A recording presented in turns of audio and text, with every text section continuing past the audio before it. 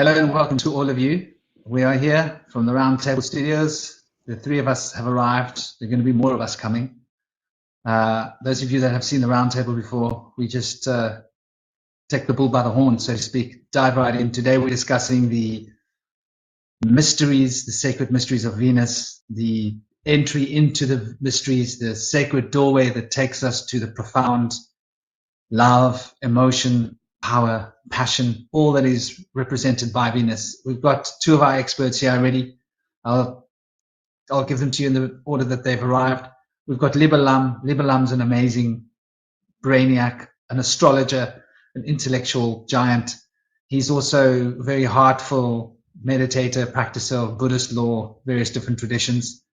A really wonderful brother. We've got Mystic Ronan. Yeah, Ronan he's a breath of fresh air. He's a decoder of note. He's also very shamanically inspired. Nature is very much a part of his lore. The bird song, he gets it. Ronan and I bounce off that. Mm-hmm. And Ronan's obviously been doing this for a while. He's a superb, direct, in-your-face kind of character, exactly the kind of characters we love on the show. And I'd like to give them each an opportunity to say hello and say their piece. LiberLam, if you would. So I've prepared some research on Venus from an astrological perspective, and I like to look at conjunctions, and Venus conjunctions are super interesting.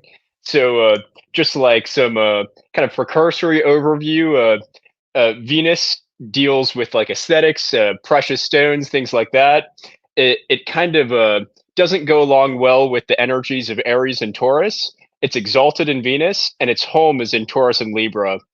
And one of the two conjunctions that I really wanted to bring up because they were so insightful into the nature of Venus was its conjunctions to asteroid Psyche, the Ascendant, and the MC.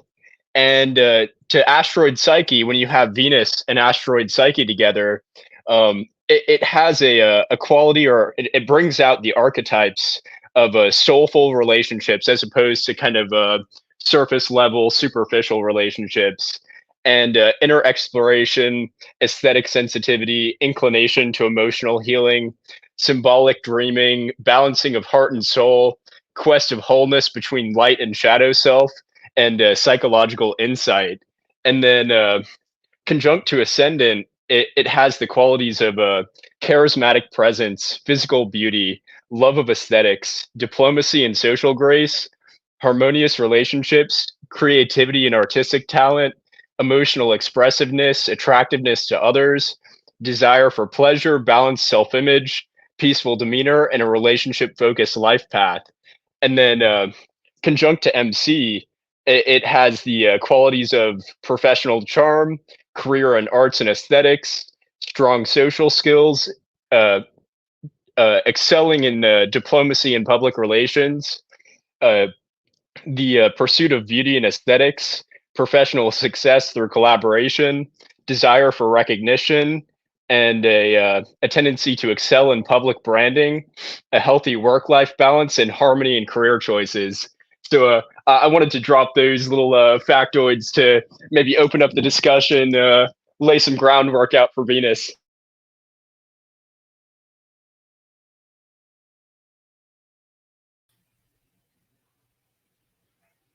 Well, and I'd love you to also meet Ronan, as well as I'll just introduce, we've got Kilelle here. Kilelle is an incredible grimoire creator, also a powerful decoder. Numbers are really his scrunch. It's where he finds his most inspiration, although he's like Ronan. He's a decoder of all different decodes, very, very much experienced as well, and very in his solidarity as a father figure. We love the common sense, grounded perspective that he brings to the space. And Ronan was going to jump in.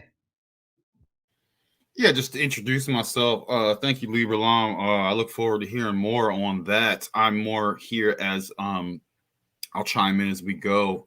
But it's a true honor to be here. Thank you, Franklin, for the space and these deep, long-form discussions on specific topics. I appreciate you for getting these misfits all together and sharing what our takes on things. So massive love to everyone. I truly appreciate you, guys. If those who are not aware, check out our Friday night show, the Ronin Experience on the YouTubes. Kilelle and MoonFeather are there, and we have a super loose way of going about things, and it always seems to work out. And we tap in, and the powerful Kilelle and MoonFeather really help me look good, because otherwise it would be a struggle. But anyway, it's a true honor to be here, and I just want to throw out, before we get into it too deep, and I want to hear your guys' take. Like, I also see like the Aphrodite is kind of like a loose Venus archetype as well, and so that's and maybe you guys know more on the other cultures that see what Venus is. I love to compare all the mythology of different locations. Anyway, enough of my it's a true honor to be here. Thank you. Aphrodite truly is one of the core deities to the archetypes of Venus. So great to bring that up, Ronin. And welcome to Kilelle. I'd love for you to say a few words, brother. It's awesome to have you on the show. Welcome. Throw your wisdom at us. Let's get the number 6 on the table and start bouncing the ball around. Love, peace, and power, Franklin. Love, peace, and power, Libra. Love, peace, and power, Mystic. It is a wonderful, wonderful Saturday. Welcome to the 23rd. We made it this far, right? Venus is a very, very interesting plane of existence, or planet, as it is referred to. We are just coming out of the Venus retrograde, which is a large relief, because you notice with the planets, they don't all have the same orbit, right? Mercury retrograde, you'll experience that typically about 3 times within an Earth year, or an Earth cycle. We're not going to have another Venus retrograde until March of 2025, right? So you can kind of look at that as like a heart palpitation, right? Venus is interesting to me because Venus represents love, but Venus is also Lucifer, right? So we have to ask some very serious questions when it comes to perspective, and when it comes to evil, and when it comes to love, because to live, well, depending on your perspective, backwards, that would actually spell evil, right? So what does that mean? How do we interpret that? That's something I'm going to look forward to diving into here today. I the way love you that. dropped that in there. Totally. If you've got something to say, please throw it out there, brother. What I was going to comment on was the whole story of Lucifer, which is a very, very interesting story. Obviously, Lucifer is a deity from ancient Greek traditions, right? Which was just somehow lumped in there.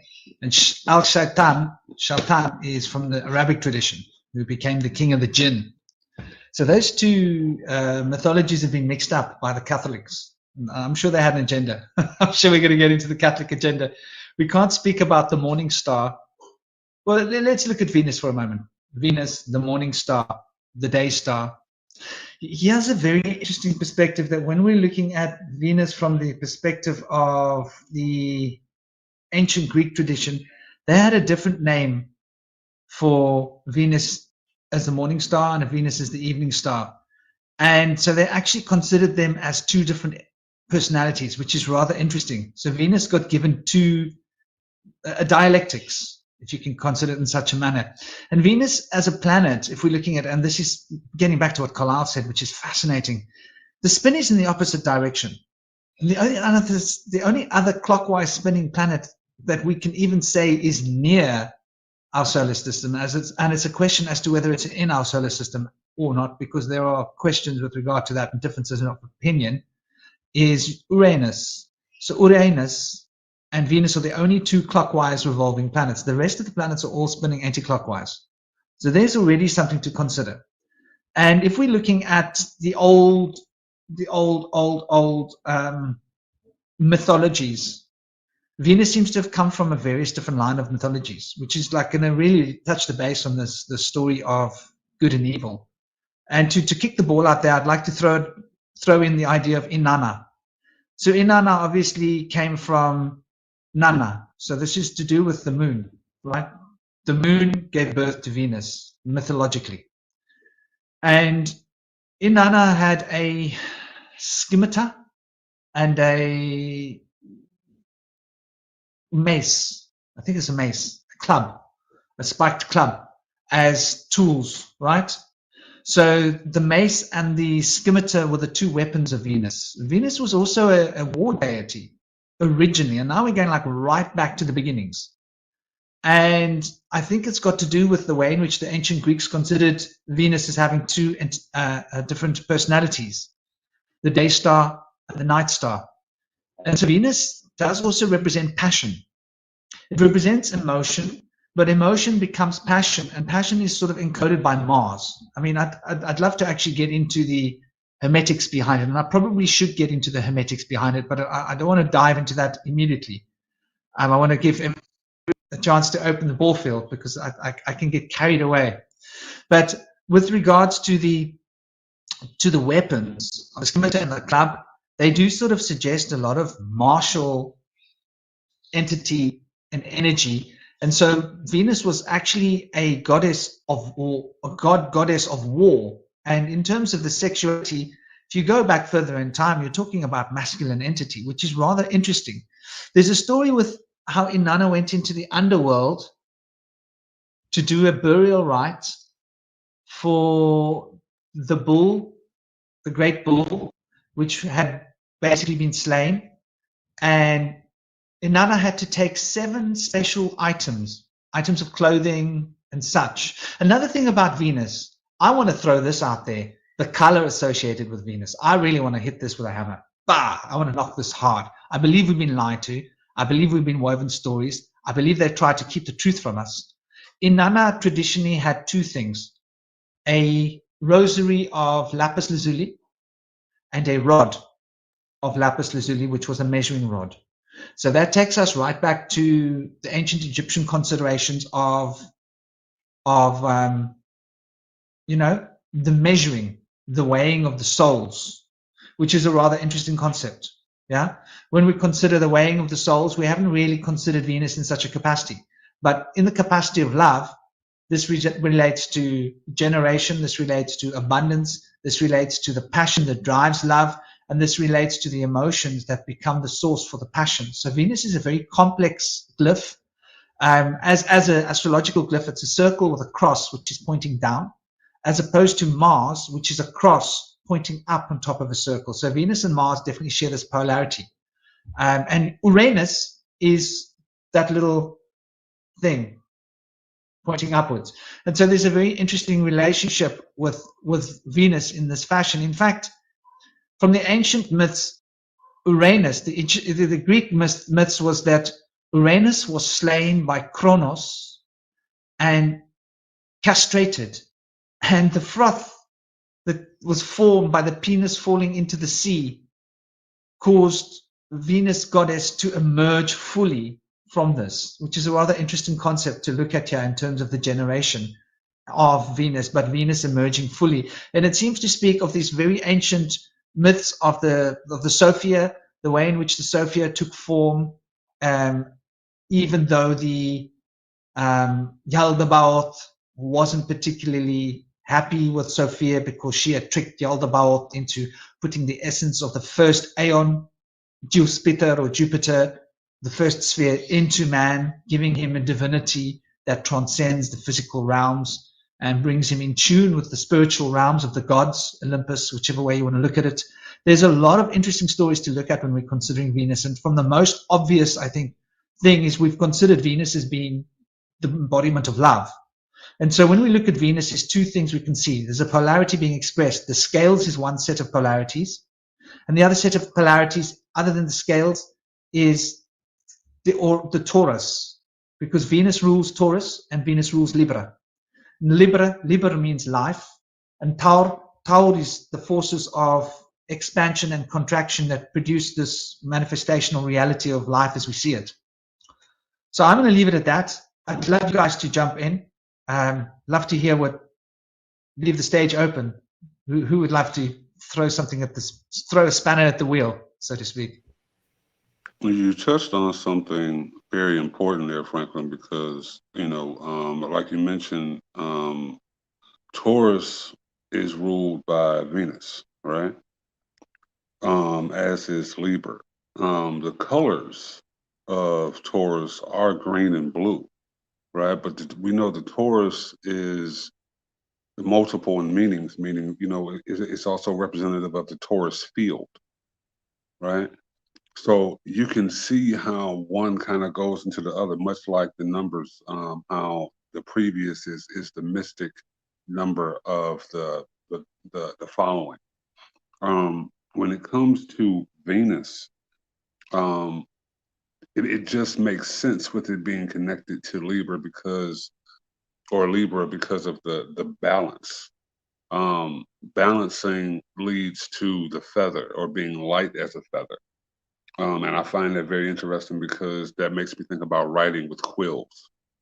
How heavy is the hand? You know what I'm saying? It's just there's so many places we can go here. I'm also reminded of 9-ball. I don't know how many people are familiar with pool or who play pool. When you understand the metaphor of the green felt representing the earth, the 8-ball is representative of that Taurus field, or the 9-ball would be whatever the end ball, right? The end ball of the game. The metaphor you gave with the phallic falling into the ocean, it's representative of the pool stick, right? But the cue ball is actually the force of the water or the force of the current to direct the other balls. But it has to take that shape in order to interact with the others. That's why the cue ball is white for purity.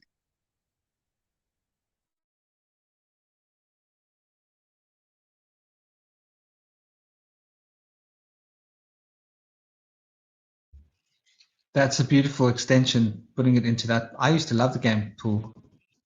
And pool is also an interesting, cue ball, pool. Cube all, cube ball, cube all. So we're talking about a cube, aren't we? And if you look at the cube, the number 8 does relate to a cube because a cube fits inside an octahedron, right? And there's actually 8 facets to a cube if you really want to get right down to it. Even though it principally aligns with the number 6, the number 8 is a resonance of the cube. So there's something quite interesting that you're suggesting there with the words. And to get into the whole concept of the I should probably start into the Hermetics. Oh, LiberLam is back. He dropped off and he has returned. Oh, hold on. May I chime in real quick before we move on? Please do. So evidently the cue ball and Venus is white. And, there's those famous, that famous Aphrodite depiction. She's in like a pearl, not a pearl. She's like a pearl. She's in that like shell thing. And so there's a lot of that cue ball, white, pearl symbolism with Venus. And I just wanted to throw that in there. I'm good. Thank you. I don't know if anyone's got anything to say. Okay, well, I'll jump in for a moment. So there's no time at the present to look at the 7 principles of hermetics as they relate to this. Let me hold my crystals. Call me superstitious if you will. So when we're looking at Venus, the way in which I look at Venus, I consider Venus to be the symbol of cognition, the center of the cog that's turning.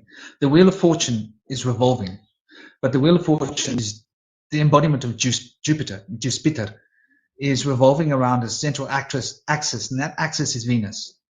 And so Venus to me represents sound, music, vibration, vibe, What's your vibe, man? Your Venus is out of tune. Oh, I like her vibe. There's definitely a vibe when you meet a woman, isn't there? That's like when you really get the vibe going. A man and a woman. No one's ever going to create vibes like a man and a woman. So Libra, vibe, vibration. Taurus is an emanation of the vibrational field in terms of it becoming a coalescing of matter, of singularity, creating a series of concussions percussively that produces an acoustic field that starts to crystallize as we seem to be in this so-called crystallized reality. Though one questions it very much, how crystallized this reality is. So I always call the Venus as being the embodiment of the vibrational field. And the vibrational field is the third fundamental principle of Hermes. We see it in the Bible. God said, let there be light. And so first there was the word. The word came first, came before light. So there was first the pure mentalist sphere of activity. And the pure mentalist sphere of activity had to take on the field of vibration. The vibration was the cognitive portion, cognition, the cognition, that starting spark energy that starts the engine turning, that fundamental process moving. The cognition, this became the sound, the vibration, which is the movement. So Venus to me represents movement. And this was held in check by the second principle of, the corresponding information. The informative corresponding field, which is quantum entanglement, produces this toric field, right?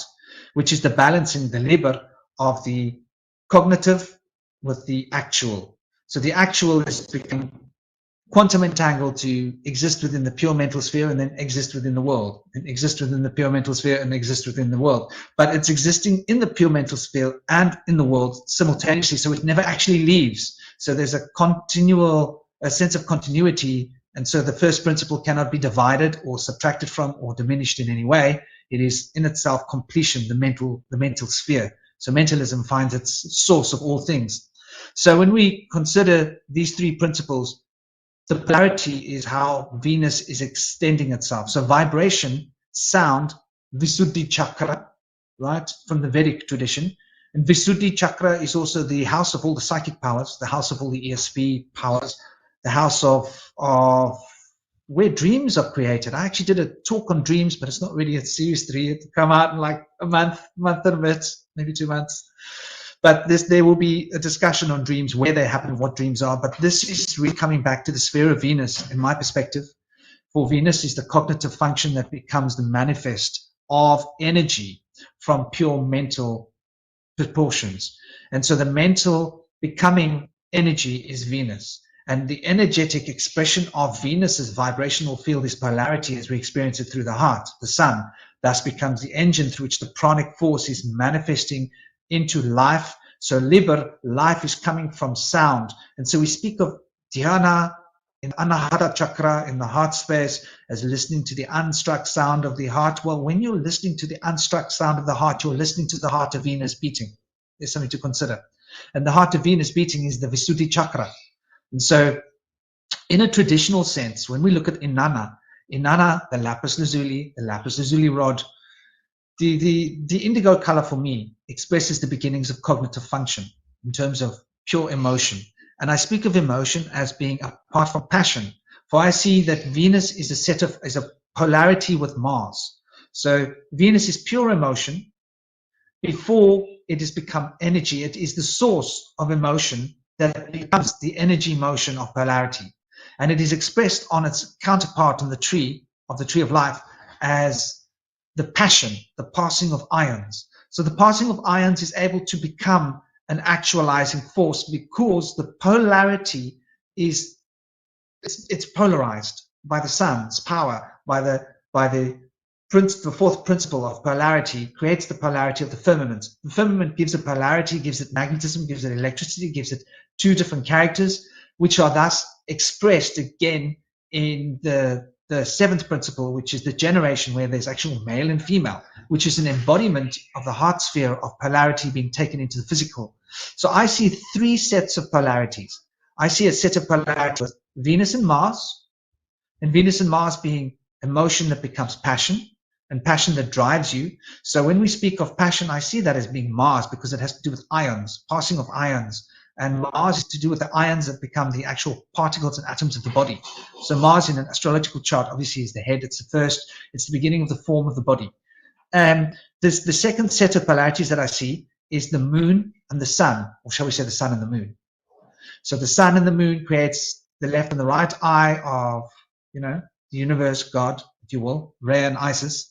Isis interestingly relates to the moon, but there are also aspects of Isis that seem to suggest Venus, which is really interesting. Scholars have had a hard time trying to drop the hammer on just exactly what Isis is. We know that Isis is relating to the moon, but the moon and Venus have got such a close polarity, and we're going to look at that at some point.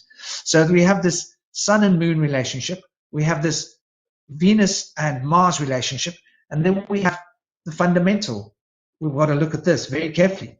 We have Saturn and Jupiter, the principle of contraction, which is Saturn, the principle of expansion, that is Jupiter. So these are three sets of poles, but they're actually a single polarity.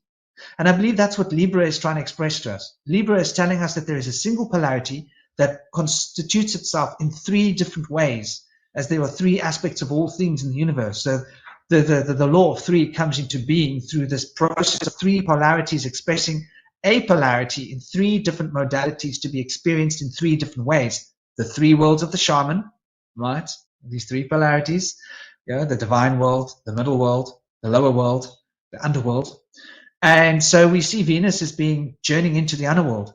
Journeying into the underworld, to me, expresses this moving towards passion, moving towards the passion that will drive you towards sex.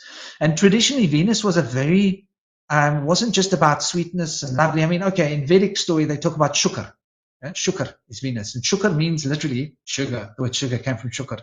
So Shukar means sweet.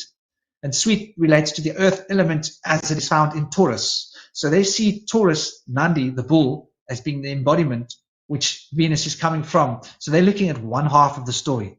But that's the light side of the story. The furthest from the sun is Libra. So Libra being the furthest constellation from the sun, we've got to look at what this means. Libra is what controls the forces of life.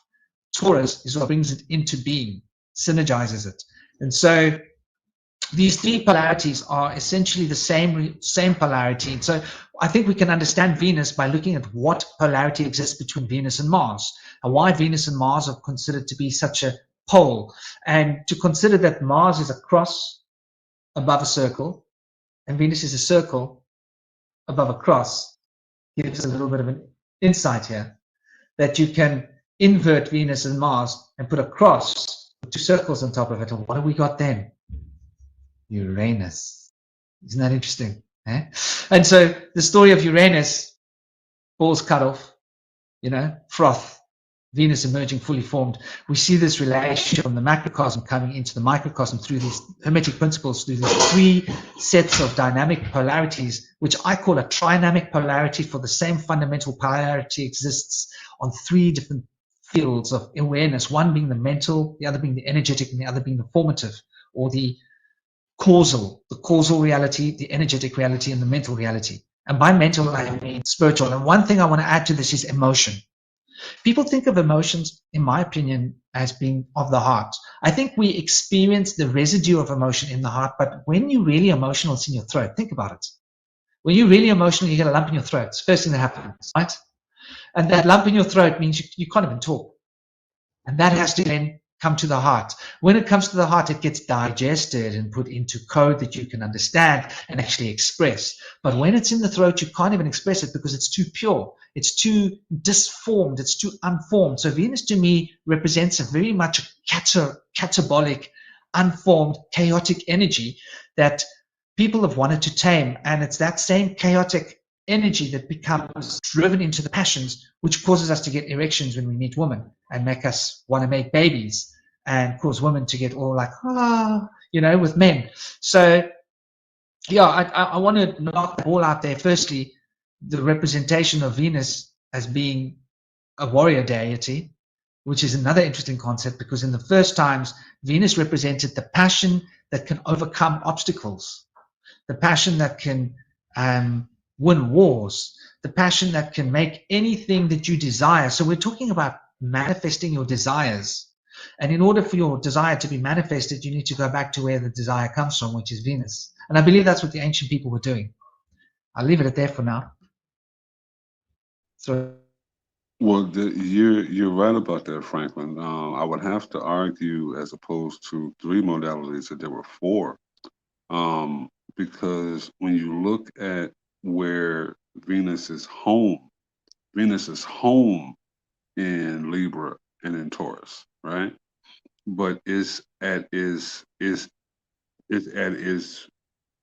opposite or its detriment in Aries and Scorpio, right? Now, it's at its exalted in Pisces, but it's at its weakest in Virgo. So when we look at what that represents, Virgo is the mind, right? Is analyzing. So why is it weakest there? Because the mind doesn't allow the mind doesn't truly allow logic to reign. And if it's not logical, then it doesn't make sense, and then we can't figure it out. So much like how it's too pure for the throat or for the mouth to truly express, it's the same thing in the mind. It's a little bit stronger because you can begin to conceptualize it, but it's not where it reigns supreme. And that it's kind of like the sun being highest at noon. You know, everybody's going to get hit with that light. If you're going to touch some sunlight, it's probably going to be around that time, as opposed to sunset. A select group of people are going to be able to catch and witness that due to their schedule and due to, you know, their orbit, so to speak. You know what I mean? So when we look at not necessarily what it was created for, but how it moves, how it interacts with this environment, we can see that emotionally and on a frequency level. And this is where we get the whole idea of astrotheology and its micro version, a clock or a watch from.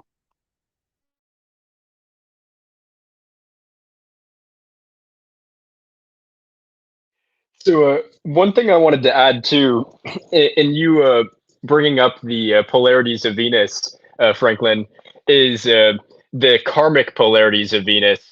So if we're looking at Rahu and Ketu, North Node and South Node, in their conjunctions with Venus, we're seeing kind of karmic inversions of Venusian tendencies as they play out in karma. So like when we're looking at Rahu, we're seeing a abundance of Venusian energy. We're seeing kind of what could be called Venusian karma, where we have intense desires, obsession with material pleasures, inclination towards artistic pursuits, sensuality, sensitivity, unrealistic expectations. And then when we're looking at it through Ketu, we're seeing a complete inversion of that. We're seeing kind of the opposite side of the extreme, where it's more of a kind of a diminished Venusian quality, even though Venus is directly active in this, where we have a materialistic detachment, a kind of emphasis in life for deep transformative karmic relationships and transformative and spiritual love. So that was another polarity I thought we should, I thought I'd throw in there.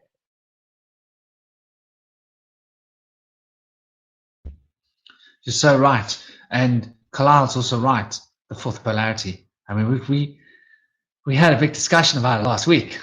Yeah, I mean, there are 3 sets of polarities, the 3 sets of principles, but there is a 4th polarity, and that polarity is an entire principle on its own. Quantum entanglement is an entire principle. Mercury is an entire polarity. So it sort of embodies all 3 of these polarities in a single polarity, which is Mercury. And so this single polarity of Mercury, which is all 3 aspects of this, which is the 4th polarity of the 3 polarities, is essentially being reflected in all things. And like you said, beautifully put, the Rahu and the Ketu, I'm not really specifically an astrologer, but I'm very much aware of how, for me, when I think of the North Node, I think of how it's forming your astral body. When I think of your Ketu, I'm thinking of how it's forming your etheric body. So I'm looking at it as like the future and the past. Yeah, where you're going and where you're coming from, in a sense. So to me, Rahu almost represents, you know, kind of an ascendant, metaphorically. It's just the way I visualize these things. It might not be entirely correct in terms of the expression of the words, but the feeling of it is very much a powerful, the head of the serpent. Where's the serpent going? You know, the tail of the serpent, where has the serpent been? But the serpent is fundamentally going where it has been, right? Because the Ouroboros is this expression of the unity coming back into play.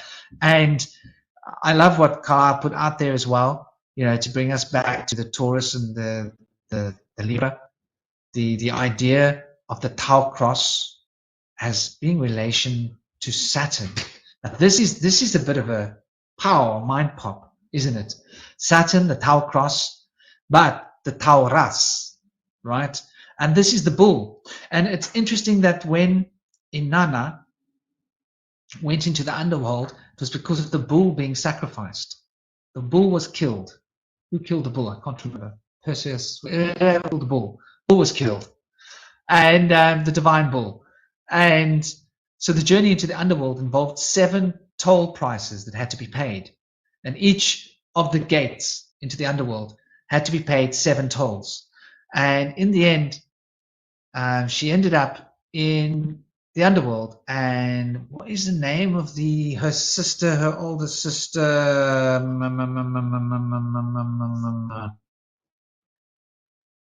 Ereshkigal. Her sister basically sentenced her to death and said, like, that's it. You're done. You're my prisoner. You have to stay here. You have to basically be hung on a hook. That's right. She was hung on a hook. And it was her lover, I forget his name, that had to somehow find a solution. And his sister, who was like totally besotted with the sister-in-law, took her place willingly. Ishnana. Is it Ishnana? Am I right? The name's Ishnana? Sounds like it's Ishnana. Anyway, my point is the sister had to come and take the place because the world was falling to pieces. The crops wouldn't grow, food wouldn't grow, animals were going crazy, emotions and breeding cycles were out of whack. So when we think of breeding cycle is probably the most powerful cycle that controls the circadian rhythms. And we're all sort of tuned into the breeding cycles, and animals and plants and everything is tuned in. And the moon is regulating the forces of Venus in an interesting way. So Venus does, in a way, represent a polarity, which is interesting. Even though it's a unity, vibration, if we think about it, is a polarity of coming into being, stepping out of being, in that same sense while being present, where the coming in and stepping out is actually Mercury's work, which is a polarity in itself. Venus embodies this mercurial polarity in a singularity, which is sound. And the Rahu Ketu story is, to me, fascinating because when we're looking at our karmas, we're talking about Mart, back to what Kilelle was talking about, the feather, right? The quill. Mart is what measures the karmas, right? How clean is your soul? Are you ready to move on, or are you going to get smacked right back down again and do it all over, mate? I'll leave it at that for now.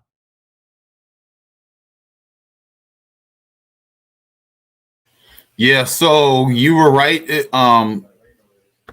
Inanna is the name of another name for Ishtar. So Ishtar, that's when you guys are talking about the morning star. Sumerian, that's Sumerian Egypt stuff.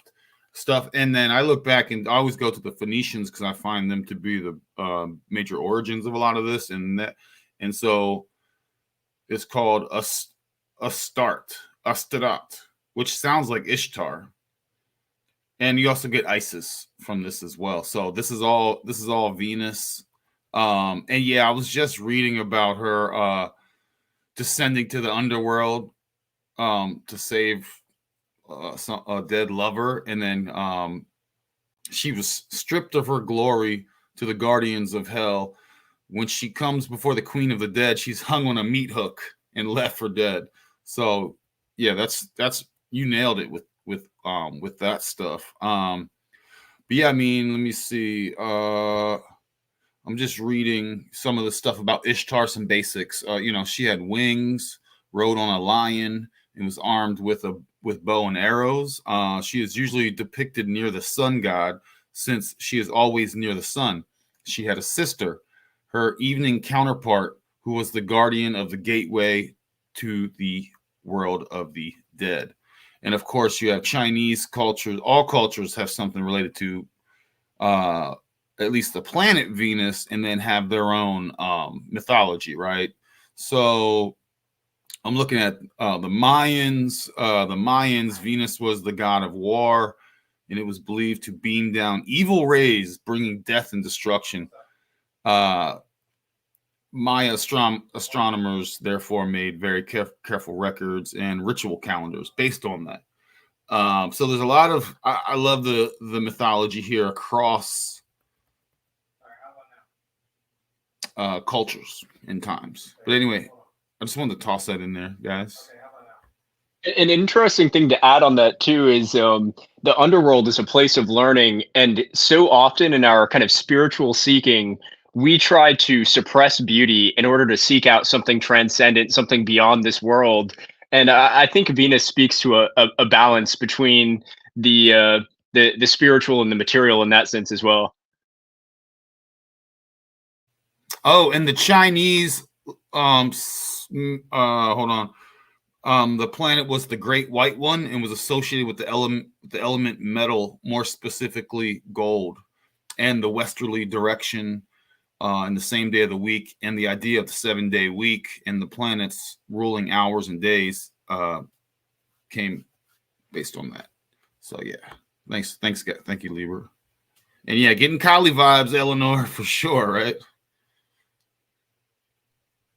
It makes a lot of sense when you look at the way Venus is represented when it comes to days, right? Like everybody loves Friday, right? Friday is still a day when a lot of people around the world get paid, right? Pleasure, love, money, beauty, relationships, not just how you love, but the type of love that you enjoy, right? That tends to be represented in that day. So, the day, of course, comes from deity, and, that goes back to the higher plane of existence, or these planets that are largely, pun intended, representative of this. On what Eleanor brought up with Kali, Kali is an interesting comparison because Kali is the emanation of Parvati, the divine mother, and Kali is depicted in this kind of ferocious way with the mala of severed heads, and the self-replicating demon she's holding up and sucking the blood from so it can't self-replicate. And it plays into a very interesting polarity where you have the Venusian quality of nurturing and compassion and empathy, and you also have that inverted into war where you're protecting and you will destroy everything before you let the sacred be defiled by some self-replicating blood demon. What I also like is Venus, and we can go into where I don't want to jump ahead, but into some ties to like Lucifer and things of that nature, illuminating and things. We can see through the mythology that Venus is also got a jealousy side.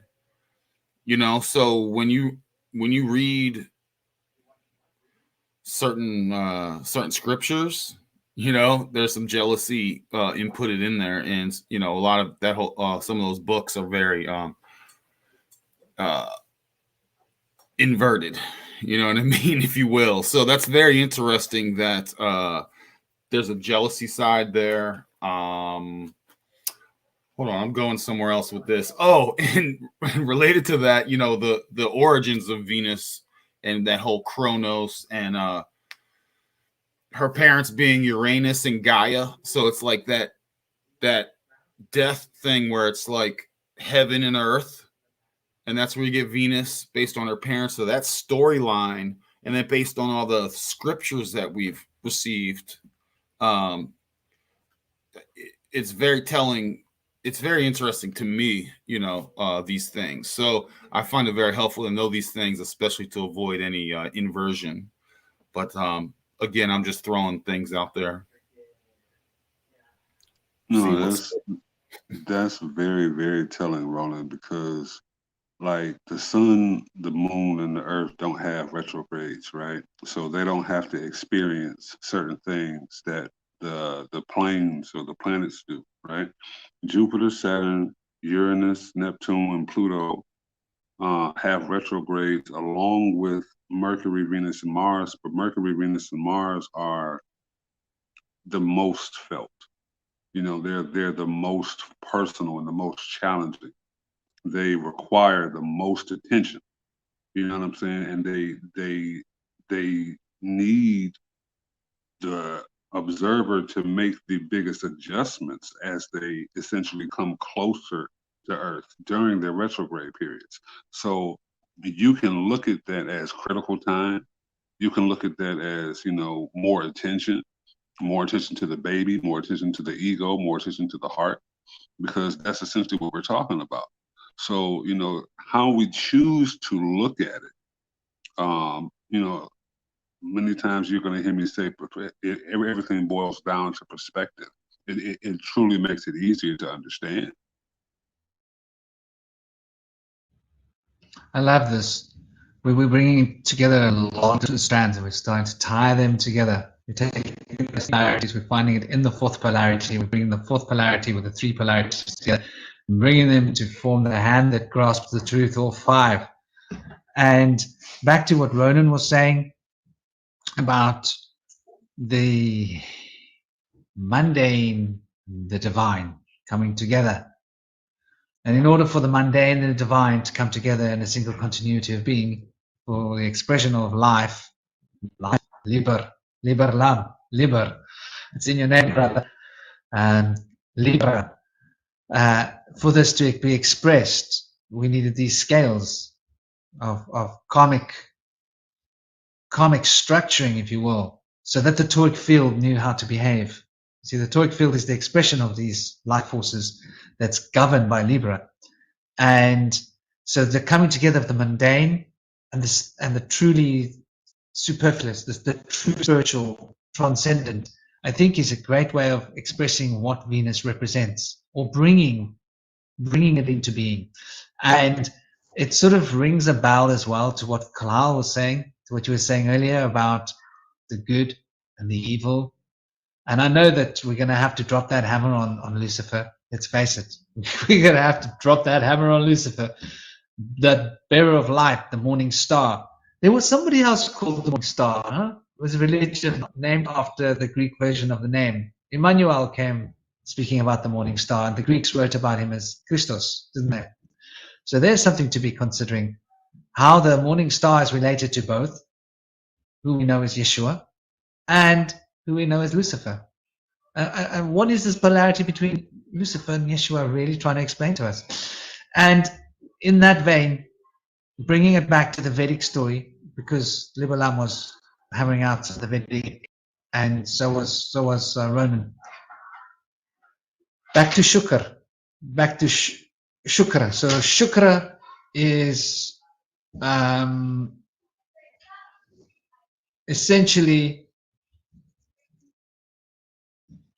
what we're talking about here is Friday, right?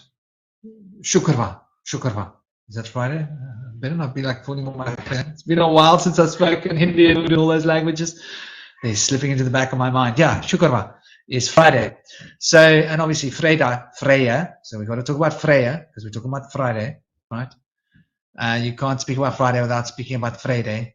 And Frey in Afrikaans in South Africa is to kiss, man and a woman kissing. It's named after these ancient god names, which is a sexual kiss, sexual expression of the passion that can generate a new form of life sexually.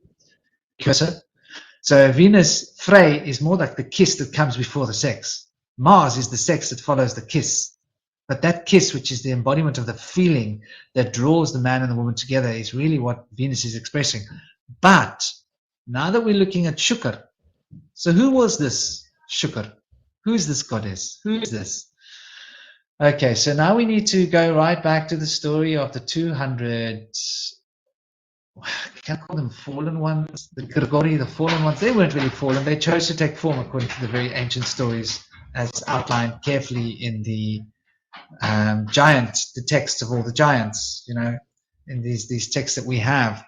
I did do a piece of it. There is a piece floating in season 1, the creation of evil. It's about a 30-minute talk. I accidentally went off on one in a group in Telegram and started ranting and thought, hey, may as well stick that on my YouTube channel. So there it is for you. Which is essentially going into the details of that. It's not really specifically related to the story, other than who Shukr was. Shukr was the guru, the Guruji, the teacher of the Asura. Now, the Asura, if you want to know who the Asura are, from the Vedic perspective, the Asura were the ones that created the Raksha. The Raksha was spoken of in Persian texts as being the Yaksha. The Yaksha were the giants, the deformed ones.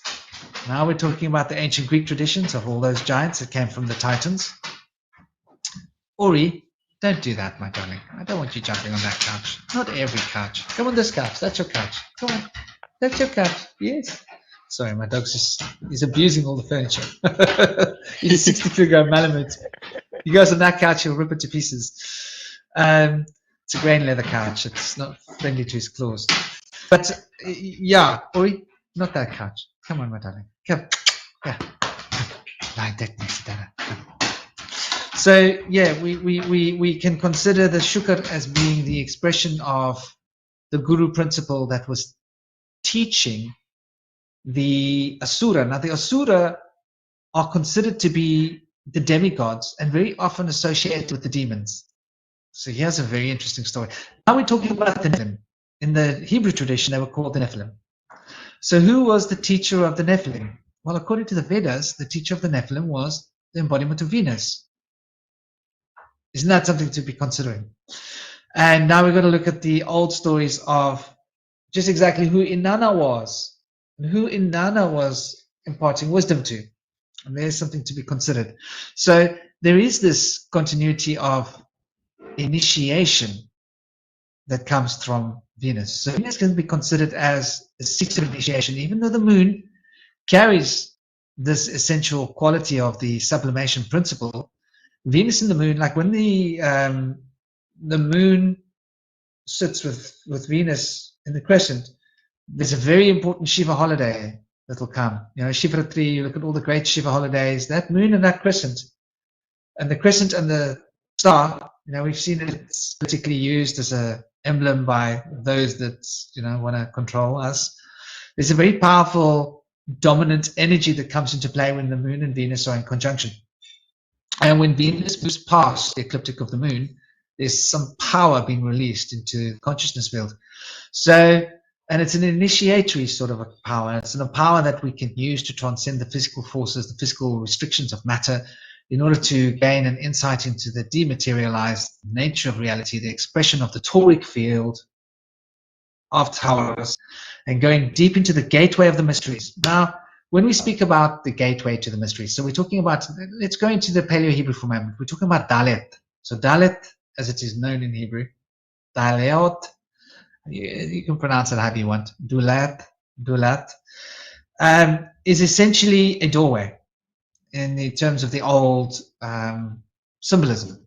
So the doorway represents this connection with the divine and the mundane, but it is not coming into being. The doorway needs to be polarized by the window, which is hair. Now we're looking at the tetragrammaton, right? The tetragrammaton has two hairs in it, two windows. So the tetragrammaton you can think of as like the finger of God poking through a window, nailed to another window. There we go, just giving you the tetragrammaton in a symbolic form. So when the finger of God comes poking through a window and it's nailed to the second window becomes a manifestation of the first window, which is expressing the potency of the finger of God. And so the nail that connects those two windows is Vav. Vav is a nail, and this represents Taurus, the tauric field, right? So you can see how the tetragrammaton is expressing the tauric field as being the structure that binds the one window to the other window. And so when we look at Venus in its pure form, in an uncontracted form, we're looking at it in the form of a doorway. And a doorway is similar to a window in as much as that it represents entry between, but a door can be opened and closed, and a doorway represents actually leaving the house. And the house that these doorways are representing, entering the house through one door, leaving the house through another door, these two doorways are the structure of house, and the house is Beth. Beth is the magician. This is Mercury. So Mercury ties it all together. We had this discussion with Mercury before. So Venus is that gateway to the sacred mysteries that Mercury takes you on. You have to reach Mercury through Venus. You have to be able to go through the gateway in order to be, thank you, Venus. Thank you, Venus, for taking me through the doorway. I'm ready to meet Mercury, who's going to take me up and communicate the God's information to me so that I can come back out into the mundane world and be able to bring this resonance. And interestingly enough, here, obviously Mars represents the window. There's two windows, one on either side of Taurus, which is quite interesting, symbolizing that on the one side you've got a window and there's a toric field, and there's another side as a window. So there's two expressions of a reality, which is a binary code, which we've seen as the matrix code of this universe, a binary code. Tetragrammaton confirms this for us. And then, of course, we've got Virgo applying its finger. So Yot represents the Virgo, which is the finger, that sperm, that initial potency that comes in. But Venus is really what all of this is what leads to all of this. In order to discover the Tetragrammaton, one needs to be led through the doorway into the sacred mysteries in order to gain the revelation of the Tetragrammaton, which gives you the structure of the universe, an understanding of the three worlds becoming the four worlds, the three polarities becoming the fourth polarity, and that the magician is the key to this. This is why the magician's got his little altar there, which is the moon, double cube, with all four implements there, expressing the three polarities as it is bound by the fourth polarity, which is bound in a pentacle, which is interesting, once again, bringing us back to Mercury. So there's a lot being said by Venus, and our emotions are the key. So on the spiritual path, what are emotions? I think of emotions as being a revelation from the inner, and what you feel emotionally. And I don't mean by passions, because we feel our passions too. We think, that's an emotion. No, passion is not an emotion. Emotion is a very subtle thing. It leads to passions. But as we deconstruct our passions, we start to gain the emotion that comes from it. And emotion is a pure spiritual form. The form of spiritual, in my mind, is emotion. And so emotion is the way that we get the gateway back to the spiritual realm.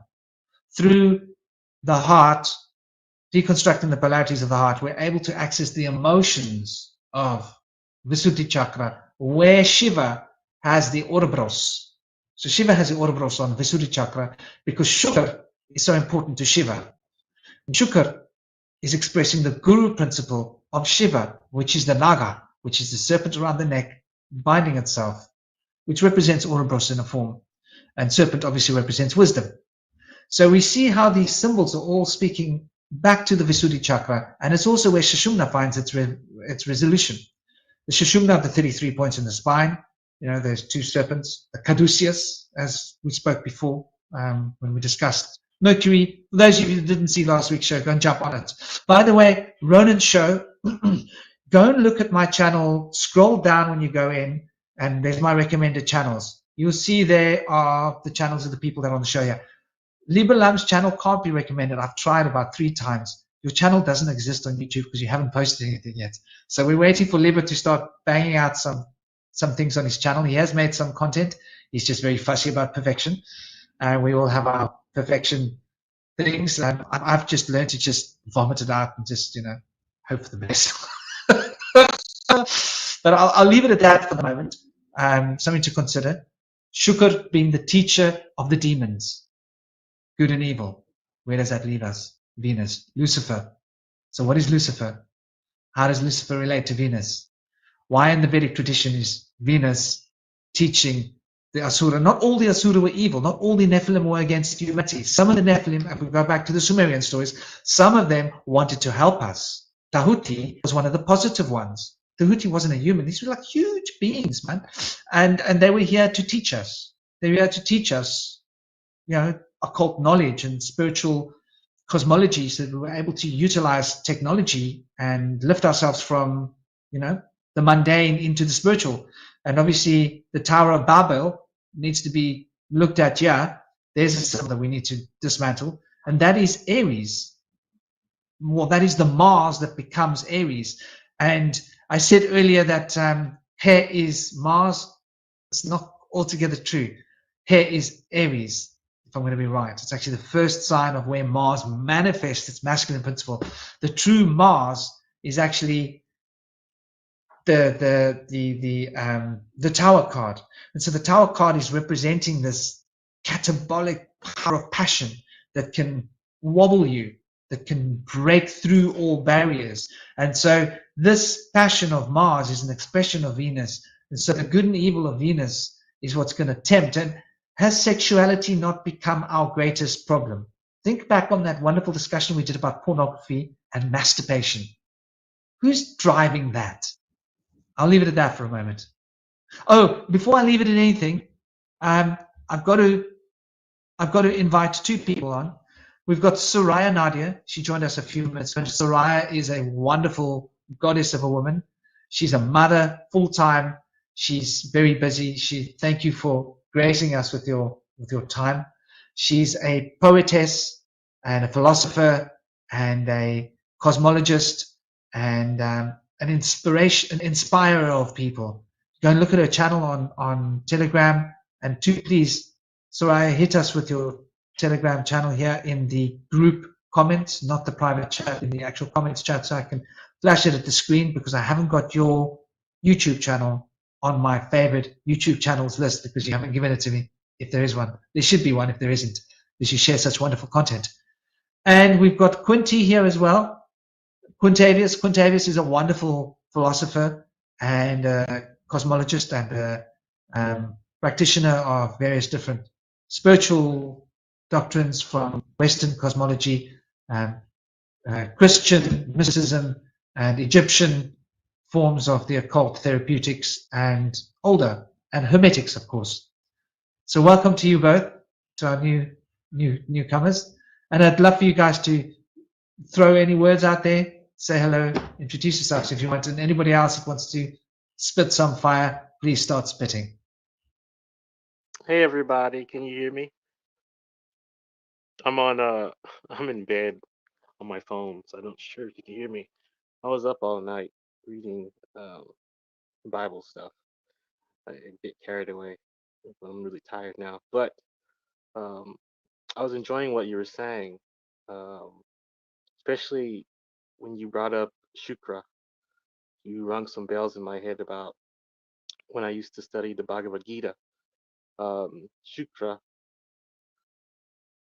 Is it Sukra or Sukha? Yeah, Sukra. Sukha is the guy who wrote some of the Puranas. Okay, yeah, Sukra. That's Venus, and it's also I think it's the wife of Vishnu, the consort of Vishnu, and it's also is it the wife of Shiva too? Is that true? It's also like related to the sixth incarnation of Vishnu. Krishna is the ninth, and what was I gonna go with? To Vishnu. Krishna is the avatar of Vishnu. Yeah. So in being connected to Vishnu, there's an automatic connection to Krishna. Krishna is the way in which Vishnu is embodied, and the source of Vishnu too, in a weird tangle. Yes, it is.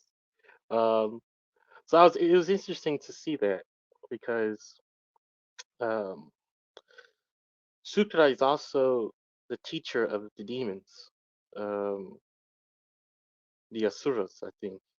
But there's a incarnation of Vishnu, which is Paramamana, something like that, who changed that all around. He liberated the Asuras, and brought the righteousness out of them, and that was really interesting to read about. Um, Wish I wasn't so tired. But okay, so what I'm trying to say, there's a connection between Venus and Krishna that the most people miss.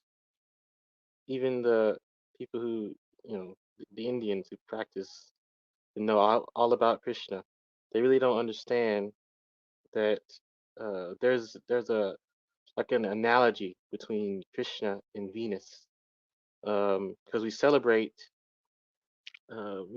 Krishna's birthday in September, which is a Virgo birthday for Westerners, and we celebrate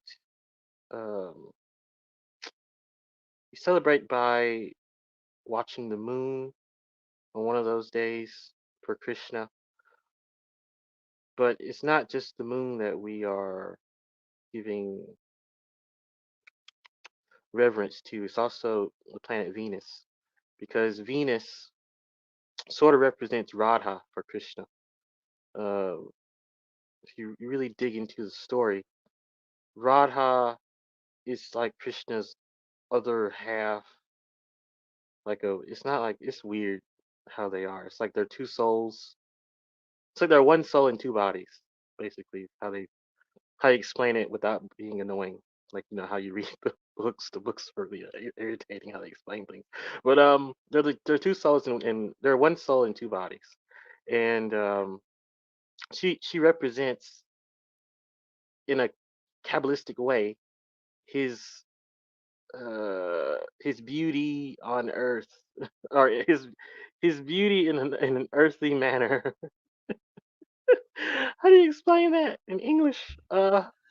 It's like, The dance with all his wives, with his yes, flute yes, music, with the and with the they little, all come and dance. They're drawn to him. They can't take their hands off of him.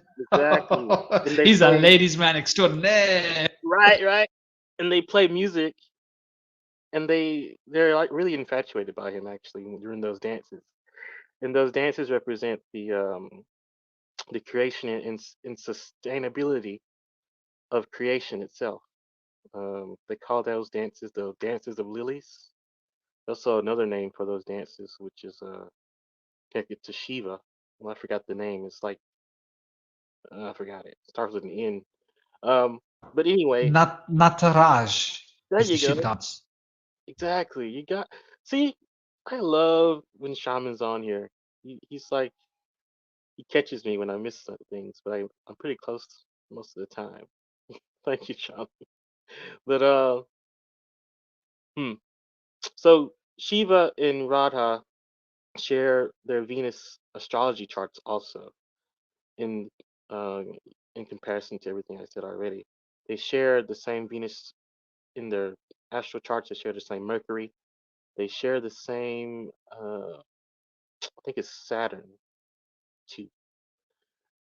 And it's interesting when you look at it, especially when you look at the numbers, which is 6. Um, Venus is has the number of 6. Um, Not sure why, but also Krishna and Radha share the number 6.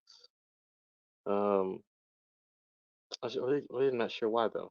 Didn't really look into what it is. But that's pretty much it. That's all I had to say. The Shukra is the teacher of the demons. It is also related to Vishnu and Shiva and Krishna's consorts or whatever.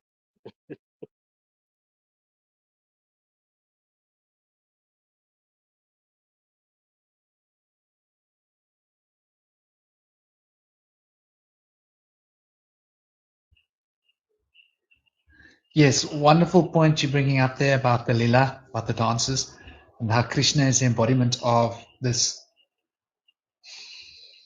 magnetism. So now we're really starting to drop the hammer. What does Venus represent in its cognitive function as the source of cognition? Magnetism. For magnetism is necessary for electricity to come into being. Without magnetism, There cannot be electricity. For electricity is a manifestation of magnetism. And magnetism is also what we talk about, personal magnetism. It's a spiritual essence. It's an expression of personal essence that causes us to want to be around certain people. Certain people draw other people in, and the people want to be around those people because they feel good around those people. So the emotional exuberation of good feeling of Jupiter's abundance is pouring through some people. And so we speak of this magnetic personality. And the magnetic personality is an expression of Venus, which is a very interesting point to take on there. I don't know, the number 6 as well. 6 has got 3 polarities. And 6 is the 4th polarity of 3 polarities put into a tri-probalic. I must make new words for this. For a polarity that contains 3 polarities within it, a harmony of 3 polarities expressing the polarity of each polarity in a single structure that contains all 3 polarities as the structure of polarities, is the 6-rayed star, the number 6. I'd love to hear what your take is on that, Kilelle, if you'd like to hammer on some of the number 6 stories. Well, the 6, that's going to boil down to time. Time is going to give you 3D expression, right? So it really comes back to perspective and which lens we're going to choose to see that through. If you, for example, have a box on paper, it's very easy to see that that is 2D until we add that next line, right? And we can take those lines all the way up to Metatron's cube and then spin it. So it's just about how we choose to look at it. It's very interesting and it's very telling. When you look at a person's chart, for example, we all have these parts, we all have these components, we all have these portals or these gateways, but where it shows up in our own chart determines how we are attracted to others, right? Or how we are repelled.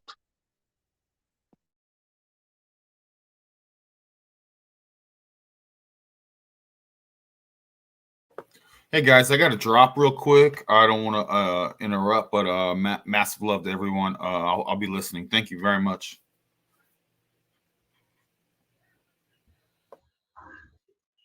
Thank you so much for joining us, brother. I pray that all is going well for you and your family, and that you're smiling, styling, enjoying, and all is becoming worthwhile. So much love to you. Big thanks, brother. Blessed be. Thank you, Franklin. Blessed be. Later, guys. Peace, Roland.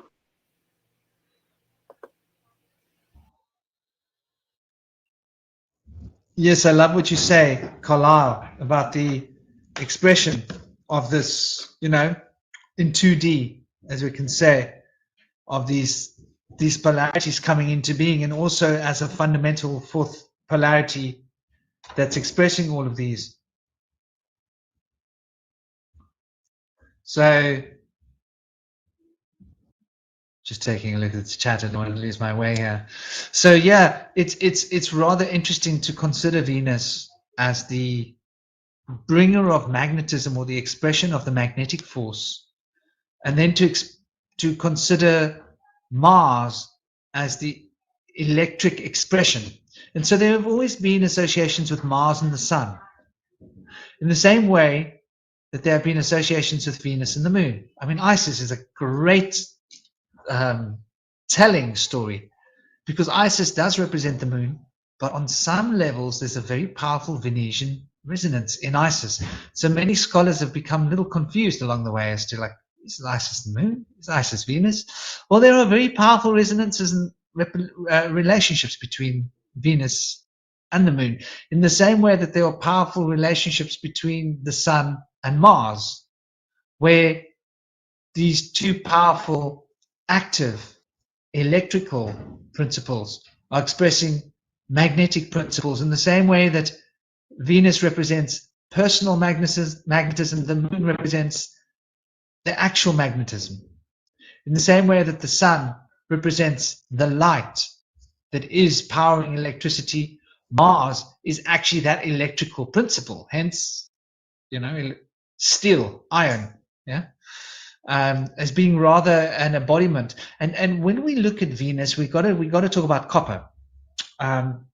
Eleanor mentioned it earlier, and copper's, and that's a very good point, Quinn. Venus is rotating clockwise and is doing a very interesting orbital pattern, which can be likened to the shape of a particular flower, which is rather fascinating as well. Uranus has also got a very interesting orbit with regards to looking at the patterns of the orbits. There is this relationship between Uranus and Venus, which is what these myths are expressing, like Venus came from, the castration of Uranus. So, and emerged fully formed, which is rather interesting too, suggesting that this planet came possibly from elsewhere. So why does Venus have an opposite spin? The cosmologists tried to say that something banged into Venus and changed the direction of the spin. My idea is like maybe Venus came from somewhere else. Planets and heavenly bodies, they migrate through this cosmic egg. And I'll give you an example. Like Sagittarius is literally being eaten as we speak, and is being eaten by the Milky Way. So there is actually a highway. Like, it's funny to think of ourselves as a pit stop. We're on a highway that leads from Sagittarius into the Milky Way. And so there are these magnetic fields that are pulling asteroids and bodies from Sagittarius in this direction. And so the Milky Way is where a lot of things end up, right? They get pulled off course a little bit. They lose their magnetic whirl and they end up there. So to me, I would prostitute, that's not the right word. I wouldn't prostitute, no.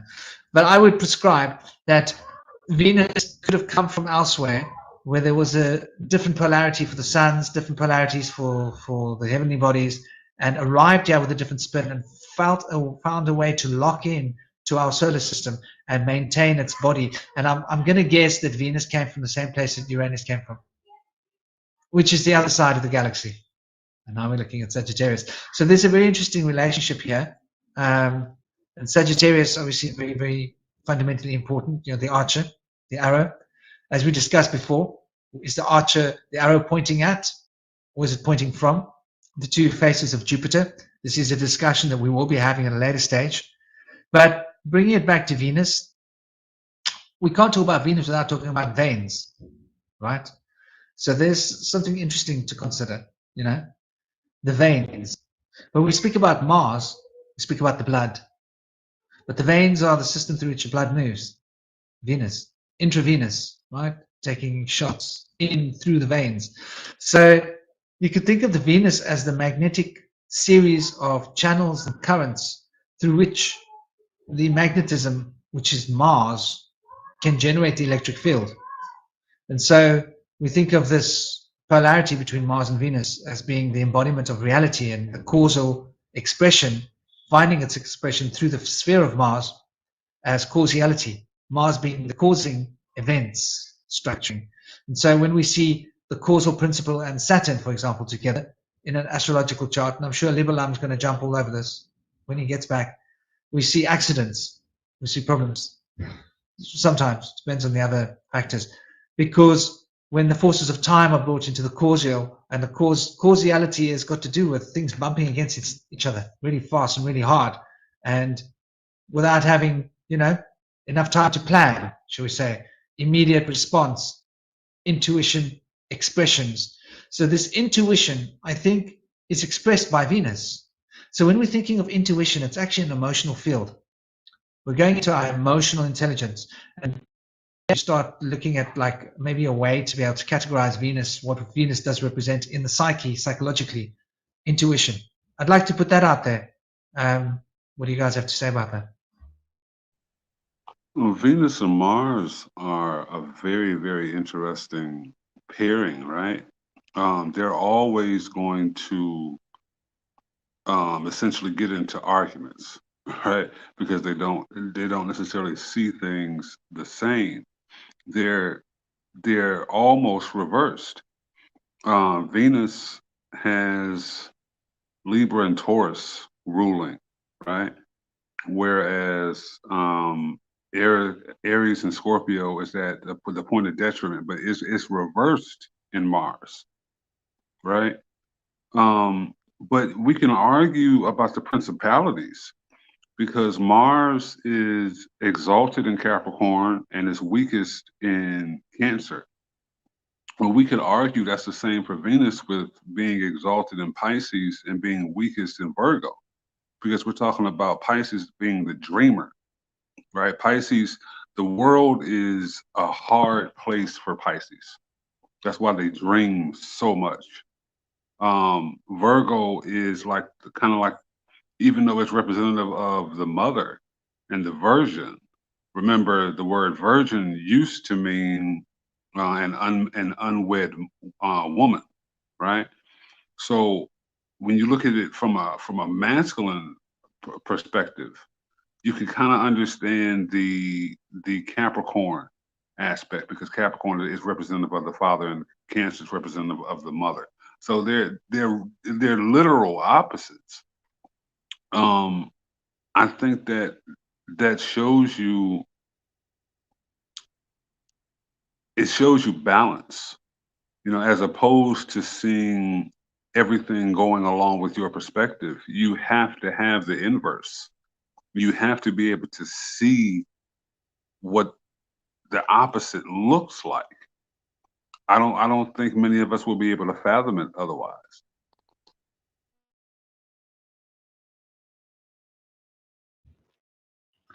Totally. And I think this is what the emotional intelligence does, is it compares, right? So masculine intelligence says, this is not that, that is not this. This is not that, that is not this. So it creates a distinction of what is by differentiation. But Venus seems to do the opposite. It seems to compare and say, well, this is a little bit like that. This is a bit like that. And this is a bit. So when we think of what intuition is like saying that this is like that instead of this is not that. Is a cup a plate? A cup is not a plate. A cup is not a fork. A cup is not that. A cup is, therefore, a cup is, that's its character. A cup is defined by what it is not. And so I think this is a big structuring part of our analytical thinking, which does relate to the critique of the intellect. But Venus seems to transcend the critique and go straight into the integration. And so looking for the similarities in all things is how the mystic thinks.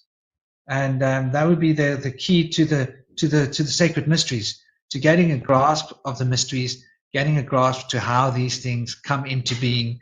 And so Venus does represent, synergy, but synergy on a magnetic plane. And I think there's an interesting point to consider, how Venus is an expression of love, and especially romantic love.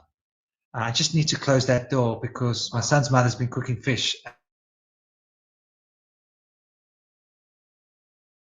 You're muted, Shaman.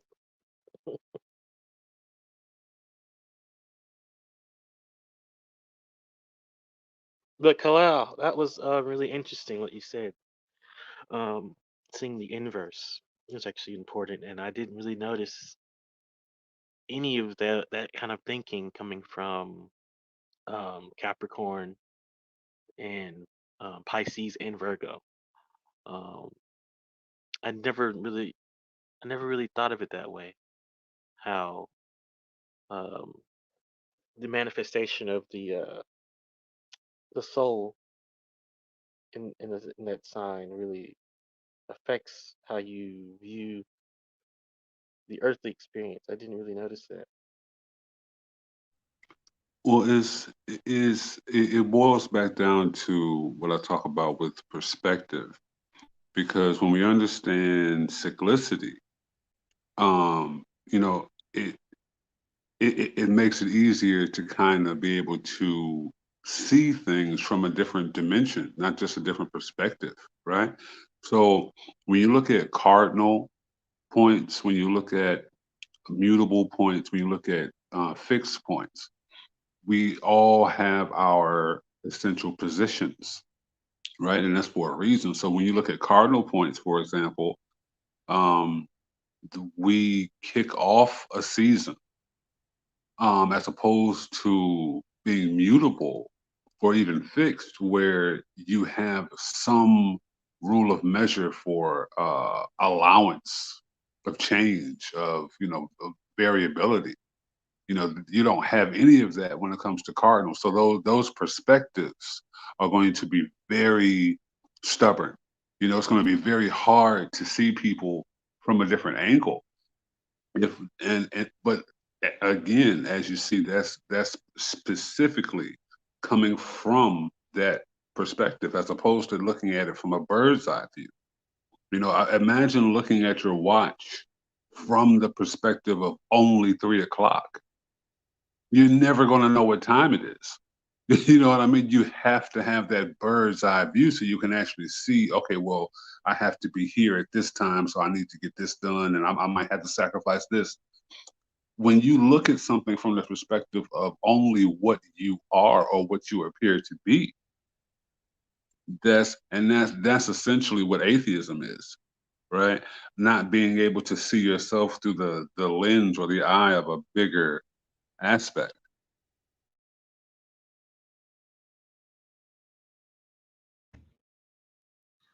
That is very much deep wisdom being shared there, brother. The way in which everything's turned upside down, the way in which reality is inside out. Even our eyes have got to write things up. So we literally are being given things back to front, and we've sort of got to, like you say, to paraphrase what you're saying, you've got to decode everything. The universe is giving us the universe in code, and it's up to us to decode it. And I think Venus is this key of decoding. Very interesting point being brought up here by Marley, and welcome, Marley. Lovely. Kubalai Khan Archer, funky. And hello, thank you for joining us. Very interesting question here has got to do with the polarities. And I think that the way I see it is, the easiest way for me to conceive of this is, in the Vedas, they speak about the yugas of creation and destruction, that the world gets created and destroyed, created and destroyed. We have the same information being shared to us by the Theosophical Institute Society and Blavatsky and the Anthroposophical Society, Rudolf Steiner. So they were speaking about, okay, the general idea is that we are in the fourth world, the fourth creation. So we go back in time. There was a time when this world was destroyed. And by this world, we mean like the entire universe was uncreated and recreated. And the idea that creation brings a new polarity, which is an interesting concept. We're talking about big chunks of time, by the way. So there are very, very, very ancient stories where all the polarities are inverted. Like when we think about Nana, originally the moon is a male. And the underworld was originally a goddess by Irish Kugel, which is interesting. I think you find words like this in the language of not Thailand, where Taekwondo comes from. Excuse me, my brain's just taking a moment to equate all of these bits of information. But yeah, the Taekwondo place where Taekwondo comes from, they have old stories which have names like this that I've come across in reading a long time ago, and I can't. Yeah, Korea. So the Korean language has got some interesting parallels, I think. For those that are students of Korean mythology, I'm sure they'll be able to share a lot with us. Any of you guys in the chat that know about this, I'm sure there's a lot to be discovered there.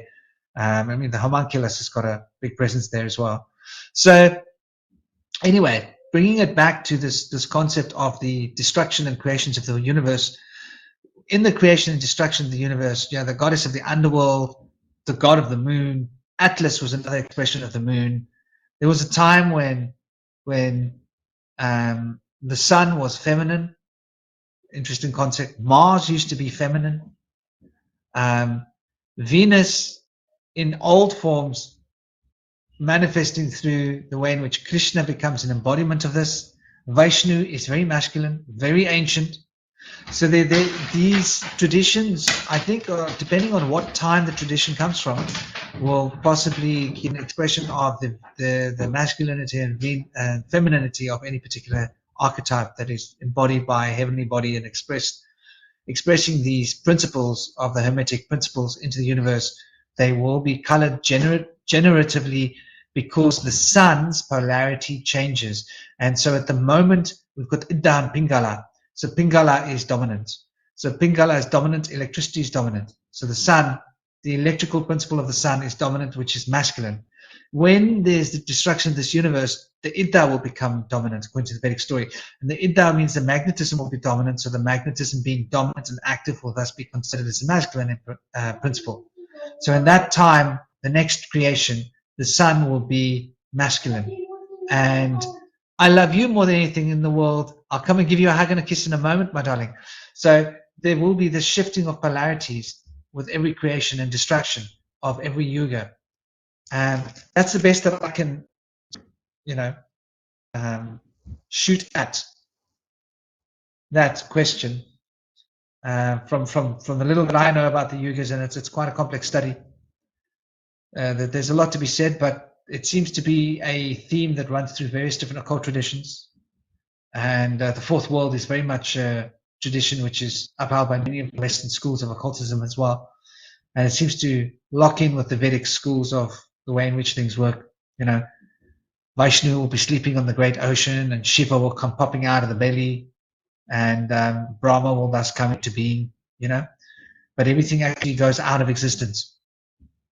I hope that is useful for you.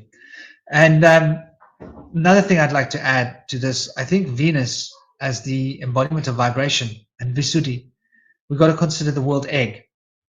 And ancient mythology speak about the world egg.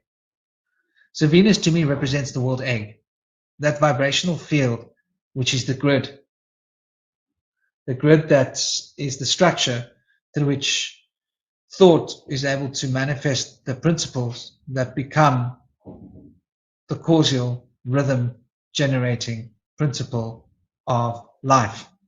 So Venus represents life in all its purity. Life is an emotion, sort of like carried by a deep and very profound emotion through the body. So we talk about prana and how we can experience prana. We can experience prana through our emotional bodies. And through our emotional bodies, we're able to tune into the emanations of pranic force. And so emotion is relating to the Idda. So Venus has a very powerful relation in the Idda.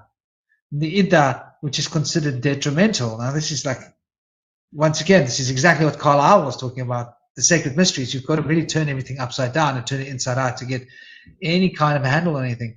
Because the Idda is considered to be like death and, phasing out.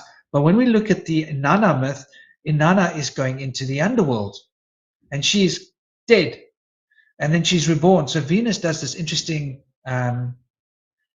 orbit, which was being mentioned earlier, regards to the lotus. I believe there's 3 or 4 months. There's like a 4-month period where Venus is actually dark, so to speak, out of our zone, and then comes back in to being alive again. So Venus has got a very fascinating orbit.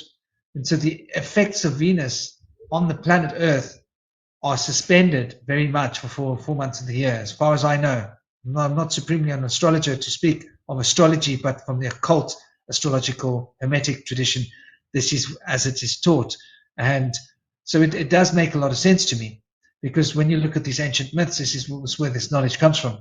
And the ideas of the underworld being an extension through which Venus is able to travel means that the emotion is what will bring eternal life. And now we're talking about the day star. Now we're talking about that which is known as the Christos, which is actually an ancient Greek name applied later by people who were considered by historians to be called Romans. A whole other story, but a relevant story. You know, how much lies have we been told? So when we look at the Christos, we speak about eternal life.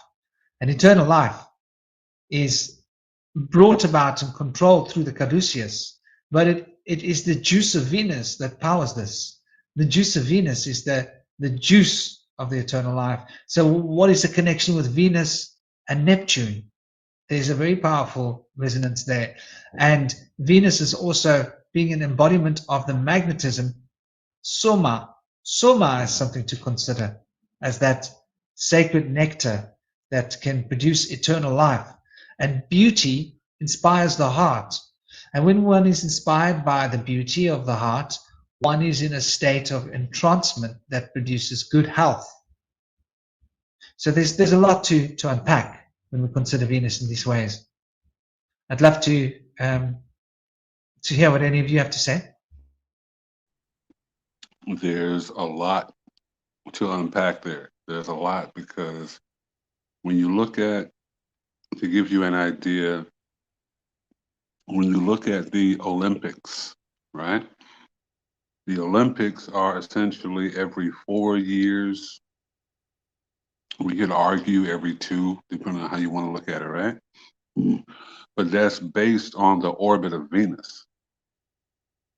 Like, that's literally where we get what we call planetary symbols. So what we call the pentacle or the pentagon or the pentagram, that is the symbol of Venus. So why is that attached to every military on Earth? What does love have to do with that? Is that where we get the term love and country, right? Which was later turned into God and country, right? I mean, queen and country, right? Even the conquistadors had a version of that. So what are we really dealing with here? Money was not always attached to love. Now there's a popular adage, oh, money is the root of all evil. But like I mentioned earlier, people tend to get paid on Fridays, right? So that gives you something to look forward to looking forward to that weekend, the weekend of the deal, right?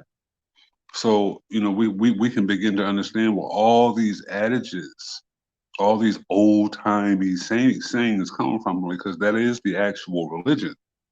That is the mythology. We speak it into existence because we collectively refuse to look up. This is why, you know, I really want to give a special shout out to Liber with what he does with his astrology readings, because it's incredible and it's needed. People don't know all the different aspects, all the different cycles that we have right above us, that we are literally moving and enacting at every point of every day, simply because we don't look up.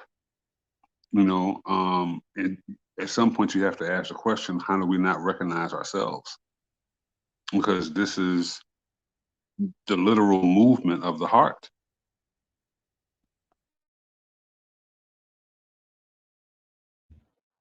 That was beautiful, brother. That was really beautiful. Sometimes we've got to ask ourselves how we do we recognize ourselves? It's really thought-provoking.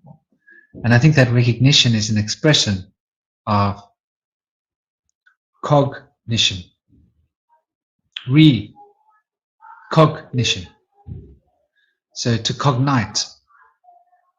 Now, cognite, ignite.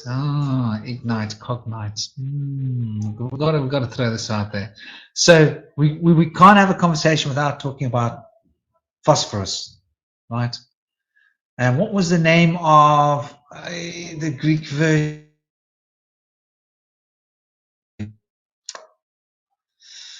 What was the name of the female side of the force? We have phosphorus and we have eros, erophos. Anybody got that? Anyone out there got that answer? And spell casting, Marley's making a wonderful point there. You know, Venus being the vibrational field, being the spell casting situation. Is phosphorus, his phosphorus.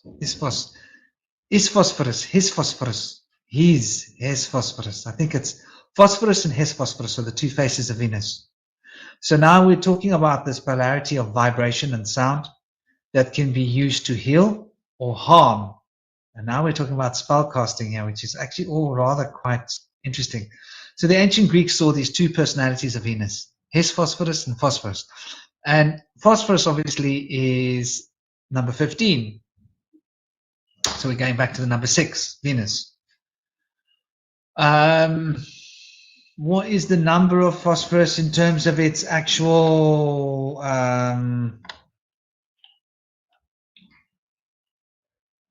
I believe it is 30.973762.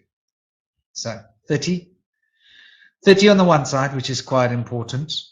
It's 6 cycles of 5 pentagram, which is quite important, and 97.37.762. So we can say 97 and 73.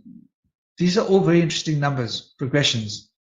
37, 76 is 13, 62 is 8. So we've got a series of numbers that are expanding here from within each other and bringing us from the 30.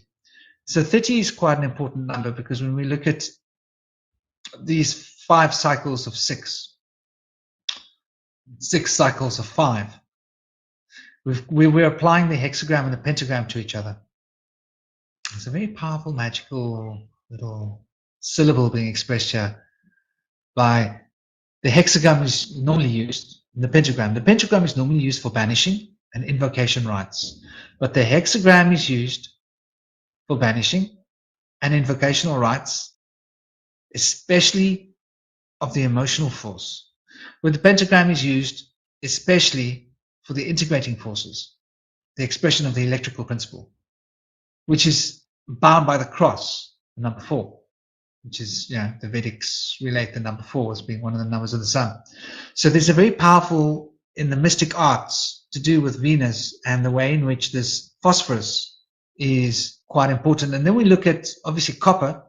Copper in itself is, what was copper? Let's take a look at what copper was. Copper was 63.546 and 29. So 29 is an interesting number. I'd love Kilelle to really bring out that number hammer and start doing some crunching here, because the 29 is talking to me about something quite profound. It's the 2 and the 9. And when you break that down, you've got the master number 11, which is bringing back to the number of 2, which is essentially the significance of polarity in its primal form, 2 1s, which to me does carry the resonance of cognition in its most powerful way, because it's one of the most powerful polarities there is. What would you say about that, Kilelle, brother? Well, that's very, very interesting indeed, because when you look at, okay, in much the same way you would find the Venus in your partner, or you would find the Venus in your own chart to see what you're attracted to, right? If you look at the critical degree of 29, Venus at 29 degrees means that you might end up with someone who is very popular or very famous. They might be incredibly successful or have gotten far in life, right? So we have to ask the question of how does that correspond or correlate with 29? Well, in numerology, we always reduce things down to a single digit unless they are a master number of 11, 22, or 33. So 29 gives us 11. So 11 we're not going to break down, right? So what is 11 representative of? That is the master visionary, right? That's the person who can see interdimensionally, not just farsightedness, right? Being able to see things off in the distance. They can see things before they actually come about. A true master visionary. So that makes sense. when you look at the 29, 29 is right before you get to 30, which is where, and depending on the school of astrology you're using, the sun enters a new house of the zodiac at a degree of 30, and it leaves at a degree of 33. Well, that's representative of the Mashiach or Messiah energy, right? And that's just talking about the exaltation of the sun, which is ultimately talking about the rise in consciousness in and of ourselves.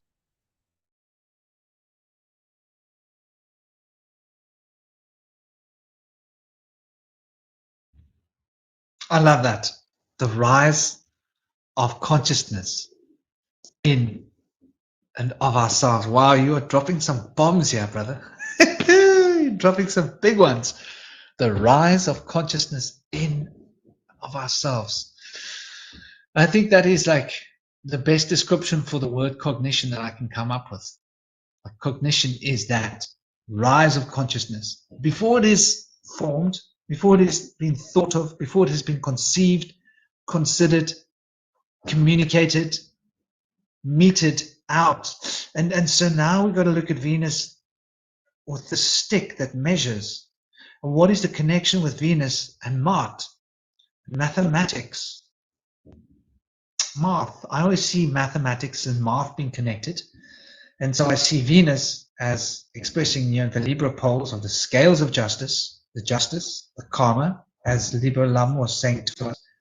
I hope LiberLam's going to be back. I hope he's good. Hope his connection hasn't fallen over. And this embodiment of weighing of the morals. More all. Moral, more all. So like the all, let's get more of it. So that's what I think is represented when I think of morals, is about, embracing absolutely everything into a single structure, measuring it all, putting it all together in the same way that Mercury measured it all and takes it apart and then reconfigures it. But it is really brought to its totality by Venus's expression. And this expression is what the sun carries as it's expressing the forces of life that has been brought to it by Venus. So I think of Venus is like, here's life, and the sun says, oh, that's lovely, and express it.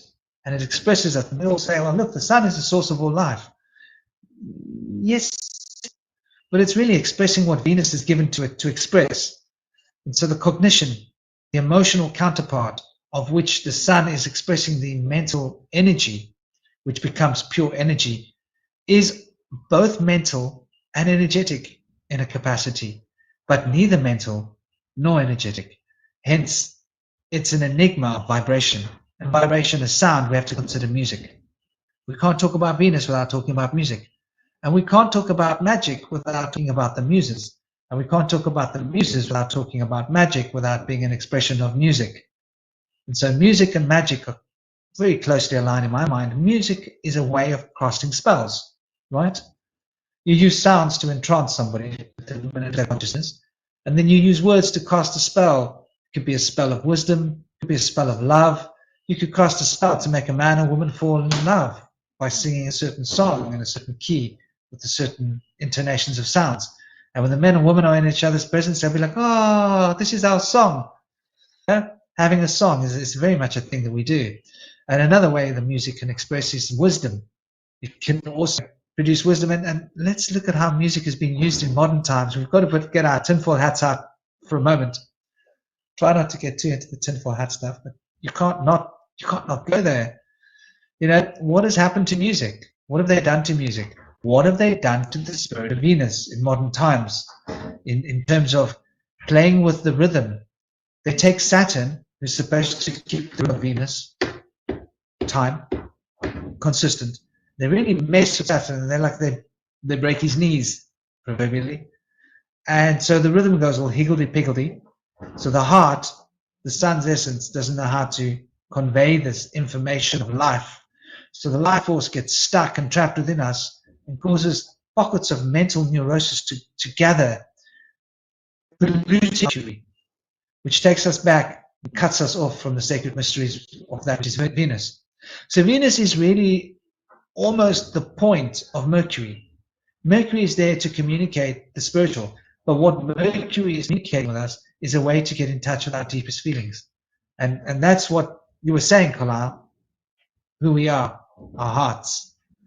And I think as you know, it was being expressed through karma yoga and the Yeshua principle, you know, the Christos as it is called, is all about living from the heart, for the heart, through the heart, to lead to the heart, to inspire hearts, to find the heart, and be able to express the heart so that we can all become a unified force that moves the heart, bringing the heart of life into being.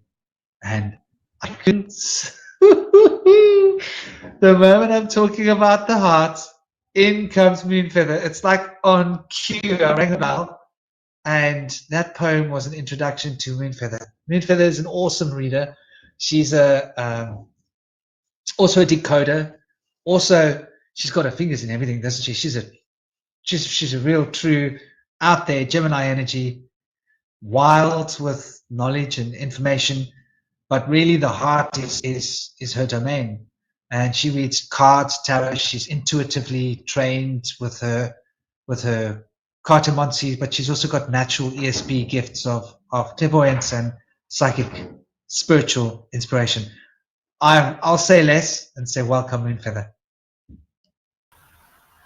What's up, guys? Peace and blessings. Do you hear me okay? Because I've been having issues with audio. I can hear you fine. It's lovely to have you here. Thank you so much for joining us. I know you've been so busy. Oh my gosh. Oh, no, the honor is mine. Absolutely. I missed last week's show. It was just such a hectic Saturday. Today, I was definitely determined. I went to work extra early just so that I could try to be here by the afternoon, even if it's for lunchtime, and to try to be here and support you, Franklin. You are amazing. I have much love for you. Thank you for this platform. You always come with the fire topics. I love all of this. I have been listening on the side, and but peace and blessings to everyone who's here. Kilelle, is that Quinn, and then we have Soraya. Shout out to Ronan. I know he was in here before. LiberLam, what happened? He dropped off again. I know he's been coming in and out, and I know that's an issue whenever he gets a phone call.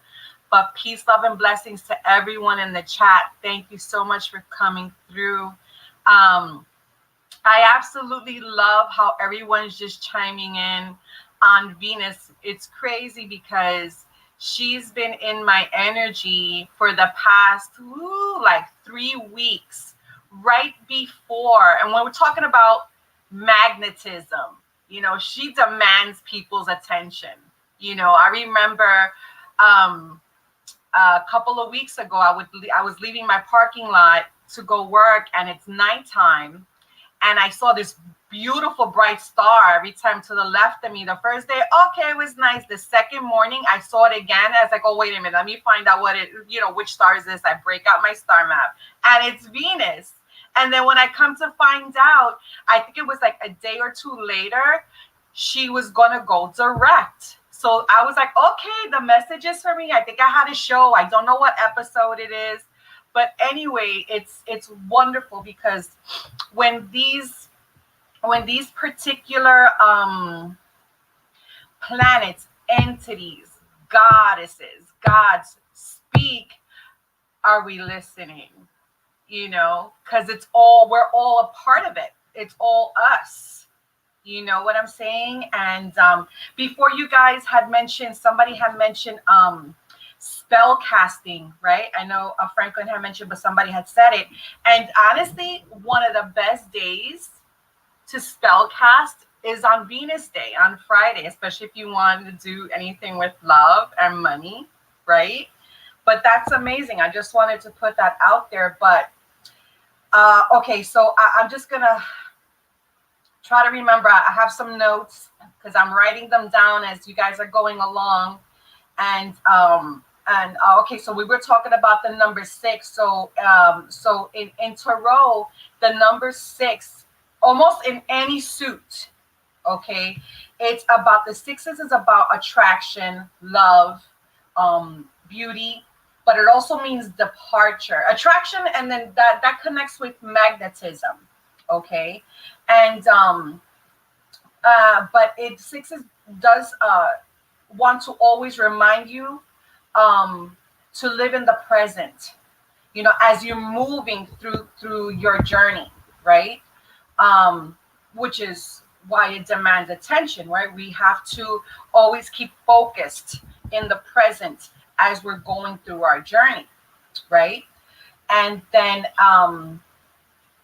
but in the reverse, right, it's failure, foolishness, obsession, jealousy, everything that was basically mentioned when everyone here was touching on Venus, right? So also, let's see. Oh, Franklin, I think, started the show with colors and what's it which colors are representative of Venus. And I never kind of really sat down to think about it, but lapis lazuli it makes so much sense. It really, really does. When I always think of lapis lazuli, I always remember that back in the day, the Egyptians crushed it down into a powder and used it as makeup. You know, yes, as face painting, use it as, and then I don't know, my crazy mind just takes me back to like the days of Cleopatra. I could see her painting her eyes to conquer and sway, right? Mark Antony, Lord knows who else, right? Which that's crazy. And it was also used to paint. Who painted the Sistine Chapel? Michelangelo painted the Sistine Chapel. Yes. Well, that blue that you see there, it's crushed lapis lazuli, and that's amazing. But then at the same time, it's a representative of royalty. Oh, you know what I also learned about lapis lazuli? The Egyptians, the Sumerians thought it was a very spiritual stone, but then the Egyptians always looked at it or referred to it as the night sky. And if you look at the stone, lapis lazuli, it looks like the night sky. That's crazy. Like the Starry Night by Vincent van Gogh, right? That color's so prominent in that famous painting. But so lapis lazuli is a representative of courage, strength, wisdom, truth. And then when I thought of truth, I thought of when Franklin was talking about the lump in the throat, because lapis lazuli, not only it is it helps you to tap into your psychic powers, which if you want, you could put it next to you while you're sleeping or under your pillow, and it helps you to tap into your third eye. But at the same time, it also helps clear the throat chakra, which is crazy when Franklin had mentioned the lump in the throat. So all of that is all connected. That's, for me, that's amazing. But of course, and then the typical colors that are represent, or stones, are rose quartz for love and peace, and then and I would also think red, passion, because that's what the Venus goddess, is representative, passion and love and sensuality and sexuality, So something else that LiberLam, when he spoke about that Venus is representative of this spiritual world and the material world, I really, really like that. Which, you know what, it makes me think. I can't, like, when I think of Venus, I can't help to think about Lilith.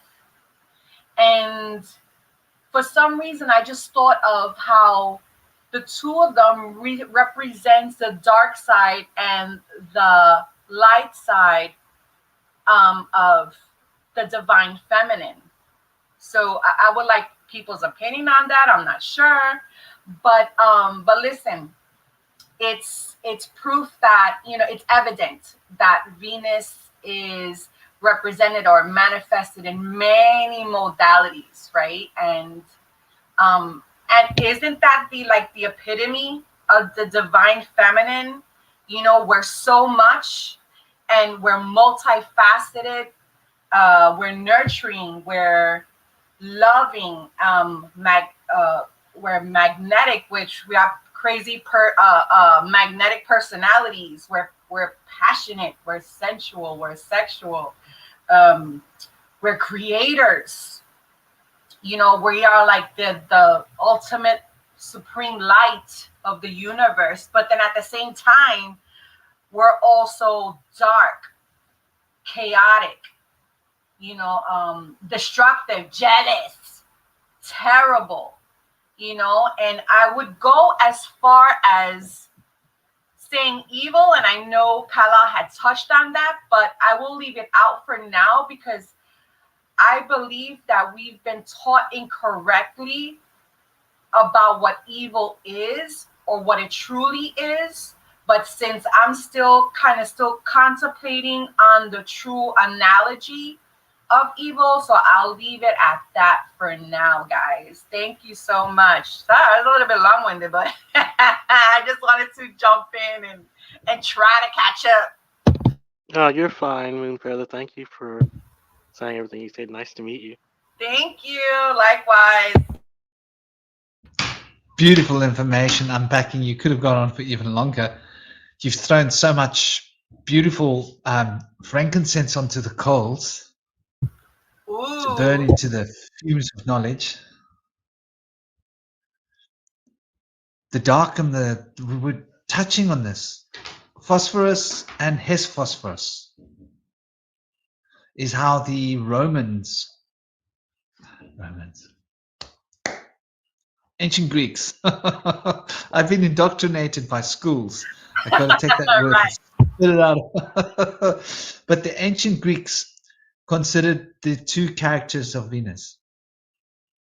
And the one is the night, the one is the day. So there's the night star, the day star.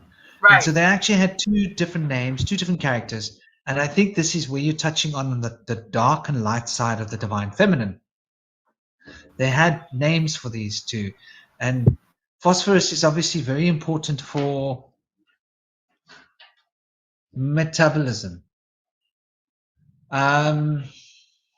Phosphorus keeps the heat generated in a balanced form to keep the moving of the metabolic rates.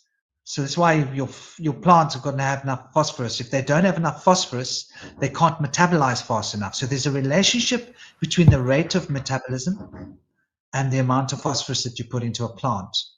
Putting too much phosphorus, the plant will want to metabolize too fast. It will take up too much nitrogen too fast, and it will start to actually become unbalanced.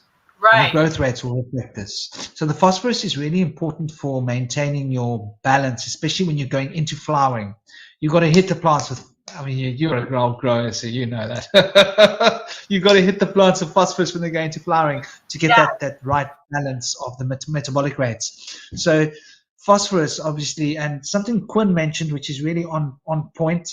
Phosphorus is a relationship word, connection between thought and matter. Mercury and Venus, this is very interesting. Phos and Oros, you know, Phos and Phoros. So this is something quite interesting.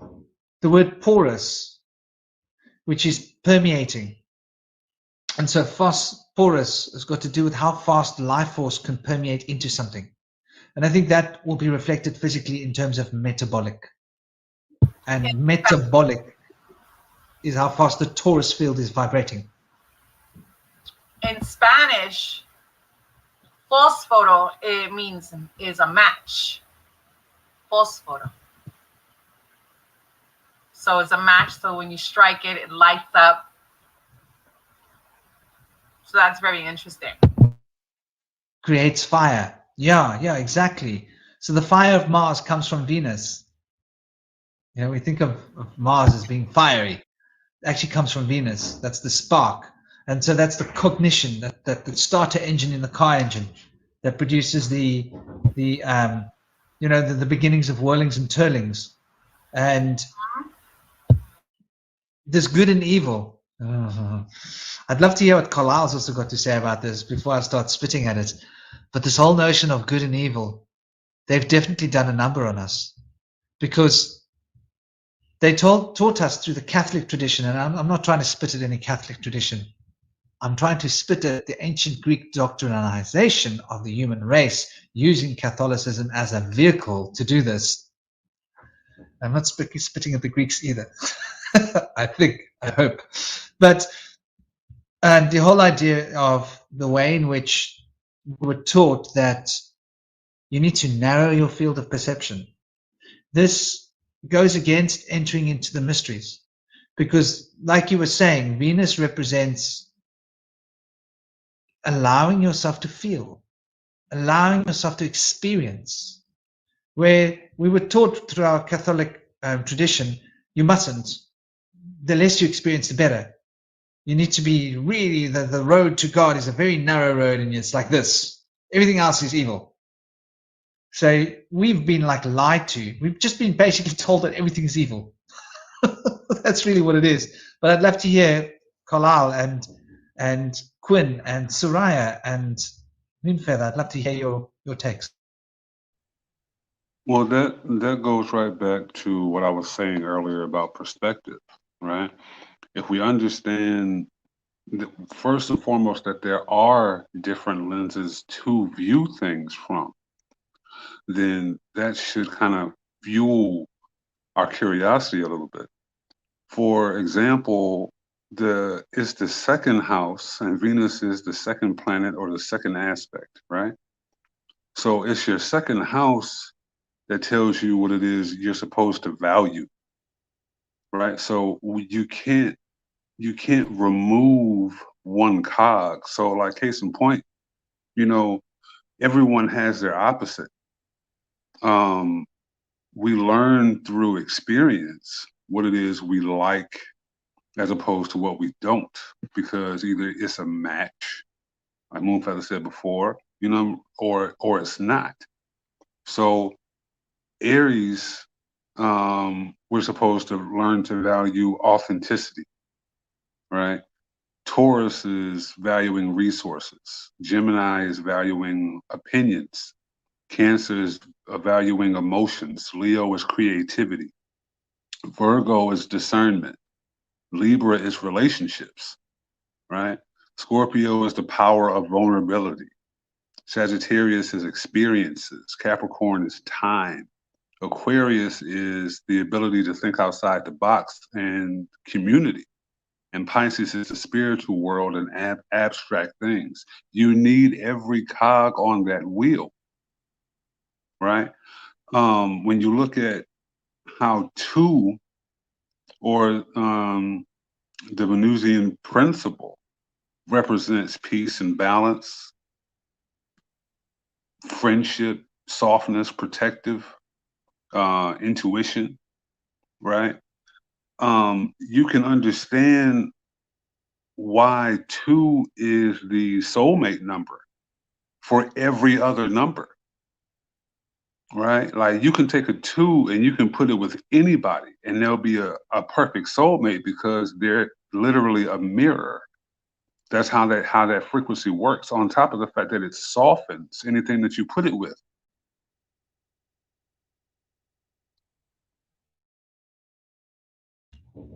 That's beautifully put. Copper, very soft. That it softens anything you put it with. That's so Venus, isn't it? That magnetism is what that's what makes someone magnetic, when they have that quality that you put in words. Softens everything that you put it with. Makes everything a little bit more beautiful. It's like putting flowers in a room. the room was great, but when you put flowers in the room, it just became that little bit more soft, a little more beautiful. And flowers as a wonderful symbol of Venus. Now, traditionally, symbols related to Venus, the dove, obviously, the lion. We never saw that one coming, did we? So Inanna there are all depictions of two lions crossing over the form of ancient Venus deities, which is quite interesting, across Leos.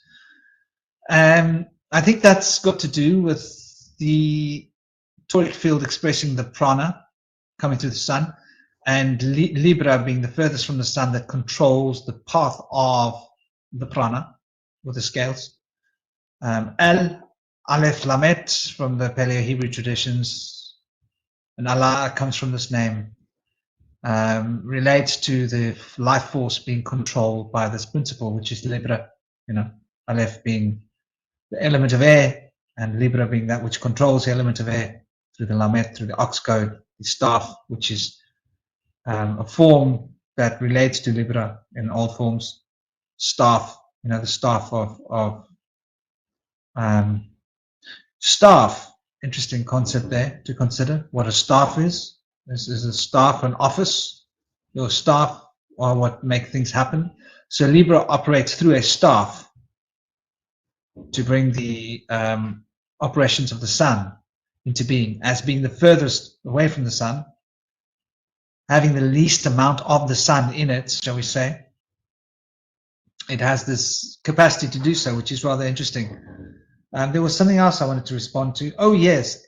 Eleanor made a really interesting point, and I'm surprised we've all slipped this by us. Lilith. I mean, a demon that rapes men in their sleep. This is just one understood from the Jewish perspective. They're all scared of being raped in their sleep. You meant good only wish. Like, this is how it's expressed, but it comes from a much more older ancient form, and obviously, everything's evil. Yeah, as we discovered, everything that's not on that path is evil. What evil is, but I think that the idea of ejaculating in your sleep is relating to this archetype when it's out of balance, perhaps, and that has got to do with unfulfilled desires. And so desires are the martial equivalent of the Venetian emotions. For the Venetian emotions are geared to become desires. If we feel the emotions before they become desires, we do not have to deal with them as desires, but we can choose to utilize them through the sphere of desire. If we do not process the emotions will remanifest through the Martian lens as desires, and we will be trapped to have to face and deal with our desires, which comes from Venus. The fire of Mars comes from Venus, as Quinn was also pointing out, something that sort of came up earlier. So this principle of Lilith, and the Lila obviously being the dance that Quintavious was mentioning earlier, between the gopis and Krishna, which does relate to that fulfillment of desire once again, but desire that is in tune with emotion, which is in tune with the divine expression of what desire was meant to be. And in this story, the Leelas are dancing with Krishna, but that's where it ends. They're not copulating with him. They only get to dance with him. So there is a sense of perspective and distance between the act of Mars, like sealing the deal, as it were, swinging that proverbial hammer, and experience the emotional connection that leads to a man wanting to swing his hammer, as it were.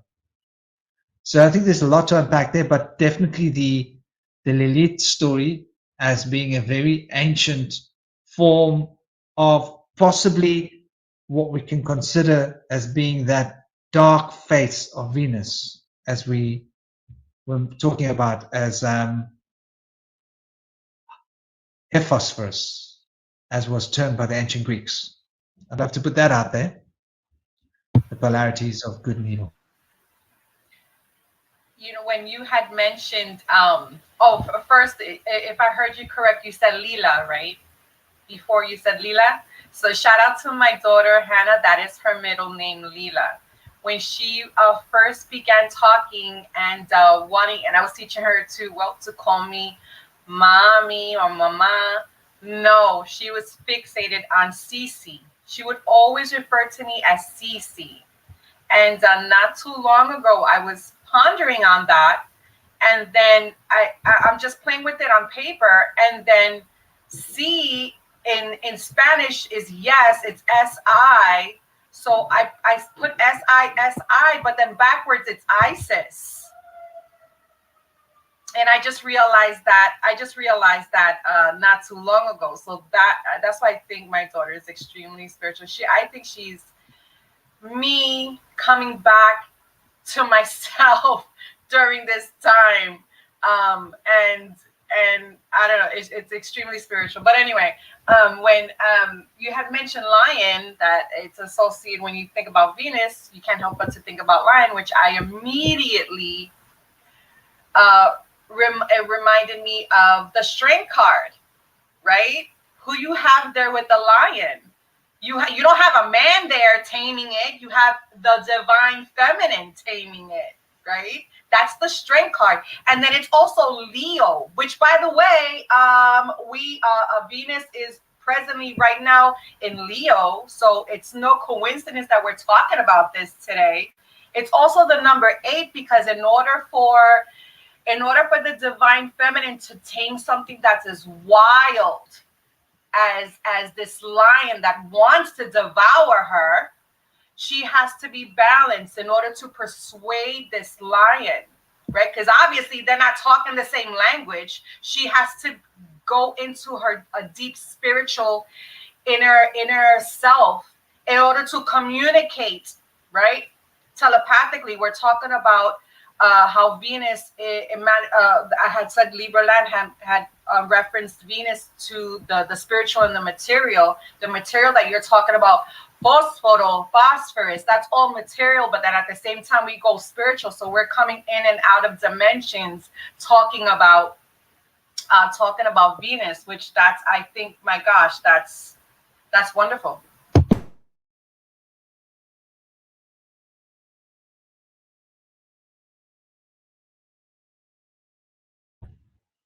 You brought up a very beautiful point there.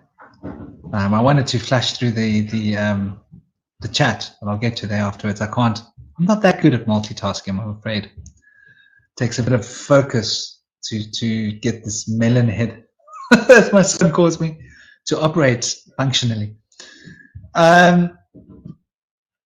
So what were the points that I wanted to point out before I lose my thread of thought here? You mentioned the card strength and its relationship with Leo. Now, there's a very interesting story here. Okay. Okay. Let's just take a little bit of a step out just for a moment. Hey, Slick Dissident came in and he went out. He's going to be back. So the strength card. A.E. Waits changed the order of the tarot. A.E. Waits had to swap the strength card with the card for justice. And so traditionally before then, strength and justice were changed. And that has got to do with obviously Leo and obviously Libra being swapped. So there's this swapping relationship between Libra and this. And whichever way you take those two cards, it works when you take the journey of the Fool, which is really, really interesting. And it takes us right back to how Venus, the ancient forms of Venus, in Nana, there are ancient forms where there are two lions represented as crossing over her path as a signifier of Venus, which is a reflection of Liber. And this does reflect the lion and the dove being sacred animals to Inanna, which became Astarte by the way. So there's what you're touching on here is something truly mystical. And it's like really at the heart of the tarot, really at the heart of the Kabbalah, this relationship between strength and this relationship between the scales of justice are mind-blowing. We have the Slick Dissident joining us here. Welcome, Slick, brother. It's awesome to have you here. Loving the dance. Slick is an awesome decoder and a wild thinker, a downloader, and he's schooled in various occult therapeutics traditions, Vedic, as well as especially the Greek mysteries. And I'm sure you are going to come and fill in all the gaps that I've left when trying to talk about Hesperus, phosphorus, and the relationships between these two. Welcome, brother. Please take the stage and the mic. Thank you so kindly, my friend. I can't stay for too long today, but I'm so excited for this conversation. I can't miss it either. Phosphorus, number 15 on the periodic table, has a most profound relationship. Other than, I mean, we know quite a few decodes, but I found even another one. So it'll be the devil card. And I like the Rider-Waite devil card a little more than this one. But this is the Thoth deck devil card. Card number 15. And of course, you know, we know about the flower that Venus generates, that 5-petaled lotus of the Venusian 8-year cycle. It generates 5 retrogrades, which it doubles back on itself and makes that gorgeous kiss of Venus in the heavens. Well, for one, the Japanese knew about this quite well, as Miyamoto Musashi, the famous swordsman, he wrote his book and named it The 5 Rings. And those are the 5 retrogrades of Venus as she dances her beautiful dance to come into completion. So he was quite aware of her magic.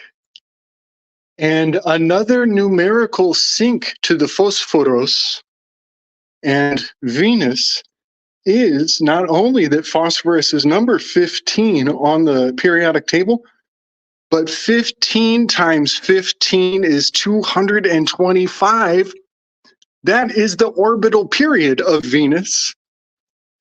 225 days is an orbit of the Venusian planet, and Venus's name, V is 22, E is 5. 225 days around the NUS. You spin NUS in reverse, it becomes the sun. Her name is encoding her dance around the NUS of the SUN. And so the orbital period of 225 days is the square value of 15. And that is so profound to me, the consistency of this. And we know the Pythagoreans venerate, big up, much love. The Pythagoreans, they worship her on the highest plane. They hold her in such regard for good reason. Now, it will be the year 2025 when there is a massive lunar standstill en route. And wouldn't you know, that lunar standstill, I think it's in June. I think it's going to be in the Brothers, but it's so close to Taurus. It will be very close to Taurus, which is, of course, relating all things to Venus as well. That earthly indicator of the Hierophant. Oh, but then I guess if it's in June, wait, now hold on, I'm missing something. If it's in June, that's the 6th month number 6. Well, 1 plus 5. 1 plus 5 is 6. So that lunar standstill is going to be pivotal. It will be pivotal. Some might presume that a true turning of the age will be weighted, will be accumulated like an offering and put at the feet of that particular lunar standstill. That's like some gold you've just dropped on us. That's amazing, Gabriel. Yeah, Taurus obviously exalts Venus. Yeah, the consistency of it all is really something to marvel at. Sorry, the moon. Yeah, so it's humbling to find these things, and it's exciting to share them. But the question is, what are you going to do with it? What offering? What will you give to the observance of that event? And I'm not planning on giving any fear. I'm planning on giving courage. I'm going to show Venus how brave I am. And that will be the attitude with which I approach the year 2025.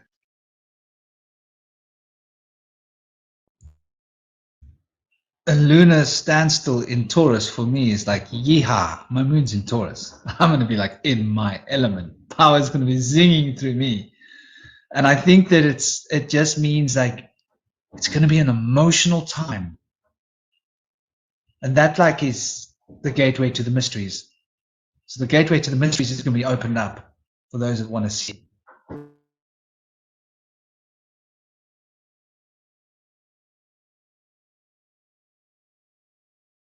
Yeah, I'm so glad I walked in right at that moment. I heard you guys talking about Phosphoros, and it's so exciting. And so the next will be sulfur is number 16 on the periodic table, relating to the Tower card. And I've learned that the word sublimate, which I've been using that word a lot lately, and I think I might be overusing it a little. I want a better word, but it's close enough. But I'm looking at that definition, and one of the examples of sublimate is literally how you treat sulfur. Treating sulfur, I think it is to remove the sulfur from an object alchemically. Removing the sulfur is sublimating it. And so that's another aspect of this that I think we let go of the reactiveness of an idea, and which is to say you don't let your emotions steer the goal, and you stick with the intention. You stick true to the original intention, and you let all of your emotional projections. Like for myself, when I learned that this lunar standstill is coming, I'm like, oh fuck, they're gonna blow up the world. It's gonna be the end. And I'm like, no, not if I can help it. You know what I'm saying? I'm coming at this with a decision in advance, and I'm gonna stick with that decision. And that decision is to stay in courage, to stay in bravery and light. So if they are gonna blow shit up, I'm sure that's something they're really into. But I just see that as like going to the dentist. You just got to power through. You just got to power through. The shit is coming. It's going to hurt. But you just got to get it like a Band-Aid, It's funny. I think that's very interesting. Sorry. Please carry on. Thank you. You mentioned sulfur, and every time anybody ever says like a particular word, of course, I always incline to go to Spanish because that's just what I speak. So it's azufre, is sulfur, which it just reminded me of Franklin talking about the sucre, right? And then he related to also sugar. So I'm just making all of these little synchronicities, just seeing all of these little synchronicities. I would consider sulfur as it does relate to Mars. And I do consider Mars as relating to the passions. So the act of sublimating, then accurately, exactly what you've put it as across, is then taking your passions and transmuting them back to their original source code, which is emotion. And the emotion is the source, which is the spiritual information. So it's taking your physical desires and making them unmanifest into a pure spiritual direction. Sublimate. So Gabriel, that oh, sorry, go ahead. No, please do continue. Sorry. So that full moon that you speak of for June 2024, because you just made the connection when you were talking about the death card, right? So it's on the 21st. Do you see maybe any type of connection there? It is a 3, you know, and we know that 3 is also in the tarot, it's considered still to be a dualistic number, duality, because you need a third person to observe 2 people, you know, and then it's also, you know, representative of the feminine and growth, and which is basically everything that we're talking about. And then you also said that you choose to have courage, and that's what we're talking about. I was just talking about the strength card, you know, so I'm just seeing all of these synchronicities. Yes. Yes, the 21 will be, you're so right. It reduces to the 3. So it brings to my mind the universe card, which in my system, the universe card is in June. Primarily, it's the lovers card is in June. They're enjoined, and that's the first layer. I put the 22 cards. I put the Fool in the middle, and then I do a double arc. It's like a conch. It's a double arc spiral around the zodiac. And the end of the conch, this is the conch shows us noise. This is the conch in your ear that gives us consciousness, that shows us their phonetic imagery. We're getting sound is giving us images in our mind, and school has taught us to ignore 90% of the images and to only believe in the one uniform commercial code. But in fact, these other ideas in these words, they all have value as well. So the conch of the double spiral of the 22 cards arcing twice around, actually 1.5 times around, that's a 1-5, 1.5. It lands, the universe card is the second layer of July. So that universe card in the Rider-Waite, she's wearing a garment, a blanket, and the blanket is in the shape of 3. If you pay close attention, it's a subliminal. My gosh, that's right. Yes. So when you add the 2 and the 1 of the world card, it's generally called, you reduce it, it becomes the 3, and subliminally, her blanket is in that shape of that 3. And she's the lone robed figure. She's alone, and she has 2, she has the 2, almost like batons. She's holding staffs or scepters. So she's pointing, and there are 4, there's a tetramorph on there. There's the 4 corners on the Rider-Waite deck.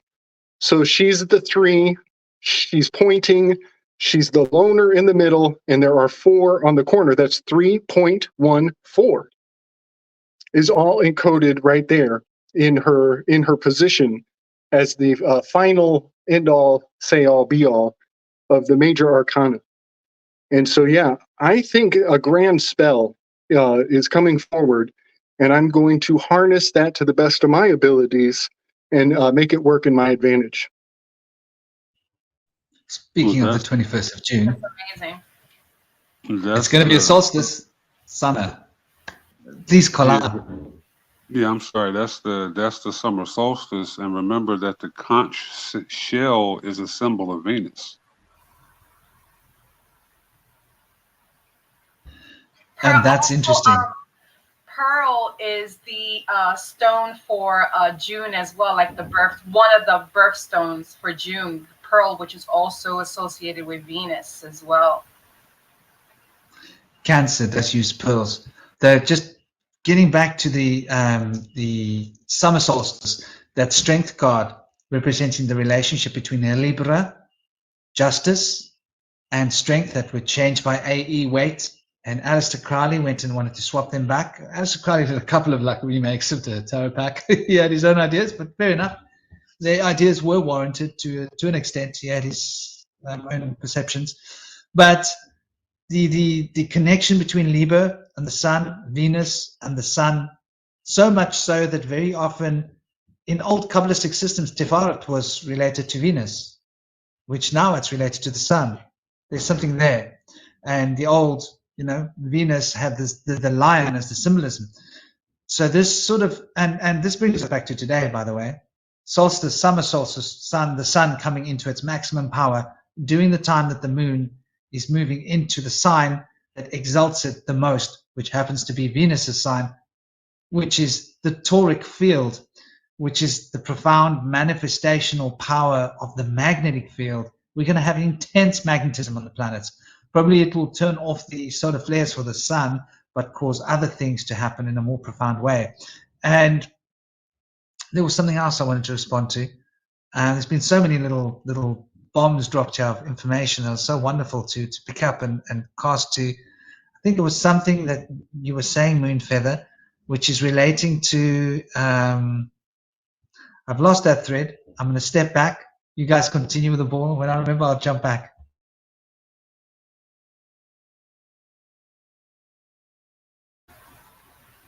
Is it when I spoke about the pearl, or the last thing I spoke about was I mentioned to Gabriel that it was on the 21st, the full moon. I don't know. Does that ring a bell? Well, the pearl is quite interesting because that relates to water. It relates to Cancer. And obviously, Cancer is where you're going to find this. Cancer and Leo are two very important parts because Cancer is the moon. So actually, this is really interesting astrological alignment now that I'm looking at it. So Cancer, the moon and the sun don't have polarities. They are a subset of polarities. So the moon only really has its activities through Cancer primarily. The sun essentially only has its activities through Leo. Though all the other 5 planets have 2. In the way that Venus has got Mars, Venus has got Libra and Taurus. Jupiter's got Pisces and Sagittarius. Mars has got Scorpio and Aries. Mercury has got Gemini and green color. School teaching Virgo. So all of them have got subsets, polarities, except for the sun and the moon. So they are the Ouroboros. And so Cancer you can be considering as being the tail of the serpent, and Leo as the head of the serpent. The Ouroboros that's worn around the waist of the Magi, the magician, which is essentially an embodiment of Mercurius, which is quite interesting. So this Cancerian, and Cancer is the Chariot card, of course. So the Chariot is how one journeys into the sacred mysteries, right? The Merkaba, developing the light body. And Venus is obviously this expression of this magnetic potential that can give us the impetus to travel outside of our bodies. So this constellation happening in the time of Cancer is quite important because Cancer is obviously cardinal water. And water in its cardinal form is the most expressive action form of water, which means to coese. And so that is to dissolve.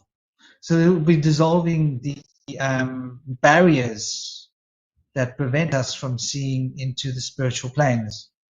And today is obviously the equinox. That was the other thing I wanted to also mention. There's something else I want to mention. But obviously today being the equinox means we're sitting exactly in the middle.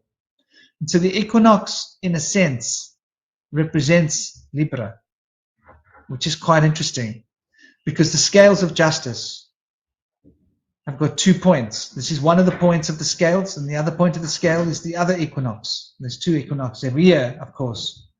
So there's something to consider with where we are now and what Gabriel has brought up and how relevant and important that is as to it relates to now but another phase of now. It's just interesting the way the synchronicities are just dropping bombs on our heads. But I'm going to step back and let you guys throw the ball. That's amazing. You're absolutely right, because as you guys are making all of these connections, I was like, there has to be some sort of connection, because so you have June 21st, which is the summer equinox, but then also Cancer begins that day as well, and then it's also ruled by the moon, which is, it's just crazy. It's extremely significant that day. Yeah, and then you have the freaking full moon on that day too. So yeah, it's wild. I love all of these synchronicities. It's great.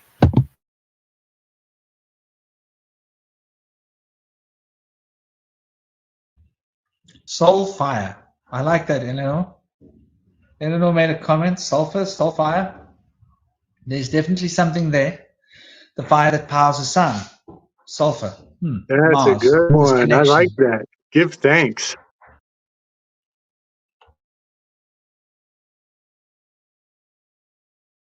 You know, I'm looking at the lunar standstills. There are major and minor cycles for this. And it's really strange, because all these things have major and minors, you know. There's a lot of confounding of dates. The one I'm looking at for 2025 for the major lunar standstill, it says that the node is crossing on January 29th of 2025, but that's the node crossing date.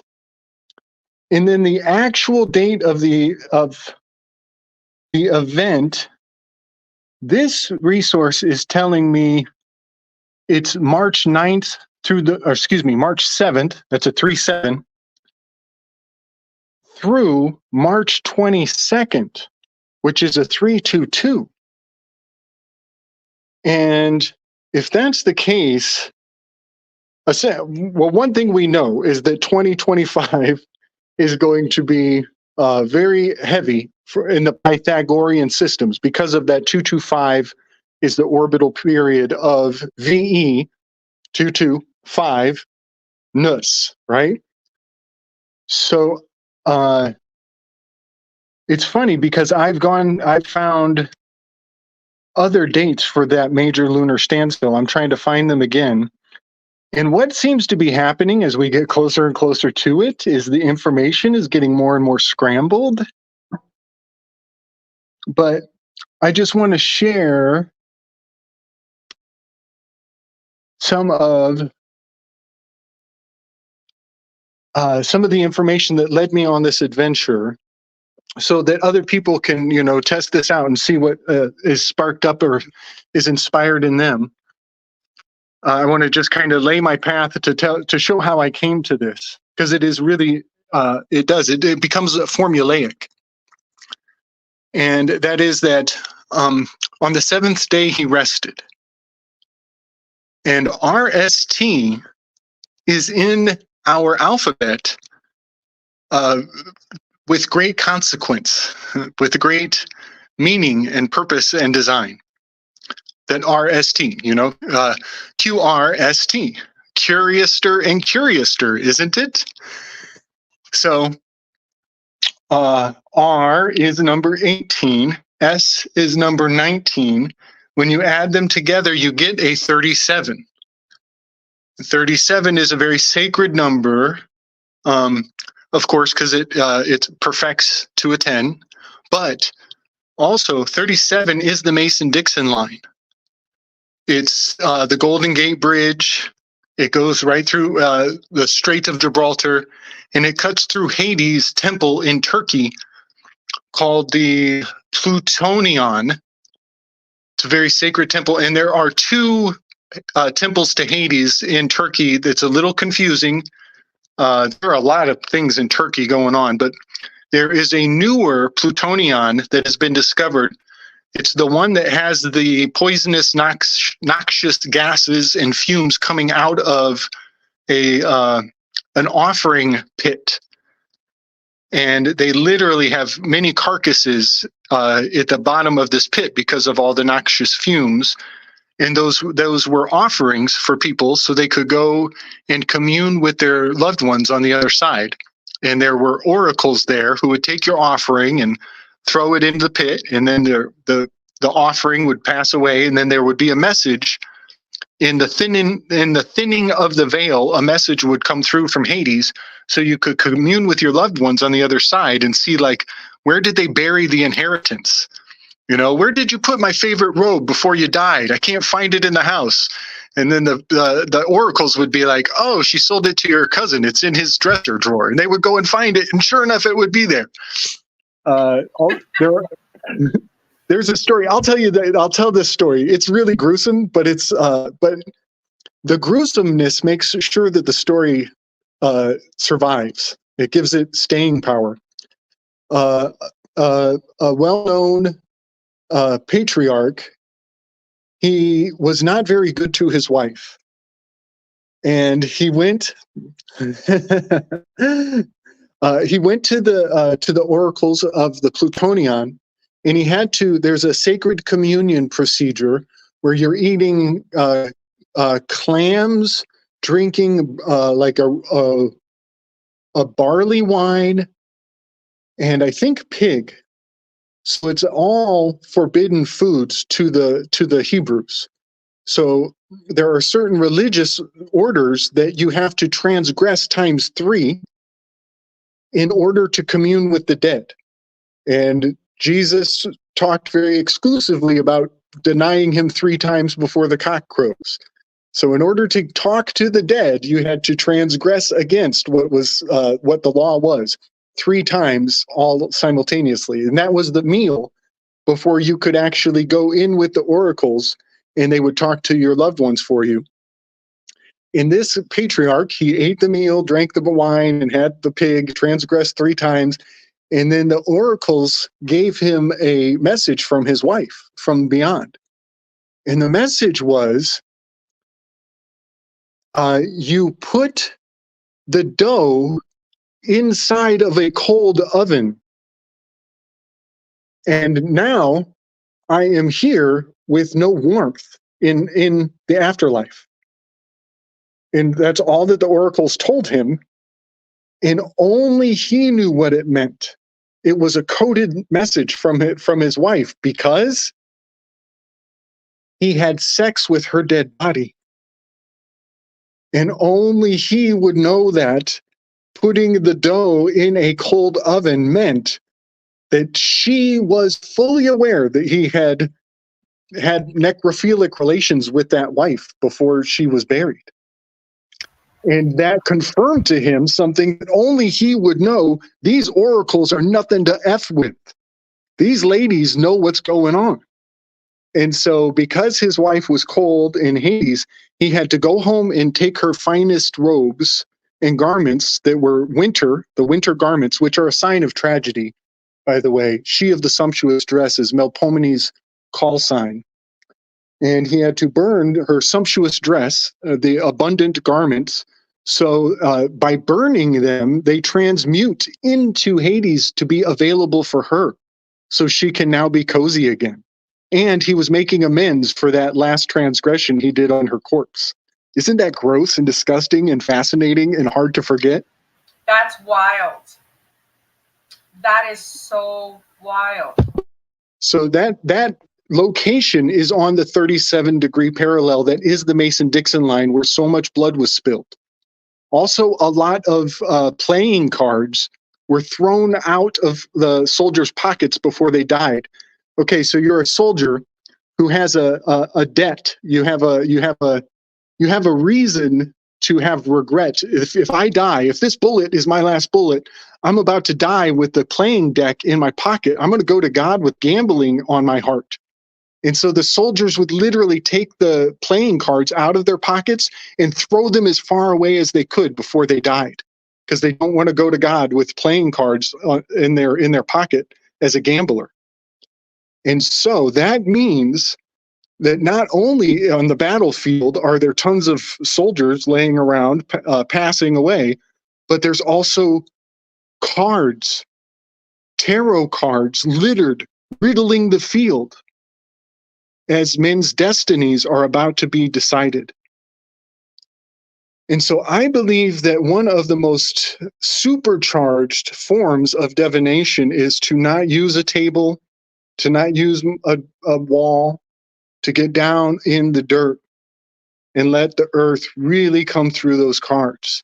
I think there's something magical about harnessing the terra firma for actual next level channeling of the cards. If you're going to do that, I'm not recommending it. I'm just saying that I think there's something to be said about really getting down to the earth if you're going to use that system and doing it on the earth, on the ground. Gabriel, I cannot believe I'm hearing what you just said right now. Isn't it a little too much at once? Go ahead. Because about 2 weeks ago, Spirit was like telling me, hey, how about you do just, some readings out on the grass, just sit there. And I'm like, well, then how am I going to set up a camera? I'm going to have to get a tripod. And, it's like Spirit, it's like all spiritual with me. And then I'm trying to think of how to make it possible over here. And I don't know why I just got that idea in my head, and I just envisioned myself just sitting in the grass and just doing readings. Like, even if it's a pre-recorded and then posting it. But I was actually like nudged to do that. I can't believe you just said that. That's wild. That's beautiful. Some of my favorite depictions of the Romas, the gypsies, the true originators of so much of this traveling technology. My favorite images are of these matriarchs down in the grass, sitting on the earth. And if you pay close attention to some of those paintings, you'll notice that the birds are depicted in a migratory pattern, traveling specifically to the north. And the cards are set up to convey, as a conduit. The cards literally adhere to a north, south, east, and west orientation. What is this? Weekend at Bernie's was randomly on the day before yesterday. The scenario plays out. Wondered what the ancient narrative might be about it, which Slick Relay just yeah, Weekend at Bernie's. Oh my gosh, Bernie Sanders. Remember, everything is cyclistic, and that nothing is new under the sun. So remember to go deeper. Like Ronan just pointed out in the chat, gypsies come from Sibyls. If you put an E in front of that, you get Egypt, right? Which shows you when they fell. Remember, the Egyptians didn't give out any prophecy. They had all oral tradition until the 17th century, right? So then they had to start using different names, different covers, like the Dogon of Mali. That was a pre-dynastic tribe that migrated from here in the West and went to Egypt, along with the camels, which they would tell you went the other way 6 million years ago, right? So understand that when you hear the story in Christianity, which, mind you, the word Christianity appears nowhere in that text, right? There were no Christians. There were Essenes and there were Gnostics, right? So when you hear the story about Jesus being denied 3 times, that's talking about the three major religions of the world. And remember that Jesus was turned from a female, from Set or Isis, into a masculine principle, which is why they hide him next to Mary Magdalene, also representative of Venus, which they show you in the Da Vinci Code. Yeah, buddy. Beautifully Beautifully shared, brother. Both of what you guys have, and what you said, Gabriel, wasn't that beautiful, but it was poignant.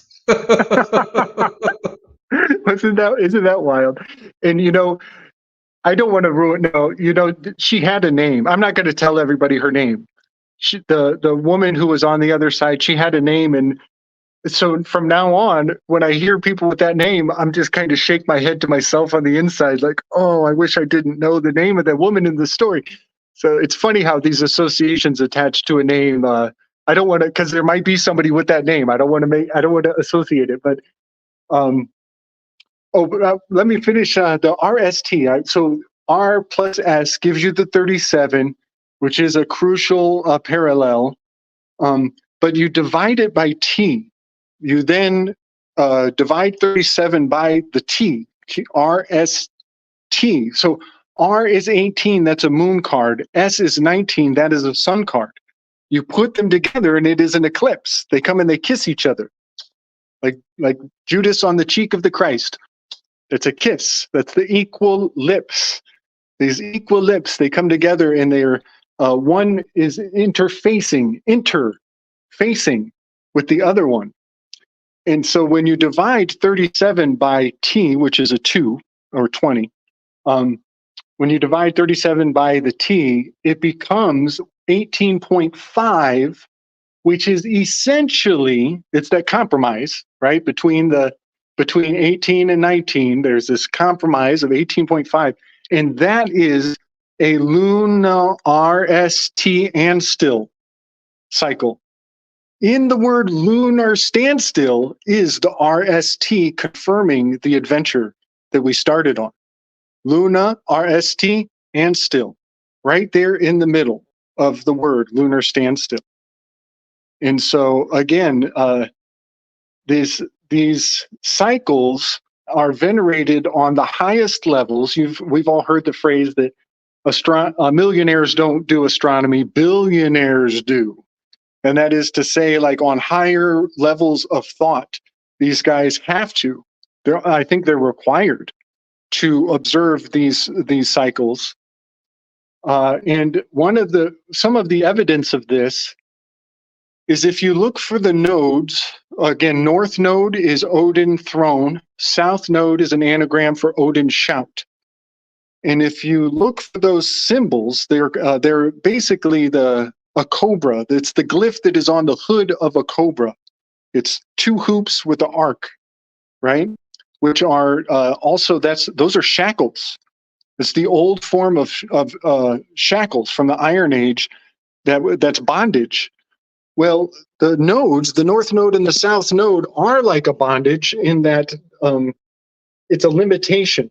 It's a extreme expression. We get to one node and now we have to go back. We've hit the wall and we're going back to the other one and we're going to hit that wall. And so there's a bit of a enchainment or a mooring, as though there's a center anchor and the boat can only go so far this way and can only go back that way. And so it creates a sine wave. Well, that is also expressed in our sporting events. The 3-point line on the east, and there's a 3-point line on the west. You can even take it inside to a smaller cycle. There's a major standstill is the 3-point line. Well, the minor standstill is the free throw line. Is also the same shape, these crescent shapes. And the same thing goes for, I think soccer has, I think soccer has an arch as well, articulated. But our buddy L.C. King, he's done a lot of work on, like, if you were in a sacred Stonehenge, the Stonehenge has a center point where the altar or where the ritual is collecting these cycles, and there will be a stone lined up at the extreme major standstill on the east, and there will be another one on the west, and there will be 4 corners. Well, you can take the hinge. If you're looking it up, you can look up lunar standstill. It'll show you how the hinge would work, and then you superimpose it onto a basketball court. Bingo bango. It's a perfect match. And this is really beautiful and fascinating because, for one, in the locker room, the coach uses O's and X's to indicate the good guys versus the bad guys, the oxes. These are this is as the ox plows. Ostrophodon going back and forth. Well, the basketball or the soccer ball is going back and forth and back and forth and back and forth. And they're using O's and X's to indicate enemies. But they should really be coming together and hugging and kissing. We should be making peace, not war, man. So yeah, I just think it's fascinating how how these symbols have so much consistency, but they mark the Equinox as well, right? These are the animals that generate movement in the realm. I'll shut up. That's really beautiful. The Equinox, I love that. It's so on point. The Aleph is the center of the whole story. And of course, Libra is measuring this all, sitting on the side, Venus. You mentioned the hinge between the summer and the solar and the lunar standstill. And I could only think about the hinge, Stonehenge, the hinges, the circles, measuring this. Those are big Earth calendars, are they not? That are used also as devices to channel magnetism of Venus once again. So the hinge between the solar and the lunar, there's something that can be calculated where these two meet, and there'll be an important point in the mid-range, in the same way that we're now in the equinox is a mid-range between the winter and the summer solstice. I just wanted to point out really quick another synchronicity that Gabriel was just talking about. So he mentioned the number 37, and then now we was just talking about ox, which that is the year 1937 is the year of the ox. So I'm just saying. Another point about the number 37. If you take the numbers 1 to 9, 1 to 8, and add them all up. Now, this is quite important if we're going to look at the what came before Phoenicia, right? So the oldest numerical systems, numerology, the Chaldean, the numbers 1 to 8 were used. The 9th number was the conglomeration of the 8 principles. So when we add up these 8 numbers, we end up with the number 36. Now, 36 is a mystic number of 37, in the same way that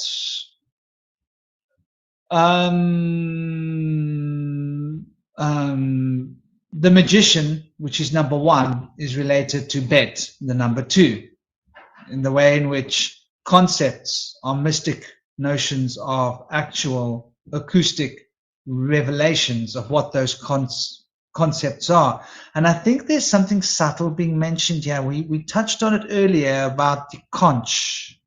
The conch, the ear, obviously symbol of Venus. Obviously the conch is how you can hear the sea. Listen to that. You can hear the sea. Do you see what I mean? Whoa. And so hearing the sea is the conch. It's got to do with the way the brain recodes information. And the inner ear is the key to the thinking principle. Because when we think, we hear ourselves in our heads, right? We hear this little voice going, that's us thinking.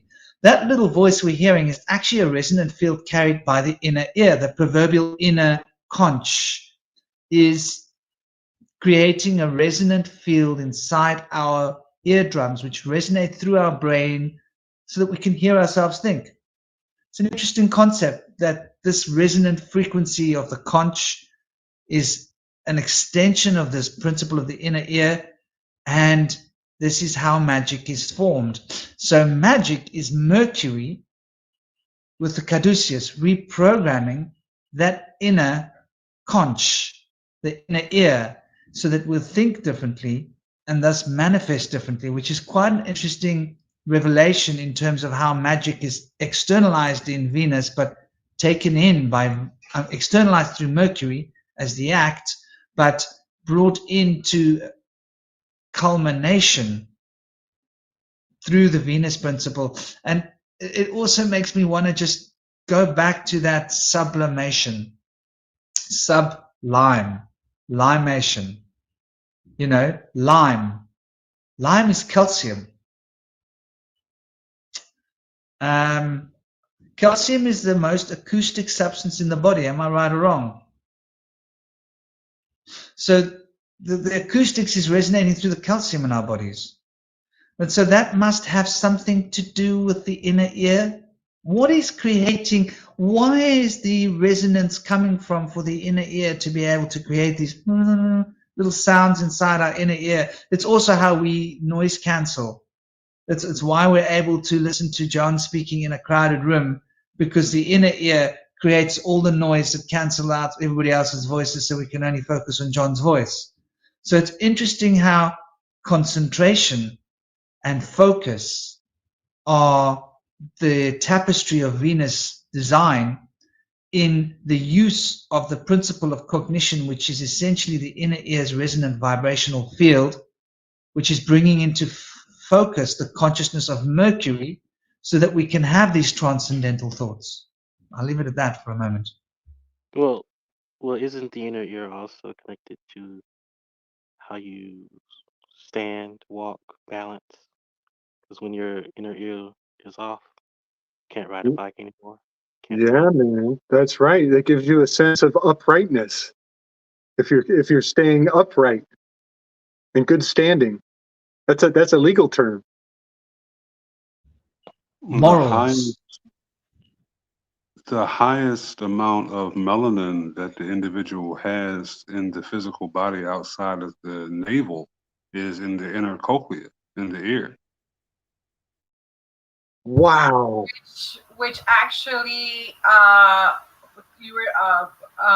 Franklin spoke on Mercury, and Mercury is the concrete and the conscious mind as well. And doesn't that where everything begin, in the conscious mind? Exactly. So the inner ear is really like, it's one of the most functional parts of our bodies. And so inner ear, very well brought in there, Quintavious, and also MoonFeather, tying these two knots. Dance, shamanic. Okay, let's get shamanic for a moment. So the shaman enters into a trance, suspending the natural processes of the inner ear through dancing the forms of nature and allowing the forms of nature to be guiding us through the process from the inner perspectives of those aspects of consciousness that we can consider as the formative structures within ourselves, which are essentially the expressions of the guides, which are the forces of nature that are channeling this universe into being through the process of the inner ear that is manifesting the consciousness here. So when we consider that for a moment, it's basically giving us this impression of the inner ear is the key to all power. It's the key to the dance, the nataraj. We mentioned the lila. The lila is that dance of magnetism that makes people want to come to you. The nataraj is the dance of nature, which is bringing the universe out of context so that it dematerializes and rematerializes in the binary form of the vibrational body, which is an expression of the quantum entangling process, which is the resonant background, which manifests the vibrational field, which is the acoustic reality through which we experience this phenomenal universe. I think that's a bite-sized chunk. Yeah, buddy. I have to, when you had mentioned dance, I'm over here just like, doing a little dance. And when I look up, I see Gabriel all into it.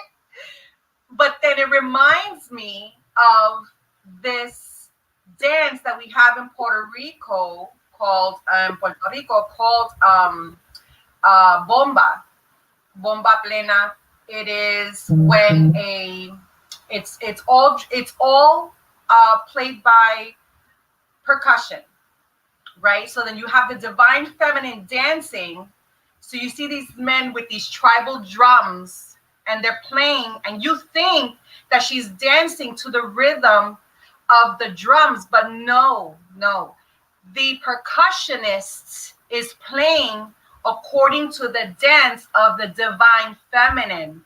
So if he does not have fine tuning in his ear, he cannot play, right? He cannot play and balance the rhythm of the drum according to her dance. So I'm just saying that this is a synchronicity as well. He has to play toe. Does he have to play toe, the divine feminine? Too, right. And then you got the sun. We touched on the sun as well. That's amazing. Yeah. So we had this realization over on Chance with the Universe. He was wearing a shirt with this image on it. And I pulled out the book and I said, a lot of people think it's all about the sun, but maybe it's about... No way! Oh my gosh, a timbal. That's maybe. Amazing. Yes, it's the sound. It's the sound.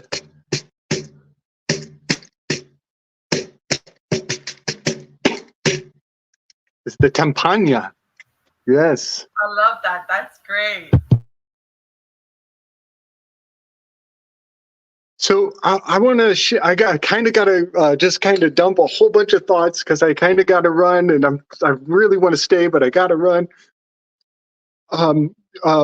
Touching on that, the purity of sound as an offering to Venus, and clearing out the distractions and coming to center, and focusing on one rhythm and blocking out the others, or focusing almost like finding your swan song. If there's a bateria, a band of instruments, you can play to the djembe, you can play to the tambourine, you can play to the cowbell. And each one of them touches on a center, a particular center.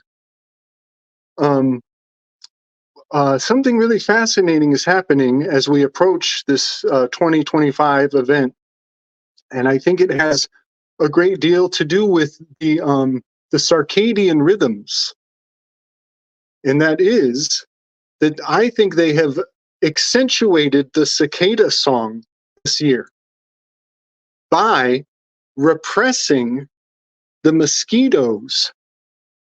Last year, there was I think in many states, there was a very adamant extermination program to eliminate the mosquito potential, and in mass. In Indiana, they literally named this agenda. They called it like proposition or House resolution EEE. Well, EEE is the sound that the mosquito makes in your ear.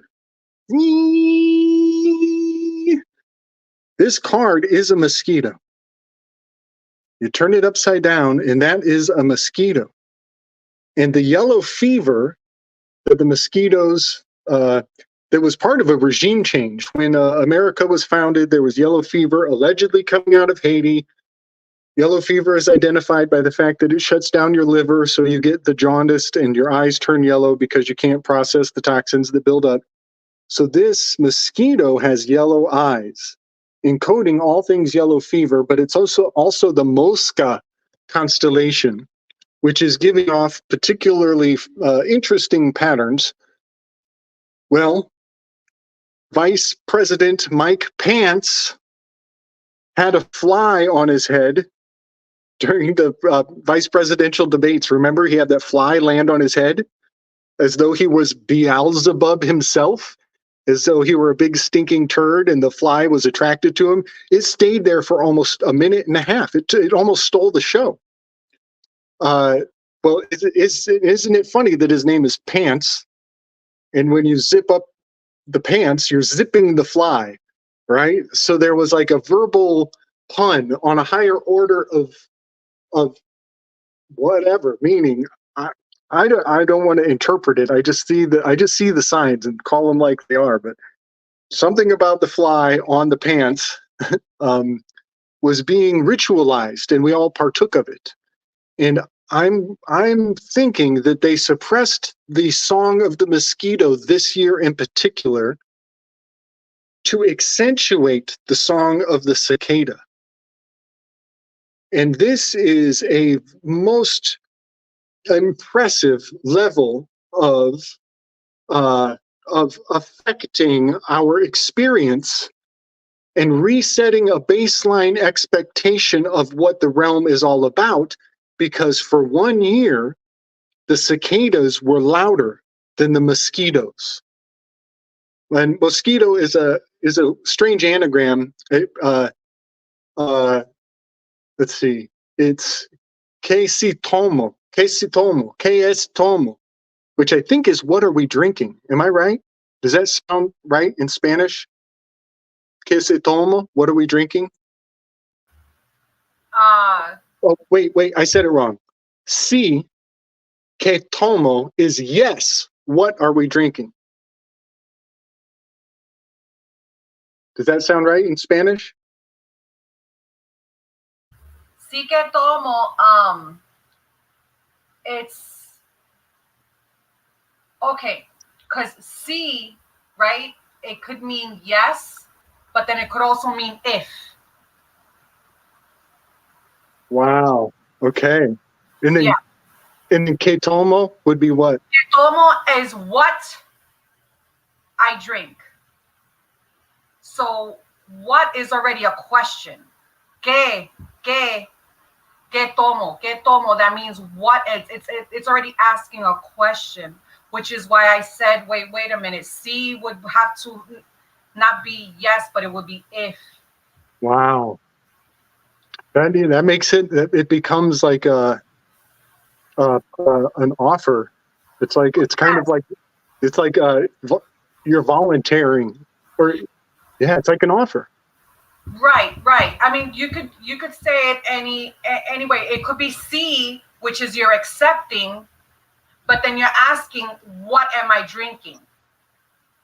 You know, sí que tomo, like I'm offering you a drink, and y tú me dices, you tell me sí que tomo. Oh yeah, I'll take it. What am I drinking? Right. Oh my gosh. So that so that decode comes out of the death scene of Socrates, where he's accepting the hemlock. He's reaching for that cup, and he is a gadfly of Athens, is one of his nicknames. I see it relating very much not only to the Mosca constellation, but it becomes the word mosquito, which is a type of any piercing bug is considered a gadfly. It's a broad term, so you could. You could say a horsefly, you could say almost any bug that is bothering you. But the drinking part goes straight to Socrates. I think one of the reveals to that is that he was drinking a premature hemlock, that it wasn't poisonous yet because it was too early in the season. He was drinking a hemlock. He didn't die. He faked his death, I think, is part of the reveal. But I just find it fascinating that we just had a civically mandated poison administered onto the people in the form of a gadfly, a piercing, puncturing. And it's used to prod the people. The spirit of Socrates is used to herd the people along like an ox goad, to poke them and puncture them and bother them so that they'll go in a certain direction. But it's so subtle that you don't think it's intentional. It has such a subtle hand that you just think it's a natural phenomenon. So I find it fascinating that the mosquitoes were stifled this year, and thereby the cicadas, again with circadian rhythm, they have taken the stage. It's like they get a solo this year. And all of this creates a different harmonic value of the realm, which resets everybody's expectation of what new normal is. And so when people say there's an eerie vibe this year. Eerie vibe. They've reset the sonic value of this entire circadian rhythm this year by stifling the mosquitoes and bringing out the cicadas more. I could totally see that. Because when when I think of the phrase "si que tomo," tomo is not only drinking, it's taking. Now, the utomo is like, you know, what am I taking? So you see, especially after hearing the percentage of the amount of people in the United States alone that did take the inoculation, it was 75% of the population took the inoculation. So it's like everyone was sort of like, you know, hypnotized and say, see, I'll take it. Yeah, I'll take it. Bam, what am I taking? You know? Another point that while you were talking, and somebody mentioned it as well, the circadian rhythms sort of running in the back of my head. And I was like, what are these circadian rhythms? What is this about? Where is this? And so the muses, according to what I found on the internet, and I don't know the story particularly well, but it seems plausible. You might have an insight into it, Slick, that when the song was invented, because we're talking about the conch, we're talking about the vibrational field, we're talking about the inner ear, the song became an addiction to the men that then died because they didn't eat. And so the muses turned them into these beetles. Wow. So that's the ancient Greek story behind these beetles, which is quite interesting. They say it comes from Latin, but we know that's BS, that they actually come from ancient Greek. So It's the same there's a story. very interesting piece of mythology to follow up there. Shaman, it's the same story in the Ennead about Circe, the woman who turned what's his name? What's his name? Olympius? Odysseus? Odysseus, yes. Odysseus' friends into animals. It was like she was like a magician, a wizard, or something. But it's also about love. That whole story is about Venus. That whole thing's about infatuation with beauty, or infatuation with could be knowledge, could be anything. Like just an over infatuation with something, you get stuck in it. That's the whole story. You turn into an animal of whatever you're infatuated with. Totally. You know, so Circe is the origin of the word church, and she was a Georgian, a foreigner from Georgia, but the converting men into pigs. It also relates to Pygmalion, which is a story by Virgil, or maybe Ovid. I think Ovid. Virgil wrote the Aeneid, and Ovid echoed it with the story of Pygmalion, which is a man who falls. His name is Pygmalion, but he falls in love with his statue so much that he prays to the gods so that she'll come to life. Which I think she does come to life, but I also read between the lines in that arc from Circe converting men into pigs, and then Pygmalion demeaning himself to such a level that his statue was more important than him. He conflated the subject and the object, and this has to do with den Kromverlust, the loss of thinking space. And in the world of art, den Kromverlust is also, it doesn't just mean loss of thinking space, it means confounding what is the subject and the object, which is what Pygmalion did when he became enamored by his own work. And this has been boiled down and delivered onto everybody when we relate to your driver's license, to the graven image, this picture in your wallet, which is it's a little yoni. You're birthing a little homunculus of yourself out of the wallet when you pull out your ID. And then the officer will say, "Is this you?" And you'll be like, "Yeah, that's me." You just got Pygmalioned. You just got turned into an animal. You just reduced yourself and made yourself subject or subservient to a graven image. That is den Kromverlust. And you go along to get along. You just do what everybody else does, and you don't even think about the fact that you just made yourself a subject. When in fact the ideal position is to always remain objective and not entangle or give joinder into the system. And that is Cersei technology at its finest. It's still quite in play today.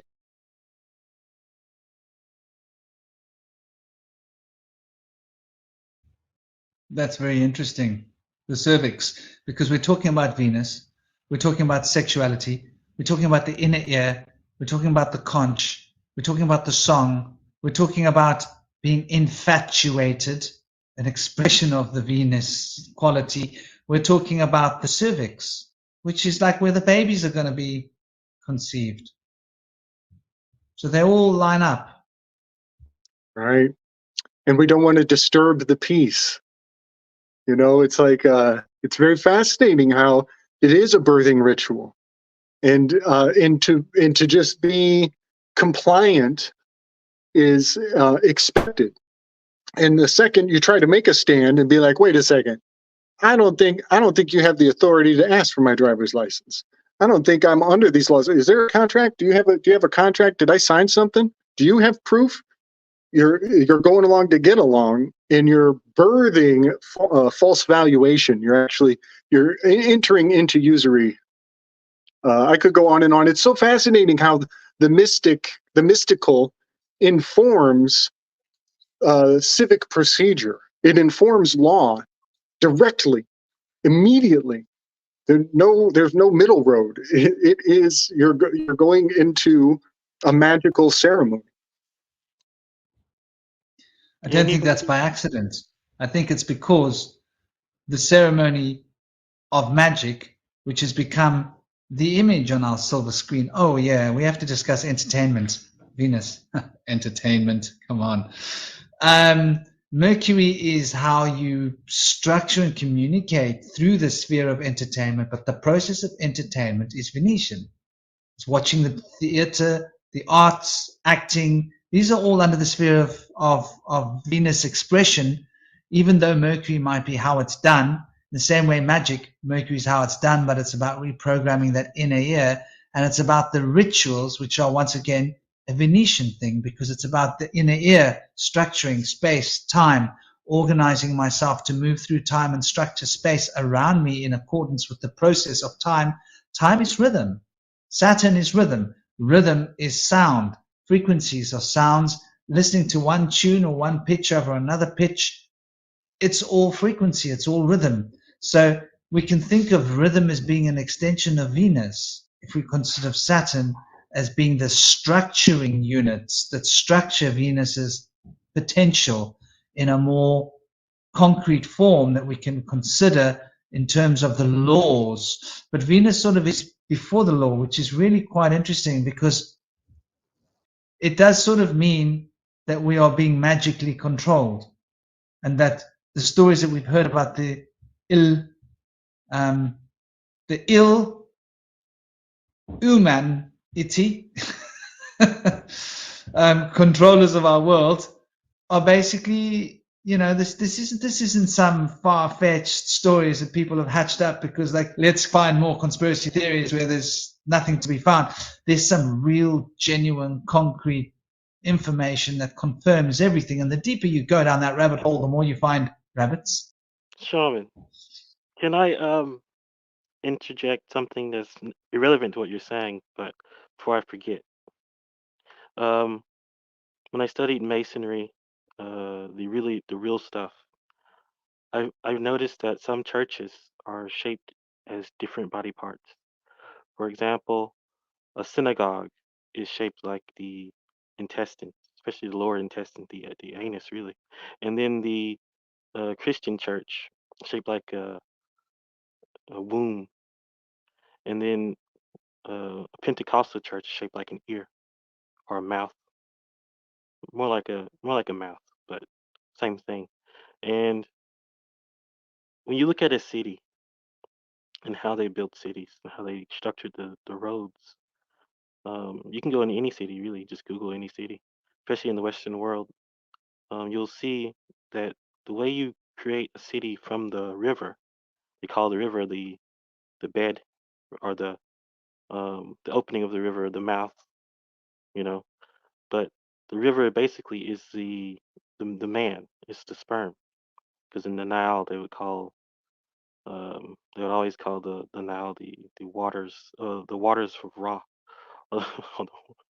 or the waters from what's his name? Not Shu, but whatever. I think it's Niftut, the husband Yeah. of Nut. But anyhow, when you see that the river is always perpendicular to the town hall or perpendicular to the church, because that water has to make it into the womb. It has to be accessible, like for what you call it, procreation. And when you look at a church, especially a Christian, Western Christian, regular church, it's not Pentecostal at least, you'll see that the altar is at the very end of the room. That's just basically the cervix, and everyone else sits in the the channel of the womb, or the birth canal, and you enter at the vulva, or whatever, the mouth of the womb. So that's why when you get married, it's exactly like procreation. Well, it's wrong now, but back then the man who used to walk down the aisle, the man used to enter the womb last. But now, the woman does the majestic walk now. So it's kind of weird and backwards, but that's that. That's beautiful, tying together, and it's a wonderful revelation. Thank you for sharing that, brother. It's very, very, very extremely relevant, I think, especially considering the way in which, when you think about sack red, that's very much an interesting concept. The color red has been sacred, as being related to desire. I think it's like churches are places in the old times where we used to focus our desires and tame our desires and put it into a cauldron, the cauldron being the womb.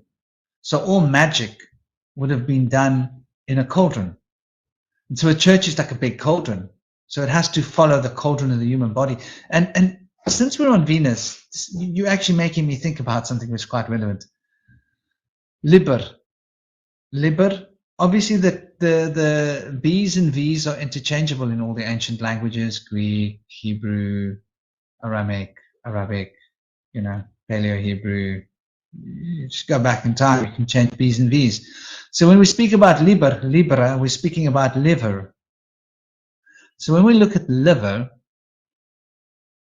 the detriment of the liver is anger, right? Anger weakens the liver. So if anger weakens the liver, and I know Slick's going to love this, peace strengthens the liver. And a peace is like not a whole. It sort of speaks about temperance, tempering oneself in a sense. So it brings us back to the Sagittarian card as well, about not overdoing it, balancing one's actions. Don't eat too much chocolate, eat a little bit of chocolate, just have a piece of chocolate.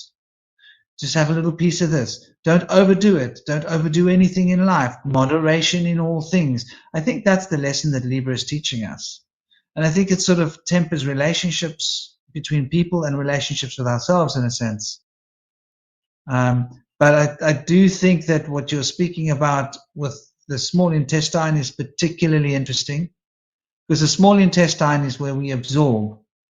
So large intestine is largely still digestion being done, especially dairy products. Some foods take a longer period of digestion and they will still digest much more in the large intestine. But in the small intestine, we are taking back our water, and those are the holes that through which we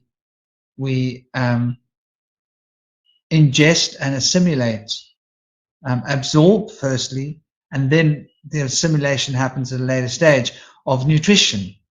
So nutrition. Okay, so trition is an interesting word. Trition. So it's trit ion, treating ions. So it's got to do with absorbing the ion, ionic absorption. treating the ions, and it's the new, bringing the newly treated ions into the body so that the ions, the newly treated ions, can be taken and turned into other parts of the body.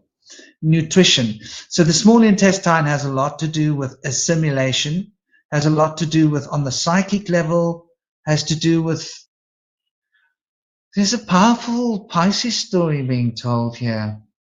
And Pisces is once again the Jupiterian feminine, which is relating to the Venus vibrational field.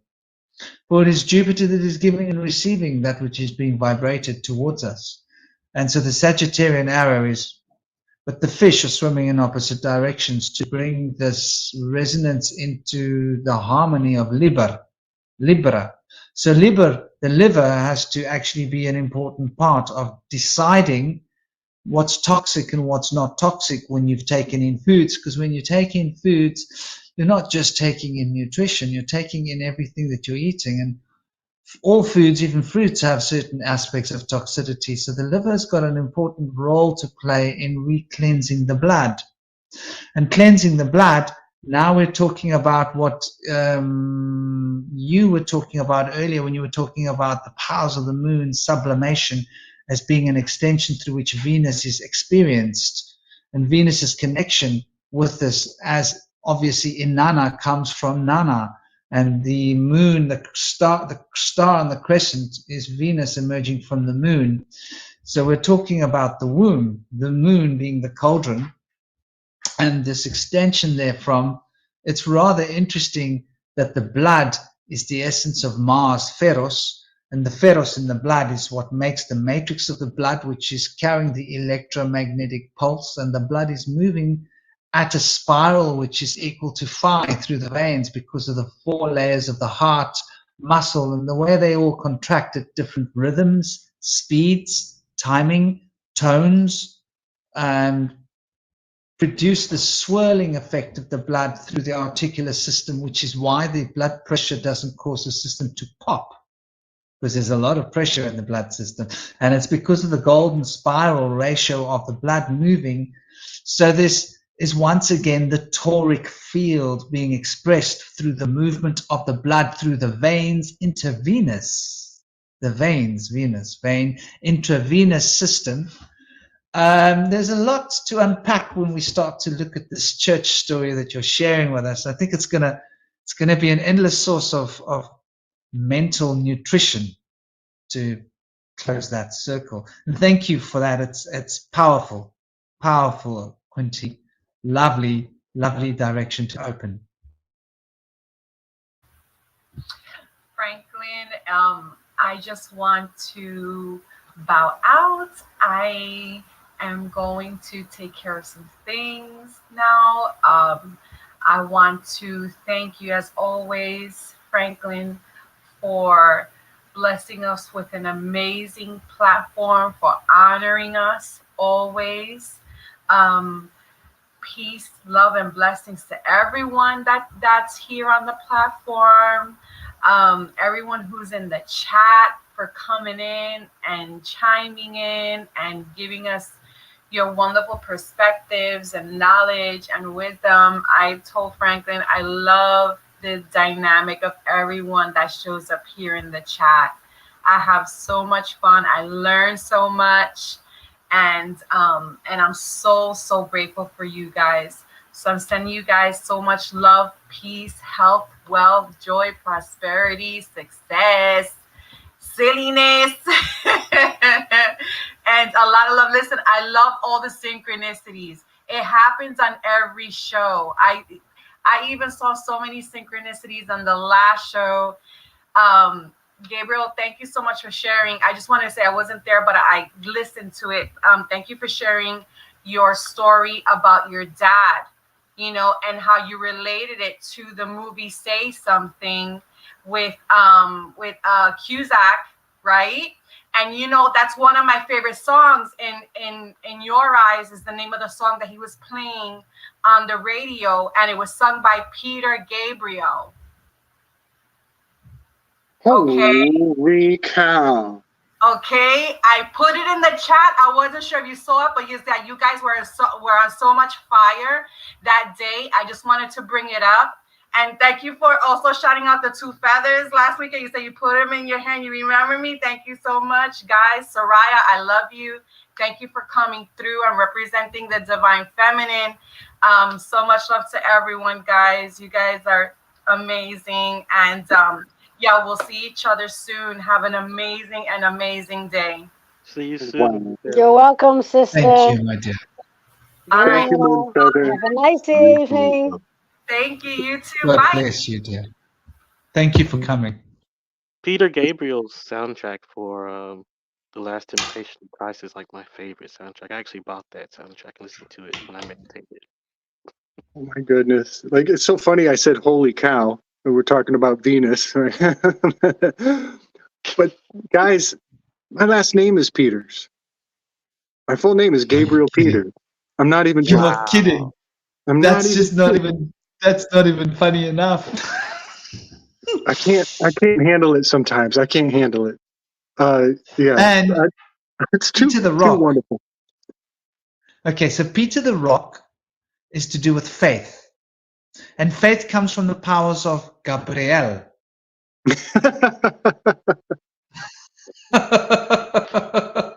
So, come. There's too many circles crossing over. Okay. MoonFeather, she set it up. She totally set it up. I was gonna leave too, but now I can't. I gotta share. I'm skipping a lot of context, and but I've taken my project to kind of into uncharted territory, and gosh, that is so fascinating. She just said that. So I try not to. I'm trying not to let ego play with me. I don't try not to let ego play with me, but I mean, I do have a name that gets around. You know what I mean? That name it's a hard name to live up to. We'll put it that way. It keeps me honest. So let's see if I can put this in the right position. Well, maybe I'll bring it in even closer because it's kind of small. So I'm starting to put the infernal spirits in their positions on the Enneagram. And there we go. You can kind of see that the infernal spirit of wrath or anger is Shaitan. And the infernal spirit of pride,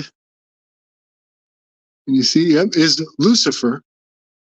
In this division between Shaitan and Lucifer, it generates a very powerful spirit. There's a spear. Let's see if I can back out a little. The 1, 2, 6 group on the Enneagram are the most passive, some would say maybe the most feminine, receptive. And I think that this spear of the 162 personalities is the spirit of Gabriel. And right now I have Gabriel as the remedial angel to defeat Satan. But Lucifer is not defeated by Gabriel. Lucifer is defeated by Michael. I think Michael is holding, let's see if I can put this to be seen well. There we go. There it is. I think this is the spirit of Michael. The 783 is the most aggressive spear of the Enneagram. Michael is the warrior. And 7.83 is the Schumann resonance of the earth. And so the spirit of Archangel Michael, which, by the way, Archangel has the word change very subtly hidden within the word. Archangel. The archangels are, I think, the trines, the 3 trines. So my graph doesn't show it yet. Right now I have Gabriel as number 1. I think Gabriel is actually the 126, and I think Michael is the 783, and I think Raphael is the 549, which is the most neutral, the most you could say, the most neutral. It's a bit kind of androgynous, so to say, which makes sense because that's Venus and Mercury are the 5 and the 4, and then Pluto, the most removed of all the planets, the outermost rim, the highest jurisdiction there is the number 9. So this is a theory I'm working out, and right now it's not, this is the rough draft. I'm going to hone this down and make it more crystal clear. But it is hitting a chord for me really, really poignantly. I mean that in all the senses of the word, because she just mentioned that was the song by Peter Gabriel. I had no idea. I had no idea until now. But I have been actively engaging the spirit of Gabriel, Michael, and the interchangeable third angel. It turns out Uriel and Raphael, they do some handing off from time to time, depending if you're on a Solomonic perspective or not. But I wanted to say this also, like we were talking about how the liver is the counterbalance to the adrenals. I think that this wrathfulness of the position number 1, this is if a person with high ideals, a perfectionist or a reformer, when their shadow comes out, it comes out as anger or wrath, which is not hate. It is not hate. People get that, they get that confused. Anger is a demand for something better, is a demand for a higher ideal, for things to be rectified again. Anger is not hate. They look the same and they've been misconstrued. But isn't it fascinating? Because another layer to this project is I'm going to put the endocrine system on to the Enneagram. And I think that the 9, give or take some, the 9 primary endocrine glands could be systematically better understood through the lens of the Enneagram here. And yeah, isn't that something, MoonFeather? Big love, sister, big love. But what's really fun is that if this is the adrenals, the giver, the next step in the process, the number 2, I think the giver is the liver, which would be the process, the procedure to quell or to calm the wrath or anger of a reformer, idealist, perfectionist. Oh, and look at that. It's in green on my board too. And that's so cool. Yes, it was like I was picking up on it before I even thought of it. I do a lot of that where I'm like kind of looking back at my past self and realizing that my past self is talking to me right now. That happens quite a bit. So I just wanted to share that Mars, this planetary, adrenalized, wrathful, mania, the first word of the Iliad is mania, or mania, or manes, and it means like unreasonable wrathfulness. Yes, right on top of. You're totally. Isn't that something? And so I'm thinking also that the spear in the ribs of the Christ is expressed on the Enneagram in a few different ways. But these could be considered ribs. You know, these segments. The segments are much like a rib. And there are spears coming in very significant angles around the Enneagram. So rough draft here, adrenals, the kidneys, somewhere down here is, I forget. I actually forget my map. I don't have it memorized in my head. I'm still kind of processing it. But what I think is kind of fun is that number 7, this is the enthusiast or the epicure with the shadow of glutton. I think number 7 is the epidermis. I think number 7 is our skin, which is the largest organ in the body. which is so true to the nature of the epicure or the enthusiast with a shadow of glutton. That's my favorite one. That's my favorite one, to think that the number 7 is kind of like the all encapsulating outer layer of uh, of sensory experience.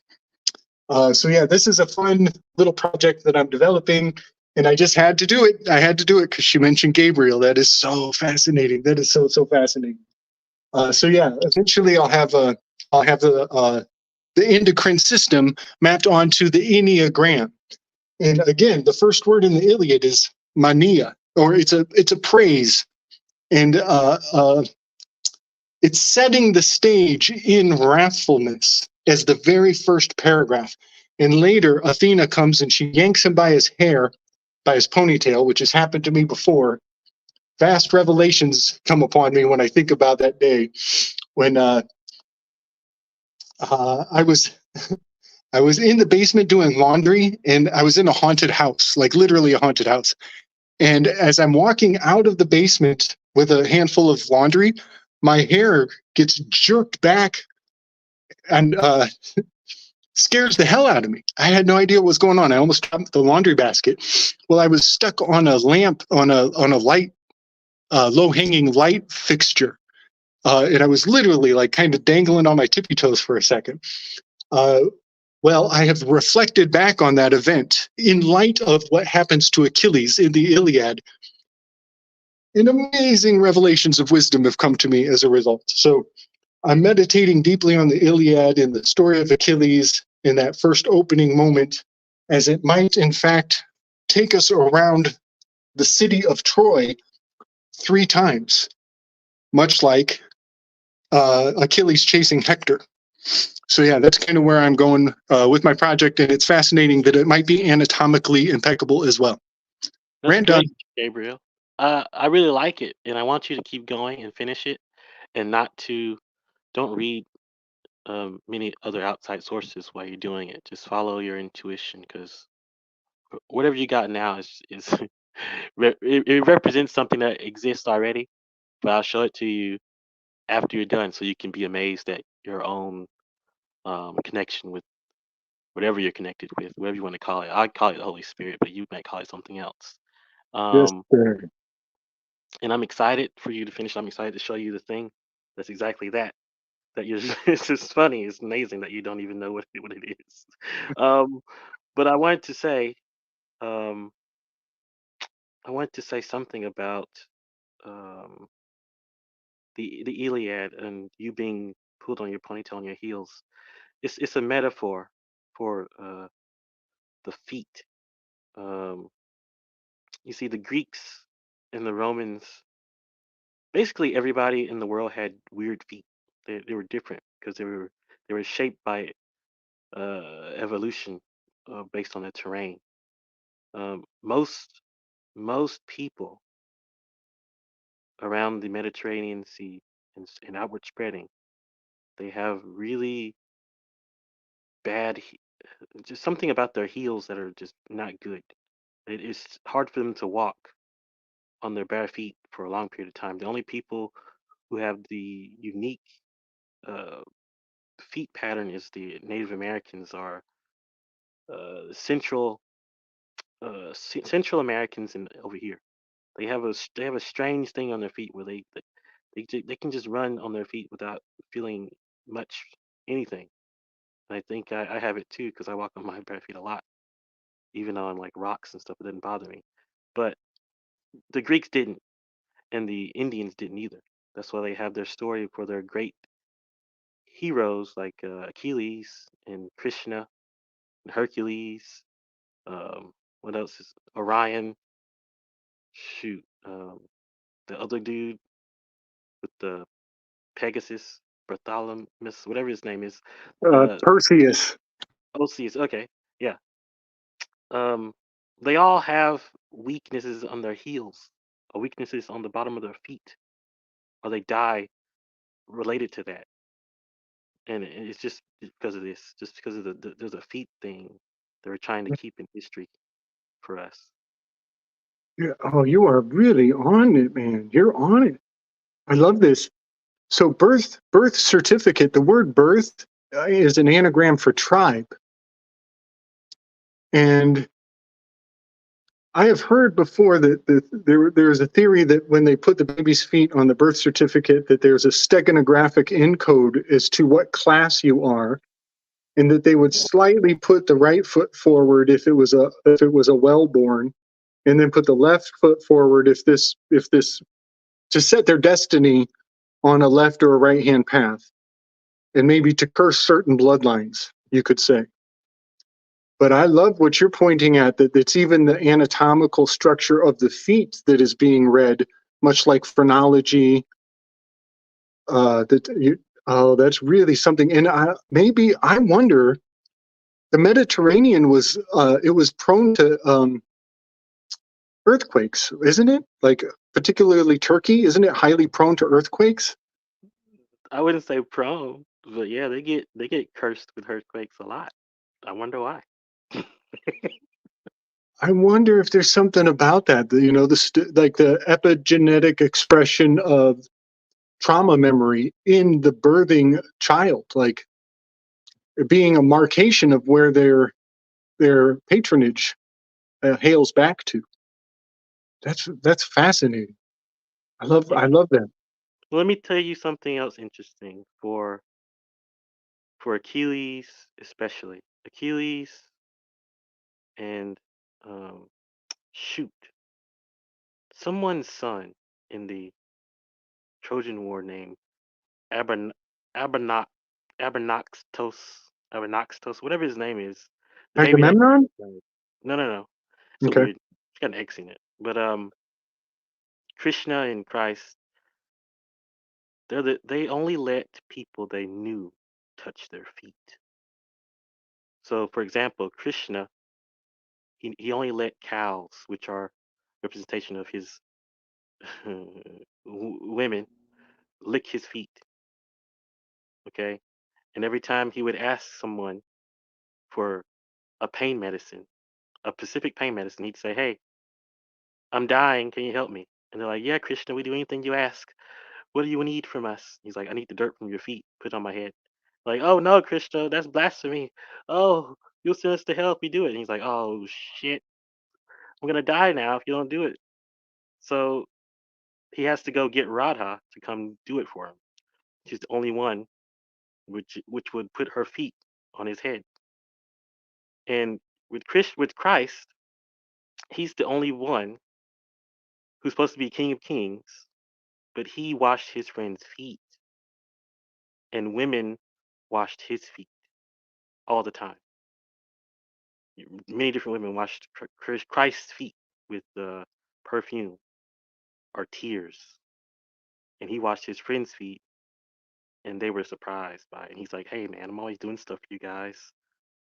Why can't you guys do stuff for each other as I'm doing stuff for you? Like I'm the most important of you, but I serve you like the least." And he's trying to explain to us uh the point, like the whole story of Jesus Christ. He's showing you the parts of him that are going to get destroyed, like Matthew, when he talks about the let me see, when he talks about the signs in Matthew. Jesus is at a synagogue, and there's Pharisees talking about, the seasons, trying to tell the weather.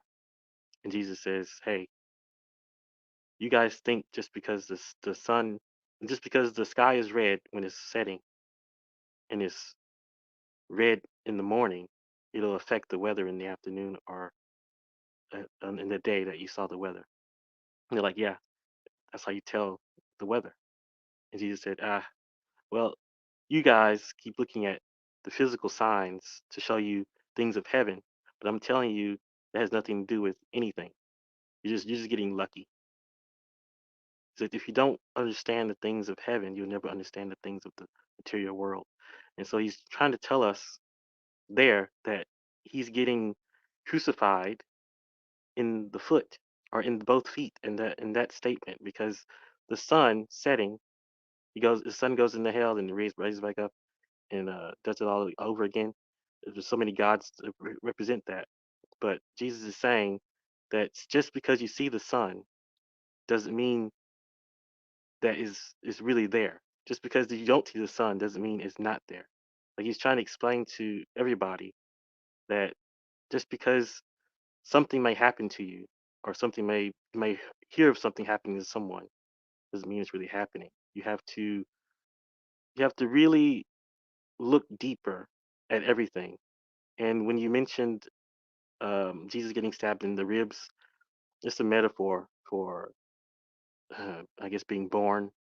It's also a metaphor for uh, weakness, like being vulnerable. Because if you think about every animal, the rib is the most kind of the most sought after part of the animal, because it's just tender meat on the rib. Also the thigh, I think it's the thigh. Yeah, the thigh. It's the most tender parts, rib and thigh. But Jesus being stabbed in the rib, not the thigh, because there's not many places in the Bible where they reference the rib. They only reference it in like 3 places. And I know the first place is in Genesis and the other place is in Jeremiah. But in these different places where they reference it, they always talk about a woman afterwards.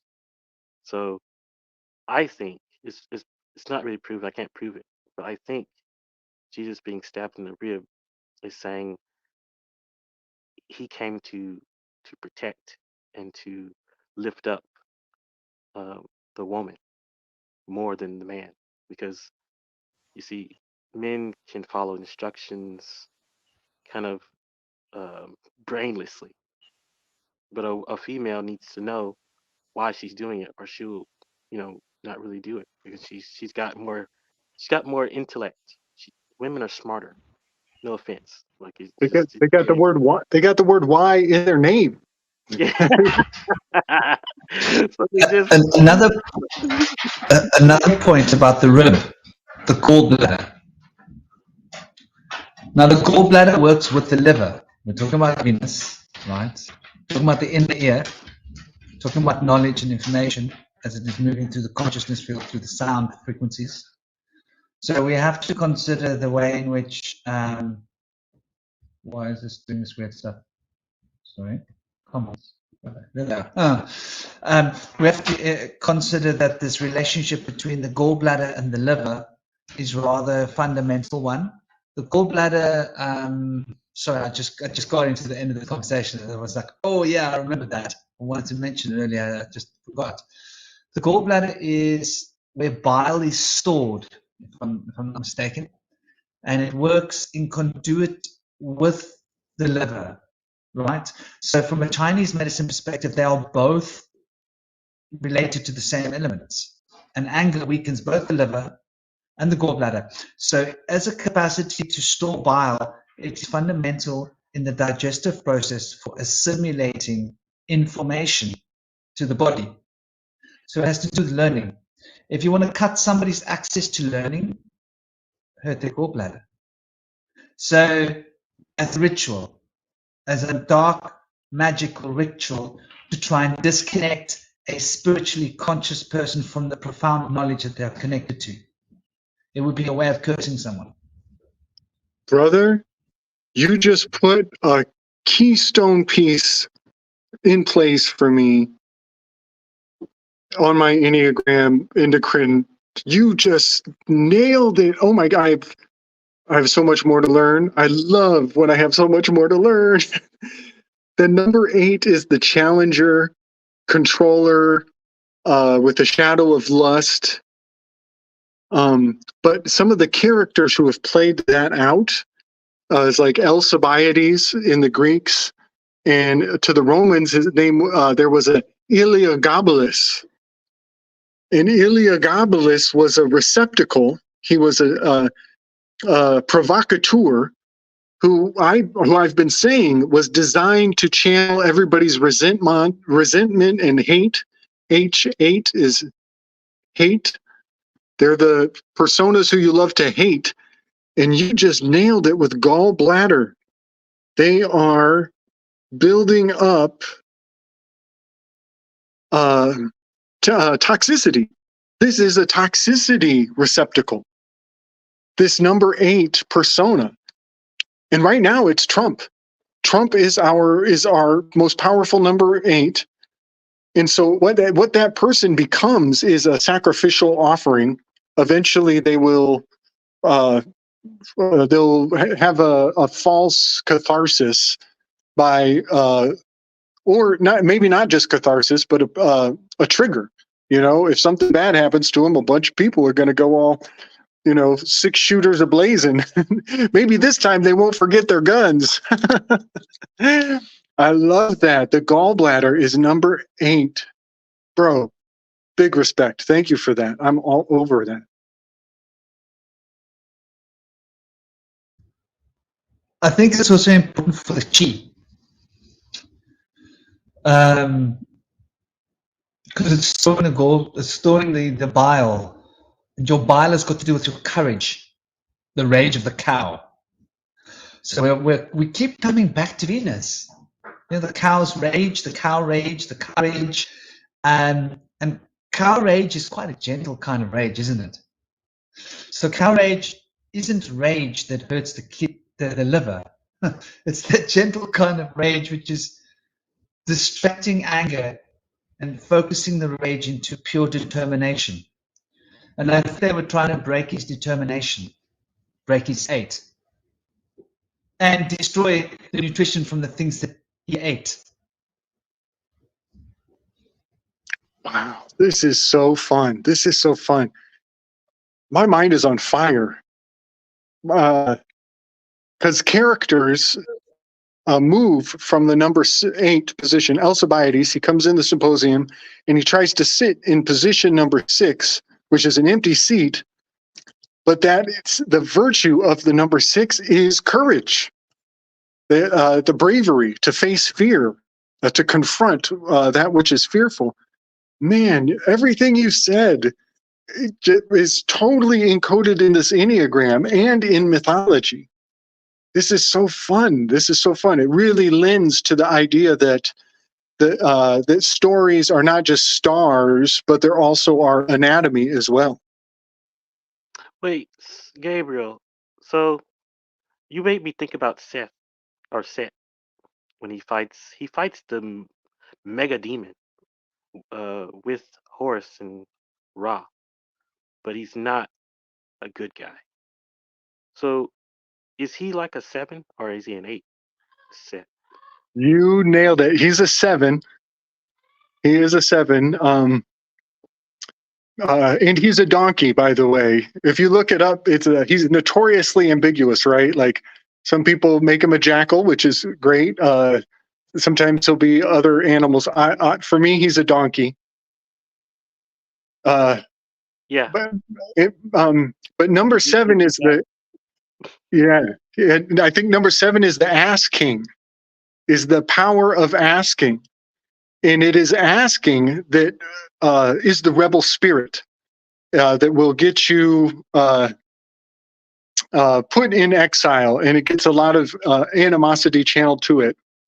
And it does have there's almost the 7 to the 8, so there's 78 cards in the tarot deck. And the 7 to the 8 is a crucial dividing line. Here, I should maybe put my map on while I talk. Can you see that a little? The 7 to the 8. So I do see Set as this number 7 keystone is the power of the question, as the Cancer constellation is Chariot. And I can actually take this Chariot card and do some top to bottom reverse, and it pulls forward the image of a donkey. There's actually a donkey hidden out in the imagery of that Chariot card. Wow. Yeah. So Set is completely a number 7, and he is the rebel spirit, the power of a question, and he's Socrates. This is Socrates, whose name in reverse is the Set Arcos. Is the Arcos of Set. Which one do you have that has jealousy as the dark side? Jealousy is down in number 5. Is greed with the shadow of, or excuse me, is an observer with the shadow of greed. And greed is another way of saying jealousy, because there is a fine minutia difference between jealousy and envy, which envy is number 4. That's Venus's shadow, is everybody envies her. But she envies everybody else because everybody else gets to be in a collective. But she is an individual. So she envies the collective, and the collective envies her because she's a standalone. So that's the nature of her shadow. But jealousy is not envy. That lays a cloud of obfuscation around Yahweh that Yahweh benefits from, because Yahweh is jealous. He doesn't want anybody to come and join the club. He's selective, if he's jealous, then he would be guarding against people who come after what he already has. So envy is guarding what you own. Did I say that right? Jealousy is guarding what you own. Envy is wanting what other people own.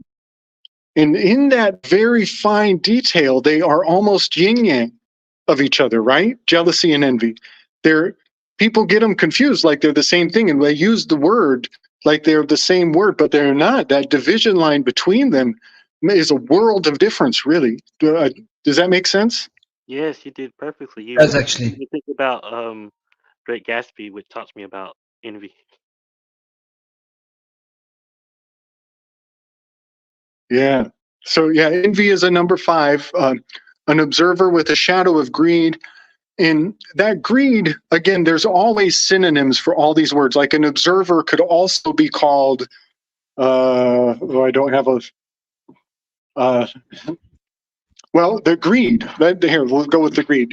I love finding other synonyms, words that are similar to or rooted in the same spirit of intention. And so, I got one for you. Yeah. Envy and ambi, as in ambidextrous. So obviously the V and the B can be changed.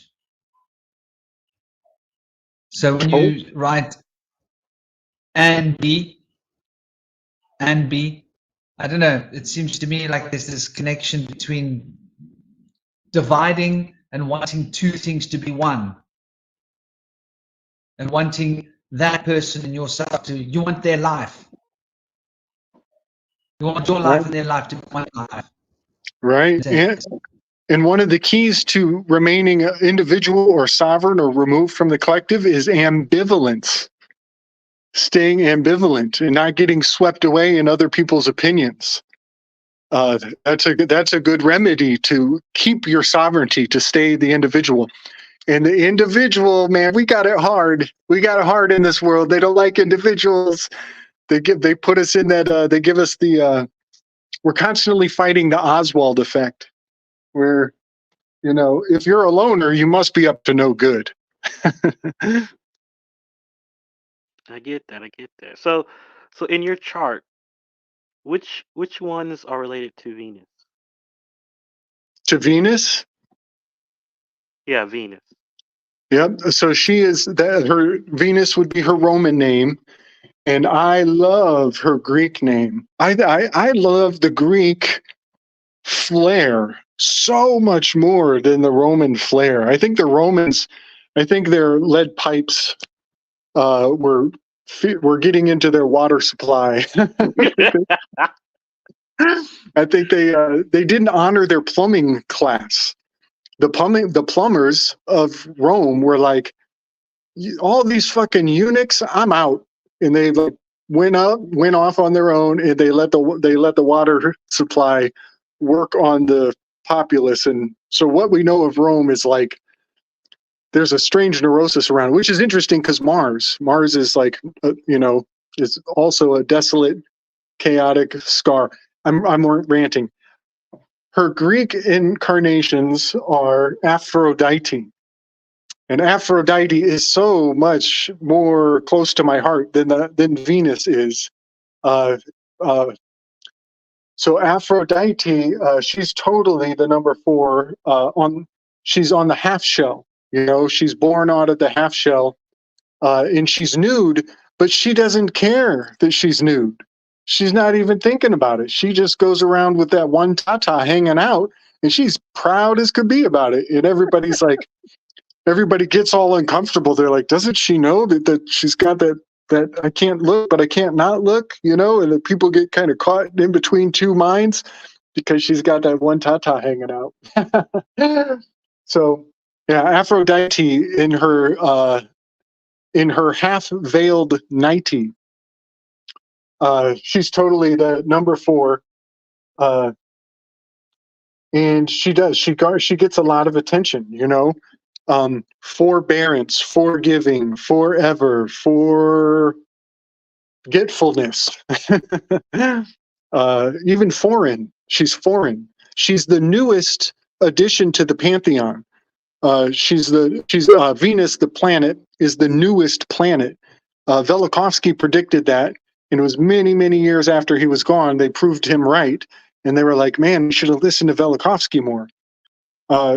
Which is interesting because he has the name Veil in his name, which is kind of part of the half-exposed Aphrodite.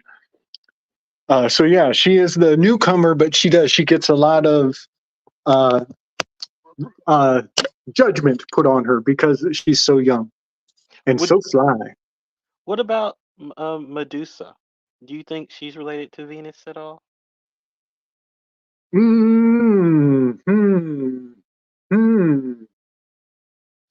Well, gosh, I don't know.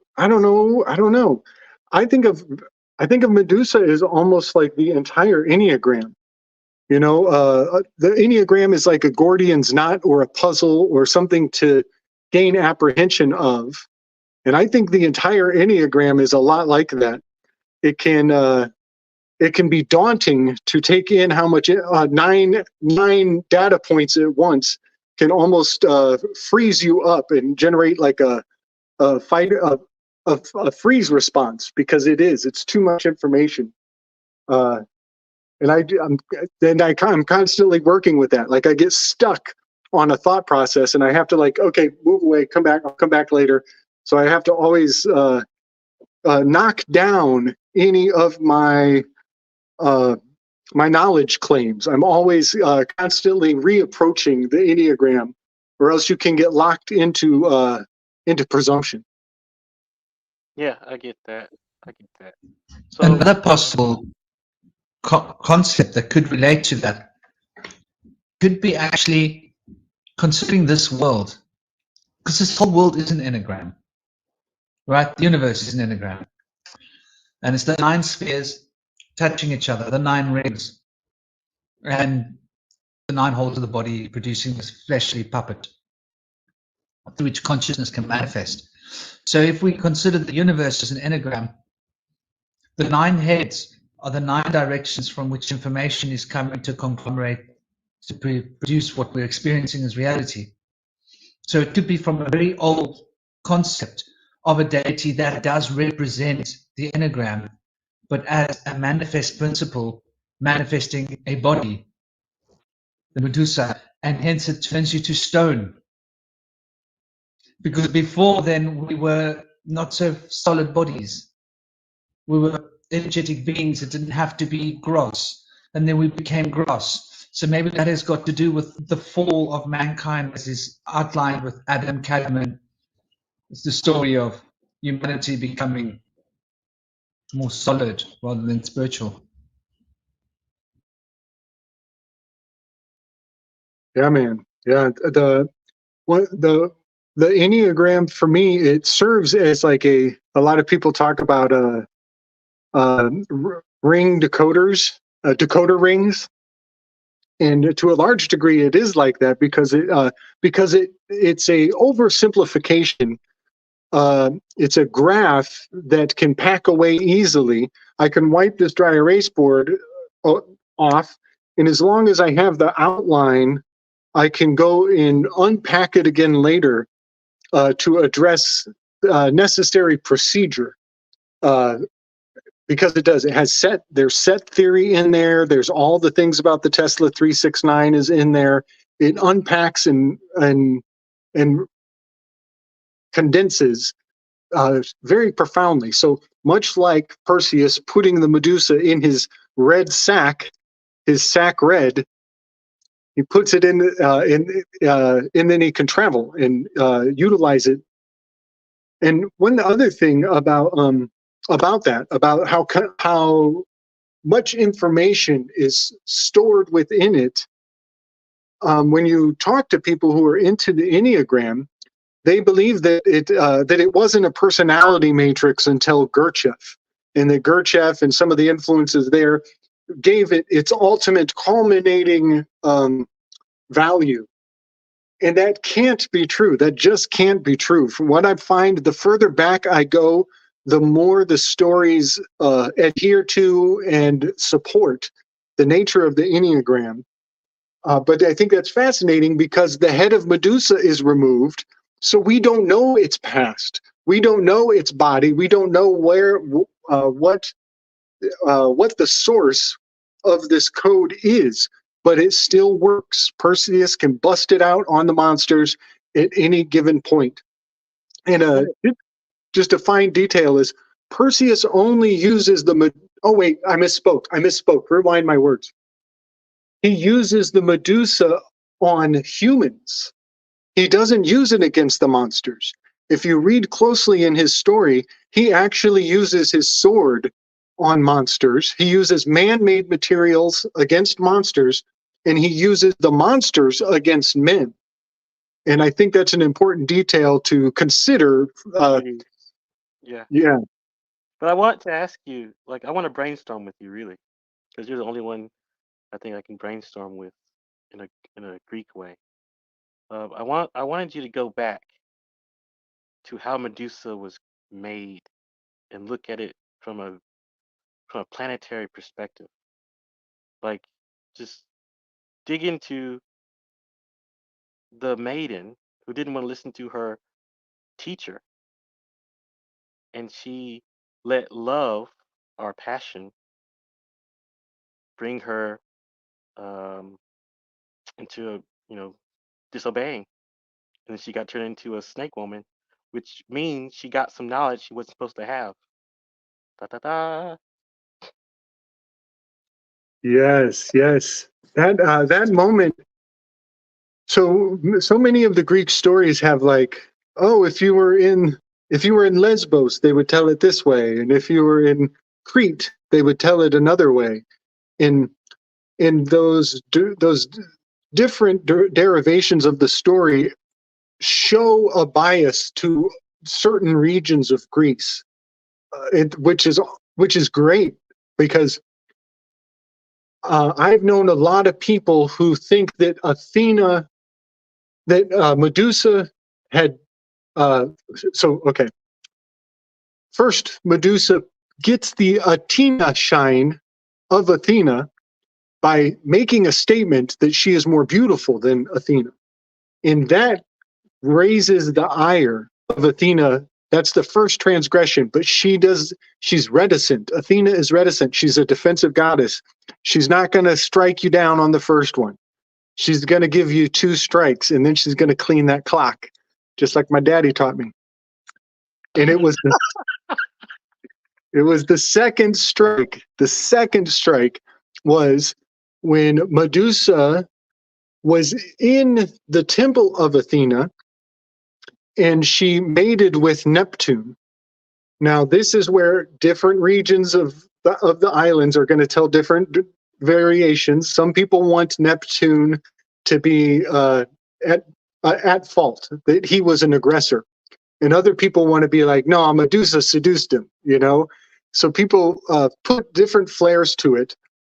I attach to Neptune as an aggressor, as a raping force, because he's a storm god, and he actually there was during a strong lunar standstill cycle, the tidal forces actually get out of control. This is known. And so it was during a lunar standstill cycle, or near one, that the storm of the sea actually ravished this entire city of Athens. And because of that, the people of Athens, their superstition told them that this happened because you let the women vote. And if you let these women vote, you're going to piss off the storm god. Oh man, this story just keeps going backwards. I'm telling it in the wrong order, but the city of Athens was founded in a location that was under the dominion of Neptune primarily in the beginning. And they brought wisdom into that space to build the city and subdue the land and put Neptune on the back burner. And wisdom of Athena gave them the sanctuary of the city to raise that stone and with wisdom. And something happened where the storm got revenge and came and wiped out the city. And they were like, oh shit, we listened to Athena too much. And Neptune got pissed off. And so now the women, they can't vote anymore. We let these women run things. We got to cut back their ability to vote. And so the women priestess class, they had to go into a recession, literally receding and hiding and subjugating and using manipulation to work from the unseen realms, not in the public anymore. They had to go into the private. That event is the metaphor for what happened with Medusa. So Medusa is in Athena's temple and she mates with Neptune or gets raped by him. And that transgression is what pissed Athena off. And that was the second strike. And now she's going to curse this child. And she gives, and the curse is a monstrous being, a monstrous impregnation. And so now Medusa is a couple, whatever, weeks, months, probably not even a month on, and she's combing her beautiful hair and having her moment of self-appraisal in the mirror. It's very important she's in the mirror. And she starts to see changes in her appearance, in her likeness. And it's essentially she's morphing before her own very eyes. And she starts to see that there are actually serpents where it used to be these beautiful locks. And she now, if anybody sees her, she has such a reputation for being beautiful. This is going to totally destroy her esteem. And she just can't face the possibility of anybody seeing her go through changes. This is what a woman feels when she finds out she's pregnant. When I think this is also encapsulated in a woman's experience when she's like, oh no, am I going to have stretch marks? Are my breasts going to start to what's happening? And her body goes through a shape shifting of rapid proportions that is jarring and traumatic. I can't even imagine what that's like. And so she doesn't tell anybody. She goes to the window and she takes flight. And this is where we learned that Medusa had wings. I didn't know Medusa had wings. That's pretty telling. She also has horns. So she has snake hair, curled horns, and golden wings in particular, which is kind of that's an eclipse. That's an eclipse tell. But I want to show you, if I can, we're literally in the zodiac with this story. We're literally in the temple. This is an earth element of Virgo. This is the moment when she piques her curiosity and she's looking in the mirror and seeing her own face go through a change. And then she jumps out the window and she takes flight. This is the time of year when the birds fly south. And what is the next element? It's an air element. We're going into Libra. She's setting herself free. She's letting herself go. The body is going through dramatic change. So she flies to the STU. She flies SOUTH. She flies south for the winter.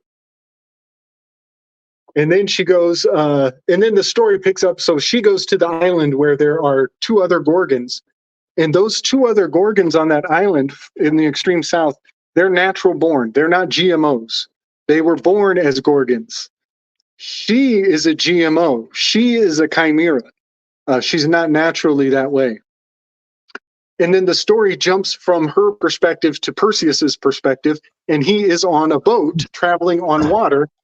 What's the next station? The next station is a water station, is Scorpio. And Medusa has been betrayed. The betrayal is complete. And then the story jumps to Perseus, and he's on a boat, and he's buffing the shield so that the reflection will be impeccable. Athena is instructing him how to buff the shield so that you have a mirror-like reflection.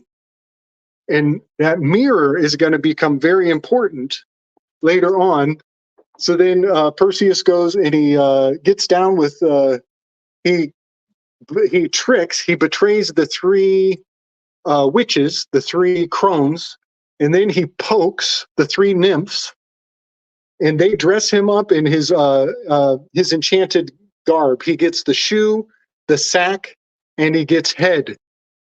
He gets a dome. He gets the invisibility helmet of Pluto. And then he goes and he decapitates the Gorgon using those sacred implements. And when he cuts off Medusa's head here at the Capricorn, what's the next constellation? Pegasus flies out of the head of Medusa. And we're in an air element here.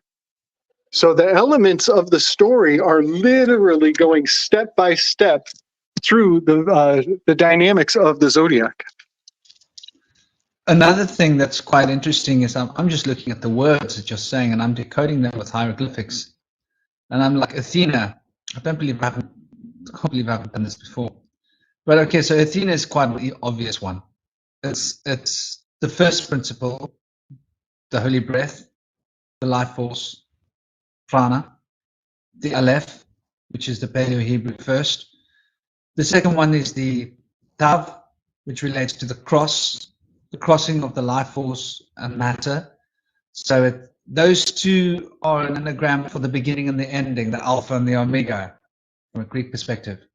So eth and then aina, this relates to the Holy Spirit taking the form of the fish and being expressed as form, which is grace. So the word translates to grace. So you could say it's the grace of the beginning and the ending. And so it's like very interesting when you look at the name Athena, what it represents. It's definitely an embodiment of Venus, like in its most purest form, in another form, which is quite fascinating. And something else you were saying as well, you know, looking at this buffing of the shield and the golden wings, that's a highly Jupiterian aspect there. Of Jupiterian is something that has gone wrong. And Perseus is per Zeus. So it must be a manifestation of Zeus in terms of an avatar, in the way that, or you know, Krishna is a manifestation of Vishnu, in that same thing. So it sort of gives us an insight to the story on the microcosm being told about the story of the macrocosm, like you're suggesting that it's all just essentially astrotheology. But maybe it's also happening somewhere. Yes, because things tend to repeat themselves. As above, so below.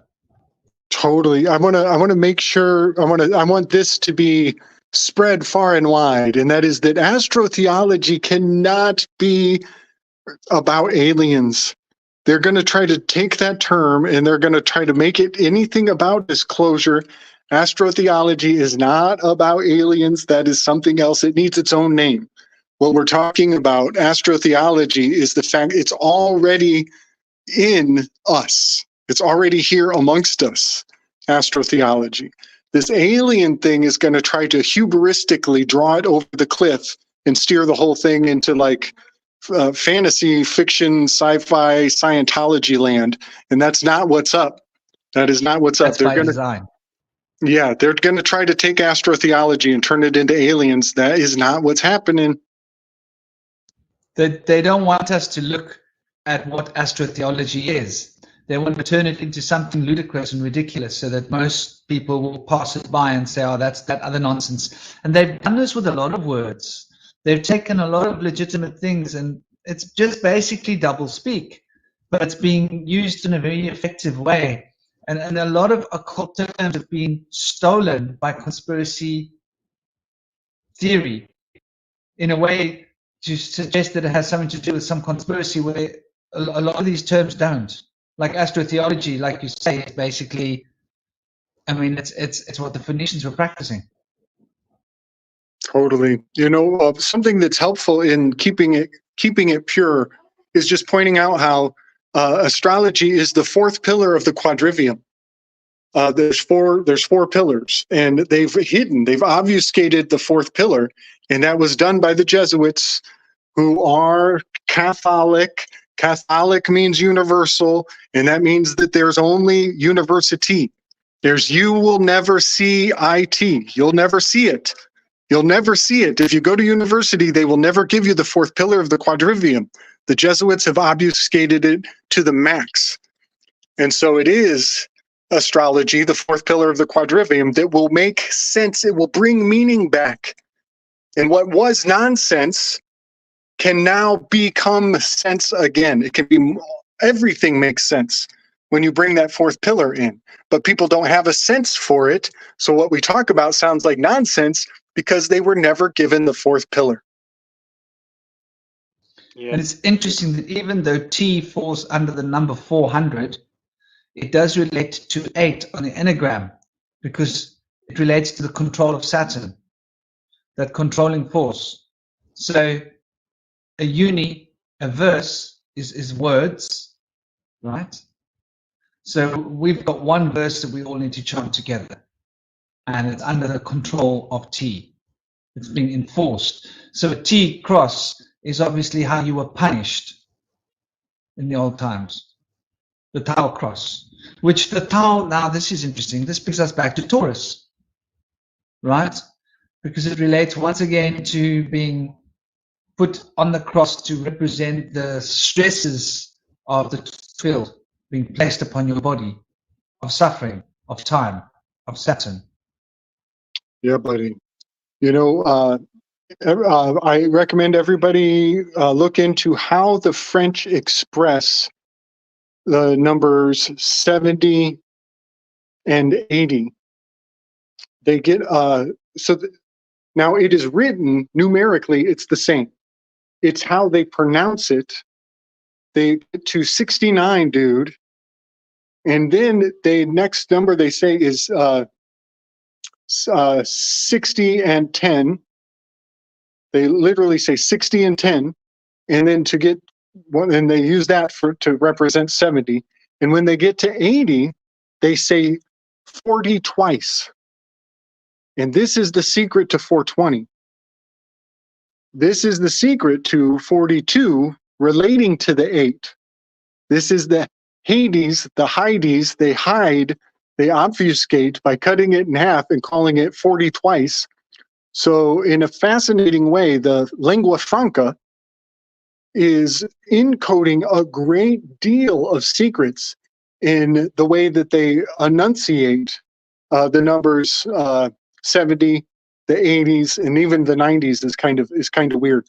But that's something to wrap your head around because it's almost like a parallel reality of what these numbers meant before. You have to put on your French ear, and now you're hearing when you're saying 80, you're actually saying I think it might be 420s. It's not. I don't think it's 40 twice. I think it's 420s is actually how it's pronounced, and it is. It's in subtle detail. So I encourage everybody to kind of get a taste for what that might be used as. Yeah, I think it's important to actually try to learn as many languages as possible while you're on the earth because of things like this. Because, for example, in Greece, they don't say Athens; they call it Athena. Everybody in Greece calls Athens Athena. Wow. And so, also money. In Greece, they don't call money the word that they write money as. They say moolah. And moolah, I can't say what it means because I don't want to get you guys in trouble. But it's something you do to make children. So, but it's interesting that you brought that up because I really want to bring home what the Greeks were doing when they wrote these Greek stories on paper. Like they weren't mm, the Greeks weren't dumb. They they always saw multiple ways to relay a message, and they would relay it in those multiple ways at once. Um, when you brought up Perseus, Perseus is Ares incarnate. Like he's the exact story. Every Ares you go to, even in Hinduism and even in Hawaii, it's the same guy who goes off, beats a monster by himself, and gains all this fame. Ares. But the interesting thing to me is that um, the chimera or the lion winged snake thing, it does it poisons you with its tail. So it kills you with this back side, not its front side where all the scary stuff is, like the claws, the horns, the teeth, scary eyes, but it kills you with this tail, the thing that you don't see. And so it's kind of like Medusa or the act of going against the norm. When you go against the norm, or in Medusa's case, she did something or she engaged in something she wasn't supposed to do out of pride, right? And she got turned into a monster. But the thing that you don't really understand, the thing that we don't really see is that she's not really hideous. You see, like we imagine she is based on what they say, based on what they write, right? But it's just she's still beautiful. You just explain it a different way. It's like a hyperbole or a sarcasm, irony. Like it's basically they're making fun of the philosophy of aesthetics. For example, you can pick up a flower and you could describe how beautiful it is by describing how how ugly it is compared to something else. And it would take a very deep-minded person to see that you're bringing out the beauty of it, not the idiocy of it. Like that's why the Christ imagery is ugly. Everybody, like you can ask any woman, they'd be like, "Oh yeah, it's painful to think about. It's horrendous. It's graphic. It's the dude pierced in all his extremities on a T with a crown of thorns, bleeding and skin, blood everywhere. And he's innocent. That's the more graphic thing about it that moms really hold on to. Like it's like he's an innocent child, you see, or innocent man. And so that's a very hideous image. But because of the irony of aesthetics, it's a beautiful image because he's dying, he's suffering for you to wake up. He died for you to get it. Just like Medusa is the same thing. She gets killed for you to wake up to your own arrogance, to your own pride. Because you see, Perseus, he's a very prideful SOB. Like you don't really see it until later on in his story, but Yeah. that's who he is. Um, so the hideousness isn't really there. It's all beauty, but it depends on how you look at it. You have to. It's kind of like Kal-El said. You have to invert things, and Yeah, buddy. Yeah. I, but I I want like. to. Oh, go ahead. I, Go ahead. Go ahead. I want to support that big time. You're so right. It is. At first you think you're following the hero with Perseus, and it is at that turning point when he transgresses that he goes through a shift. And it's not until later in the story, much like the tail of the Sphinx coming up behind you, that it dawns on you, or the full perspective is availed. because when he cuts Medusa and Pegasus comes out, he has no idea what that was, and he actually has to ask Athena. He says, "What was that being?" And that's when Athena tells him, "Oh, I didn't mention she was pregnant." And so now he's not a mercenary. Now he's a murderer of a mother. And that's when his behavior becomes more and more shadow. Uh, his dark side starts to be expressed more. And so on his next adventure, he's rescuing Andromeda, who is a constellation right in line. We're going right through Pisces and moving into Aries. And Andromeda is she's enchained as a hostage at the crossing point as we're moving through the equinox, the spring equinox. She's at the crossing. She's like Samson, standing between two pillars. Also like Prometheus, chained on the rocks with the water below, which is Pisces, and he's locked in that position. So Andromeda is Samson. Andromeda is Prometheus. But he's going to go, he sees her in turmoil, and he doesn't rescue her right away. He goes and negotiates with her parents. And her parents, Cepheus, the emperor card, and Cassiopeia, the empress card, they say, "You can have our daughter if you save her." And he's like, "What else?" He wasn't after her. He didn't really want Andromeda. They said, "Okay, you can have our kingdom too, and you can have free passage, and we'll give you all this favoritism and the inheritance. Like your children can rule our country." And he's like, all right, you got me." So he negotiates before he saves her. He didn't save her out of the goodness of his heart whatsoever. So you're totally spot on. And then and he does. He becomes more and more aggressive and more of a darker character. You're totally right. And that's another thing about the story. So when he finds out that she was pregnant, it's actually it's hailing back for retrospection to the moment when she discovered she was pregnant, which was in a mirror. And so the mirrors of the story are bouncing backwards through the story to recall the details that you thought you took in. Now there's added context, and now the story is unpacking to larger and larger dimensions. Yeah, exactly. So I was trying to go there so that we could see Venus as having dual aspects in the one aspect, which is Venus, because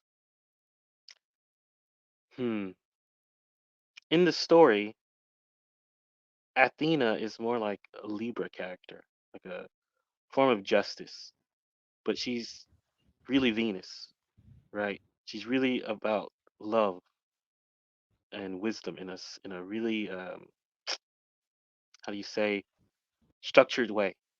But Medusa is like Aphrodite. She is love in an unstructured way, in a free way, in a sovereign way.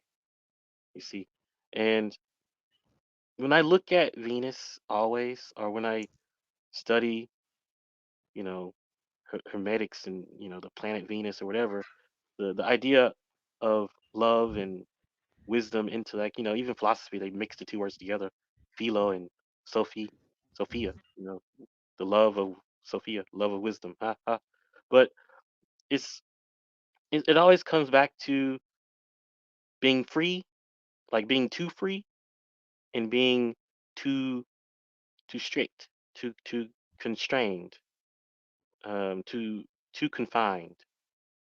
And I see that as Venus because when you watch it orbit on like a computer, it goes close, then it goes far away, and it goes close, and goes far away, it goes close, far away. It keeps doing that. It makes little loops in the sky in the shape of a pentagram, and it's just it makes me wonder, or it takes me to all these stories. I haven't found Venus in the Bible yet, but it's in there. It's in the Torah. I know all the kings in the Torah. It's a secret for you guys. All the kings in the Torah are most likely, usually, uh, the planets. Most of them. There seems to be something interesting though to consider here. Look at what they've done, and we've got to look at the elephant in.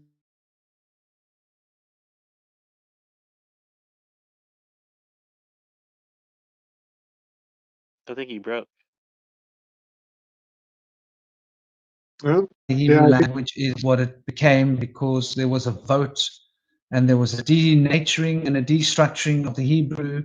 The vowels were reconstituted, the word pronunciations were changed. Okay, so Hebrew was recreated out of Paleo Hebrew, and so what is modern Hebrew is actually designed to create confusion and delusion, I believe, by design. I don't think it's an Yes, accident that right. they lost Hebrew. You're Now, when exactly. we look at what Latin was done on purpose by the Greeks. They invented Latin because they went and conquered the world. They said, hey, join our tribe. Then they said, well, we speak Greek, but we'll give you a language. It reads like Greek. It speaks like Greek. Sounds like Greek. Hell, for all you know, you may be speaking Greek. Here you go. It's called Latin. But when you look at the meanings of words in Latin, they are very different to the meanings of words in Greek. And it's not just subtle inflections that are different, it's actual direct meanings that start to transgress. So the entire language of Latin was invented to hide what they were talking about in the Greek stories. And in the same way that modern Hebrew has been invented to hide the Kabbalah, this is why the Tetragrammaton is like completely mispronounced. How you can have a religion based around a word that's mispronounced? That word comes from way, way, way back in time, and we know what the pronunciation of the word is. It's all 5 vowels. And it makes a lot of sense when you consider it in context of all 5 vowels. But when you think Yahweh, what are you talking about? You're talking some other nonsense. So they've deliberately gone to hide the truth. And then, of course, there was this idea that the Kabbalah is Jewish. So it's some Jewish thing. It's not Jewish. The Jews just picked it up and used it. But it's a much more ancient form of Hermetic. So, in fact, the Babylonians picked it up and used it. The Sumerians probably invented it, you know? Although we can't say that. We don't know what came before. But my point is, I think that when we're looking at these languages, we do have this fundamental issue in the way that there have been very intelligent minds trying specifically to hide and create doublespeak. And we see the same thing happening on a third level in modern times with English. The woke English is being changed. Like you pointed out earlier, Gabriel, astrotheology, they're taking that word away from us. And they're taking a lot of words away from us, one at a time. And so our language isn't even going to be able to, we won't even be able to have a rational conversation where astrotheology is mentioned without UFOs and tinfoil hats coming out. I mean, I think they did the same thing. Yeah. I mean, I just think it's that way because the energy, well, I'm Christian, so I just say it the way I say it. The wicked one, or the ego, wants to have all the importance. It wants to have all the resources, all the importance, all reliance on it.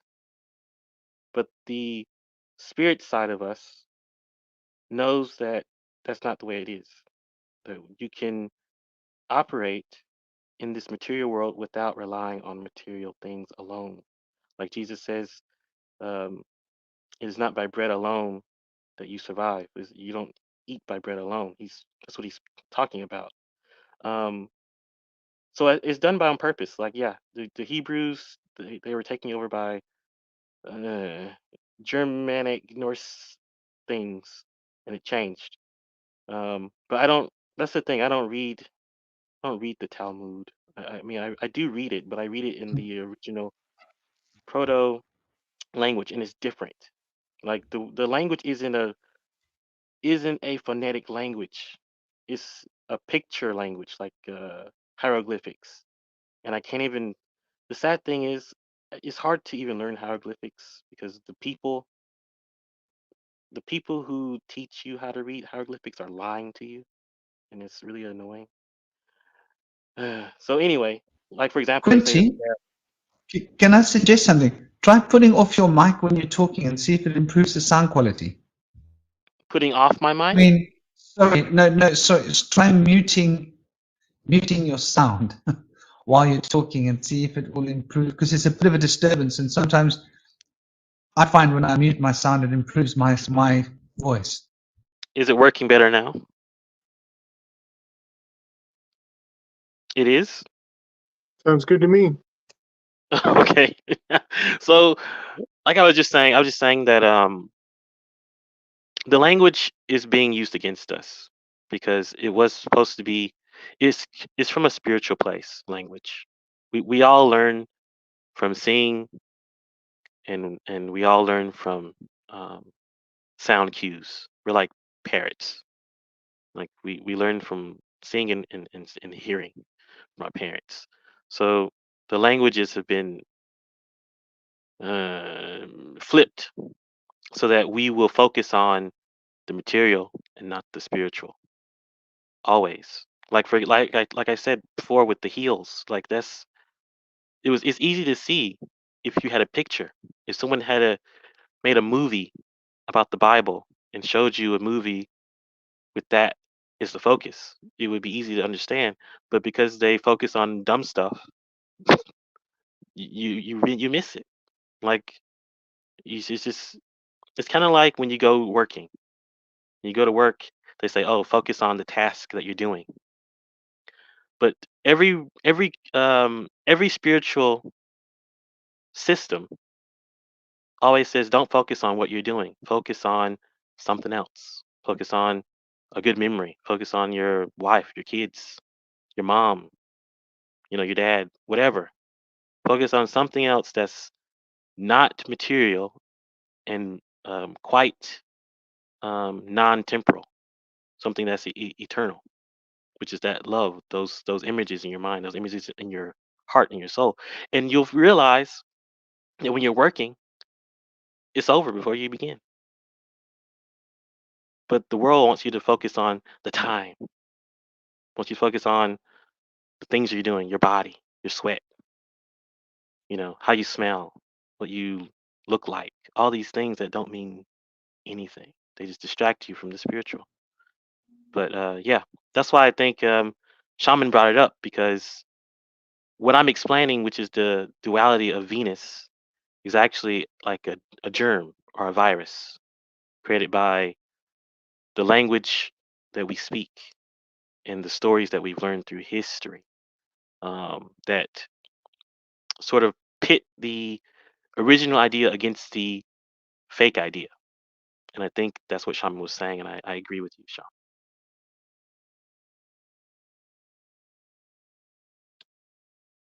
One thing that is floating in my mind on this topic is 5 senses and the 5 rings of the retrogrades of Venus, and how we've known for quite a long time that in fact there are a great many other senses that we have, and some people have really refined sense of time. Some people have a really strong sense of where their loved one is or what their partner is feeling right now. Those aren't on the list of 5, and so although the 5, because the collective agrees to adhere to the primary 5, they do take preeminence. But I've seen lists of as many as 30 some different other senses. And I think that's just a fun avenue to kind of free your mind and feel out what other senses you may not have ever thought of that you have. In that list, I think it's around 30 that I've seen. And it just kind of reminds me of, like, they're inventing new genders, and I think it's 70 some genders, but I think that maybe we should focus more on the extrasensory list. That's rewarding for everybody. You don't have to be in an elite group of number 67 gender. You can we can all participate in all these other extra senses that just don't get enough airtime.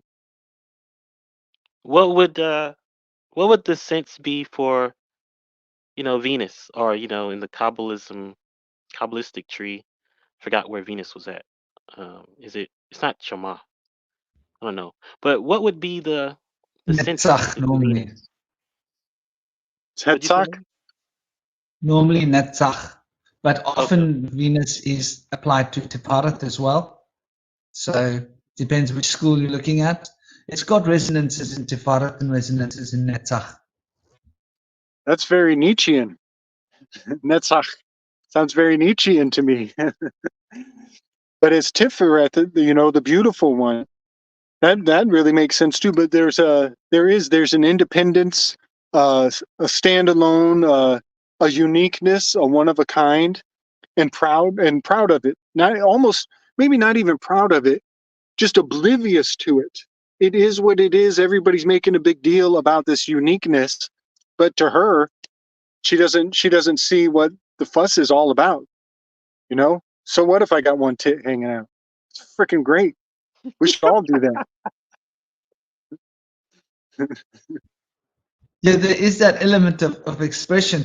And it's also interesting we're talking about these languages and how the languages have been coded, how they've been changed. And it's a thorn in all our sides because it is fundamental. But I think Venus transcends all of that. This transcends language because Venus is the pure sphere of emotion. And you mentioned the senses. Oh, heads up, 78. You mentioned that number earlier. And I was going to say something and I spoke and I forgot. Something came up. I was speaking with MoonFeather. I said there was something I'd forgotten. 78. So you look at the 32 paths of wisdom of the tree of life. And then you look at the 23 pairs of chromosomes, which is 46 plus 32. How many chromosomes there are in the human body and how many paths there are on the tree of life adds up to 78. Just thought that was interesting. So it now I've lost my train of thought. That's a good one, though. That's a good one. That's going to be coming back around quite a few times. I love that. But yeah, Venus is the sphere of pure emotion. So through our hearts, we can use those other senses because many of those senses are through the heart. The telepathy is through the heart. And that is a sense that transcends time and space. Fundamentally, it's the pure energy state. So if we think about, I've never been able to consider 5 senses. I've always had to think of 6 senses because I always think of like the mental body as a sense. So whatever you're experiencing on the mental level is a sense. Like you can smell something, yeah. Can you feel or think it? Yeah, damn straight, So if you can feel or think it, you can sense it. If you can smell it, you can sense it. You can feel it on your skin, you can sense it. So I've always thought that there's at least 6 senses, and then there's obviously, gradations of each sense. Like there's vision, but then there's color, and then there's shape, and then there's form. So there's different aspects of each sense that has been like just lumped into one thing. But when you start to break it down, there's the ability to see shapes and forms. There's the ability to see color. Then there's the ability to see movement. And those are 3 aspects of the vision. And smell. So if you break down each one, you're going to break them down. And as you break them down, you're going to break them down more and more. And you're going to notice that the one represents the astral, the one represents the etheric. And with each sense, you'll have these different elements being represented. And one will be the causal. So it'll be the causal, the etheric, and the astral. And there will always be this fundamental triangle be coming through because it seems to be, even the enneagram, they can't hide that bloody triangle, can they? It keeps creeping in. Yes, synthesthesia is one word for it. I had a sweetheart who she had synthesthesia where all letters had color associations for her, and even the numbers 1 through 9 were color were set in color for her, and that's one of the more mild forms of it. But I'm inclined to think that we all have a bit of that, but it's not fostered. It's never been activated. I think a lot of us have a lot of those synthetic potentialities, but it just has never been sparked off. But one that I love to point out is, like, the word opinion, it's got onion hanging out in it. And it's a task to shed your opinions to get to the heart of what's really going on. There are many layers to that, but also in the shedding off of your opinion, if you do it too fast or too obtusely, then you can make other people cry. Shedding your opinion causes other people to cry. And that is so funny to me. That is just so funny to me. And even finding out that somebody you love has an opinion that you don't like, if somebody who's your hero or you attach to somehow, they might say something that just breaks your heart because you didn't think they would go there, or you didn't think they operated that way. So I just think it's funny how the word opinion has onion hanging out in it, very synthetically. Gabriel, that's really funny because I just read yesterday that an honest man is an enemy to the world because he's just honest. So he's not pleasing anybody. Everybody's getting offended or hurt or feel attacked by whatever he's saying. And then another thing that you pointed out, well, both of you guys pointed out, is that when we're feeling something, how do we put what do you say? Put the restraint on it.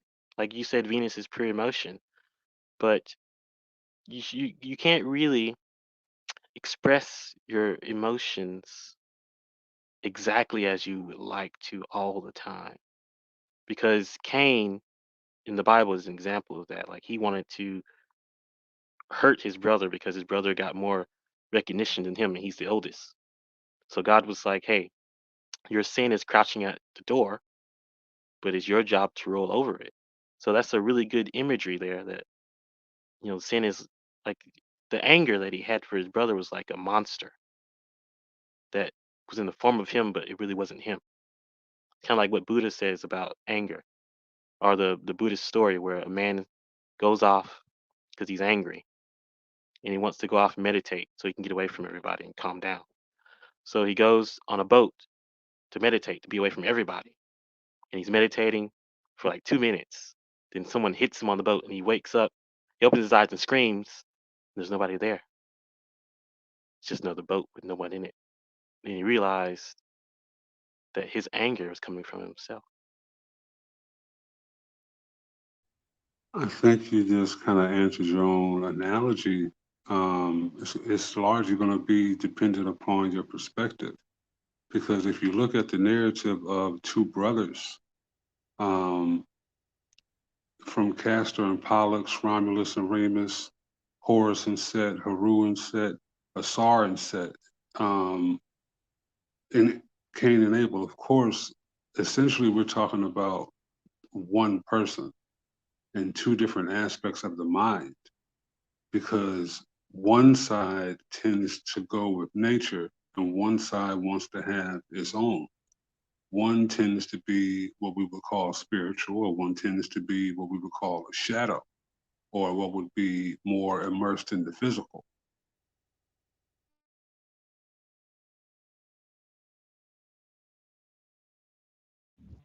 This is very interesting because it sort of brings us back to what we were talking about earlier with regards to Venus being the union between the spiritual and the mundane. And this is sort of what the conch in the ear, the inner ear, connects our minds to our bodies so that our minds can drive our bodies. So this is essentially like, I think we've really fingered Venus's true activity is to act as the control between mind and body, where the act of journeying through mental information might be Mercury, but the mind actually rooting its energy in the body is a Venetian quality. And without that inner ear conch to resonate vibrations, we wouldn't even be able to know which direction we were moving in. Or and that timing is even an expression of that. Rhythm is even an expression of that, because it's the rate of vibrations. So everything does really come down to the music of the spheres. And so when we speak of the music of the spheres, we are essentially speaking of Venus. And that's exactly what we've just come back down to. This is how the mundane is expressed, through the spiritual, through the music of the spheres. You totally just mapped out the Enneagram again, man. That's so beautiful. The feeling orientation is the 2, 3, and 4, and Venus is at the threshold of that crossing point of feeling. And then we cross the gap between 4 and 5 is where the consciousness comes through. And the next one over is Mercury, as we are moving into mind. And Mercury is, or mind, is the 5, 6, and 7 in the Enneagram. So I love how you just mapped that out. The handoff from the feel into the think is a spark gap between Venus and Mercury. And oftentimes, I love this in some of the stories. Venus is walking in front of Mercury, prideful and capable and glorious. And Mercury is often described as just a couple steps behind her with a smile on his face. And those who can read between the lines know what that's all about.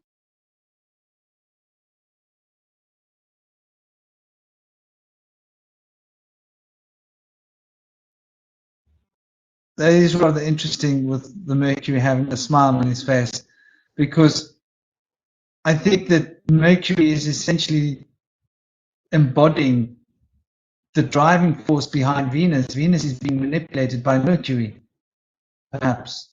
And so the mental body is driving these emotions home to become the passions. And so very often, I think Venus is seen as the passions, but that's once again because we identify so much with our feelings.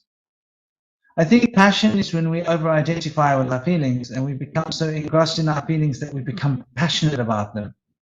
And we forget that they're just emotions, and that emotions are just this translocation of mind to matter.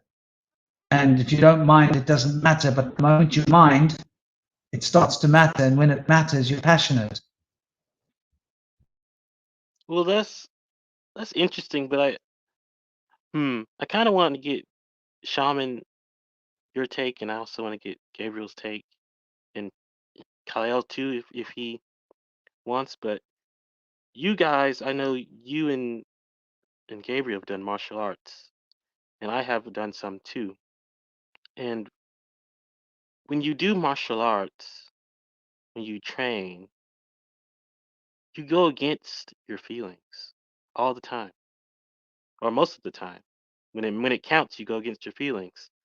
And as a male, I notice that I go against my feelings a lot, and it saves me from trouble all the time. Like for example, yesterday, I was out with my brother for my birthday, um, and these women just came out of nowhere. Right, we were high, and we were grocery shopping, and these women came out of nowhere, and they wanted to really um, go out with us for no reason. And I was just like, you know, I do want to do this, but I really don't think it's a good idea. My body's like, yes, go. My mind's like, nah, nah. So I didn't. But if I let myself do what my emotions wanted, that's where I would have been. And I would have probably felt regret afterwards. But that's what I'm trying to say. Like, Venus is this, this desire, this passion, this, emotional side, but I think it's deeper than that. I think there's a sort of there's something in there's something behind Mercury and Venus that you can focus on to keep your emotions in a sort of in a line. Like you have a kind of like when you ride a horse, you have your reins. I think there's something behind your emotions that keep your emotions intact or keep your desires in control. And I don't know what that would be called except discipline, but maybe it's something else because my discipline doesn't really come from me since I'm like Christian, right? My discipline comes from Christ because, by myself, my discipline is really, shitty. But when I focus on Jesus and what he would do, I'm always focused. So I wonder what you guys think about it. Firstly, Kila's got a massive background in martial arts as well, by the way. He used to be security. If I could jump on that, I was raised in Taekwondo and karate, and I lived in Osaka for 3 years. And I was raised to be a pastor. I went to seminary school until I was 16, until I finally walked away from the ministry because I got tired of getting in trouble for asking questions along these lines years prior. What you speak to is being obedient to spirit, is what I call it, right? That is a muscle that you have to work out. If you try to have you made a comment earlier about some of these concepts take a deep mind. In order for a mind to be deep, it has to be exercised. If you try to have some of these conversations with your average person, their face is gonna look like it hurts because their mind is trying to conceptualize what it is you're saying because it sounds so extraordinary, right? Because they haven't exercised. If you don't use it, if you're used to being told what to think as opposed to thinking for yourself, it's going to hurt. People literally get headaches. So all of that said, if you understand being obedient to spirit, when you hear something in your mind, you will be able to entertain a thought. What does that mean? That means discernment, understanding where that thought comes from. Does it come from your spirit? Does it come from your intuition? Does it come from your muscle memory? Like there's levels to it. That will make it easier to make better decisions for yourself. Sometimes you may make a mistake, and that's also how we learn. But understanding where a thought comes from saves us so much time, but that takes discernment, and that takes mental and spiritual exercise. Kilelle, before you stop talking, thank you. I want to ask you something else because I was studying Christianity with some Japanese people recently, and it's different. Their culture is different. They have a weird culture where they suppress emotions, and about Yes. everything. And I want to know what's that's like, and what's that all about. I couldn't find the good history to teach me where it came from, but it's so engrossed in their culture that they don't even realize it. I just want to step in here for a moment because you're using the word emotion as if it's passion and emotion. They're not interchangeable in my perspective. When I think of emotion, I think of something that is unformed. I think of the uncarved block of the Taoists when I think of emotion. So emotion is what is necessary to be a good fighter in my mind. Passions, they will get in your way. But passions will drive your punches. The ion-like force of your passion, when you strike, You turn it on and you strike with full, then you turn it off the moment you strike. It's just like releasing a little bit of lightning, yeah? But the emotion is completely divorced from the passion. And this is what I think we were speaking about by phosphorus and hes phosphorus, as in the light side of Venus and the dark side of Venus, the day side of Venus and the night side of Venus, where emotions are they're so subtle that we can feel them, but they don't drive us. Passions are when we overly obsess over our emotions and turn them into a mental obsession, and thus project the mental projection of the emotion into our energy field as a passion. But it comes from Venus's interaction with Mercury in order to bring passion of Mars into play. And I think the passions are what get in the way, but emotions are something else. Like, to me, emotion is sixth sense. Like, when you know something's going to happen before it's happening, there's an emotion. So stepping out of time, that's an emotional sense, but it has nothing to do with structuring your behavior in terms of limiting you. It's more like the one is hearing music and the other one is dancing. And so passions is dancing and emotions is hearing music. And hearing music is a totally subjective sense. What you want to do with that music is based on you. And that's how you're going to dance. You can dance like to the point that you fall on your face, or you can dance to the point that it looks graceful. And I think, like, in life, these two distinctions are often getting away. And I don't know whether Japan actually repressed their emotions. I think they repressed their passions. I mean, I could be wrong. I don't have that much experience of Japan. I mean, I studied it. Well, I do have some memories of Japan, but that was a long time ago. Things, I'm sure, are different. But my point is, I get the feeling that if Japanese is a very emotional culture, but they don't allow passion. And when you actually take passion out of the way, you actually become more emotional. There's a lot of nostalgia in Japan, is there not? Is nostalgia not a big part of it? Well, Japan is, let me give you a little bit of context, right? You're largely right, but the passions that we're talking about when it comes to where the heart lies, they don't necessarily get out of the parameters of what society deems acceptable, like they do here in the West, for example. So Japan is home to many religions, right? From Islam to Christianity, but also is Shinto, right?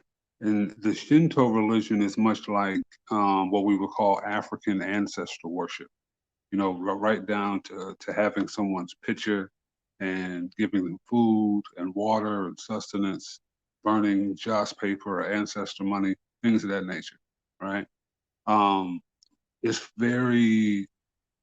It's honor driven, you know. Honor is above all. But when it comes to spirituality, that's about as close as you're going to come to what we call spirituality here in the West, as far as ancestor veneration, right?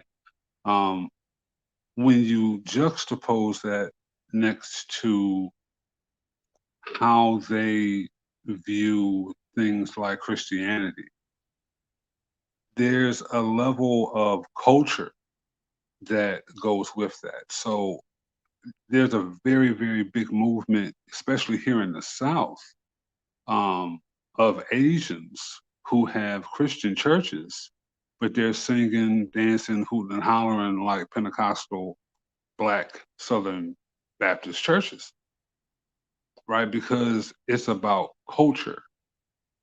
It's not so much about the doctrine or the dogma. So that perspective is really going to boil down to where you stand and how you see.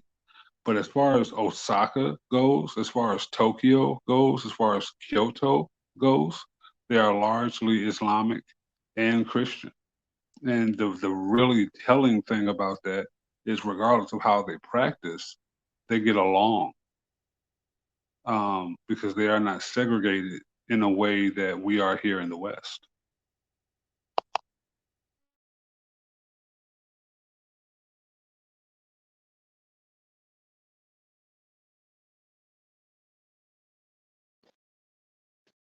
You know, one thing I've learned about the Japanese martial art is the staying poised, and because your face betrays your intention, and the next thing to betray your intention is your feet. And so those are like the two telltale signs of, you know, what your opponent is thinking.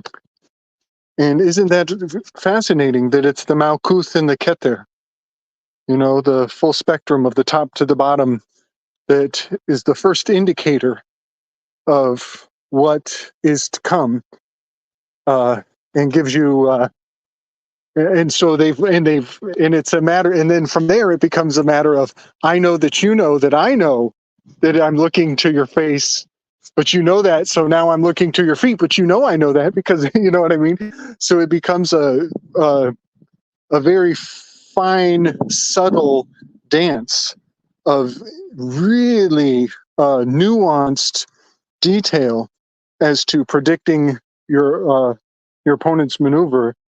But in Japan, it even so once those two things are established, that you're not going to learn from my face. I'm not telling you anything from my face, and I know that you know that the only thing you have to go by is my feet. The funny thing in swordsmanship is they have announced what school they come from. Before the battle ensues, they do sometimes there's even like, it's almost a poem of, you know, announcing who you are and how you were trained, who your master is, and what region you come from. So therefore your technique is known in advance.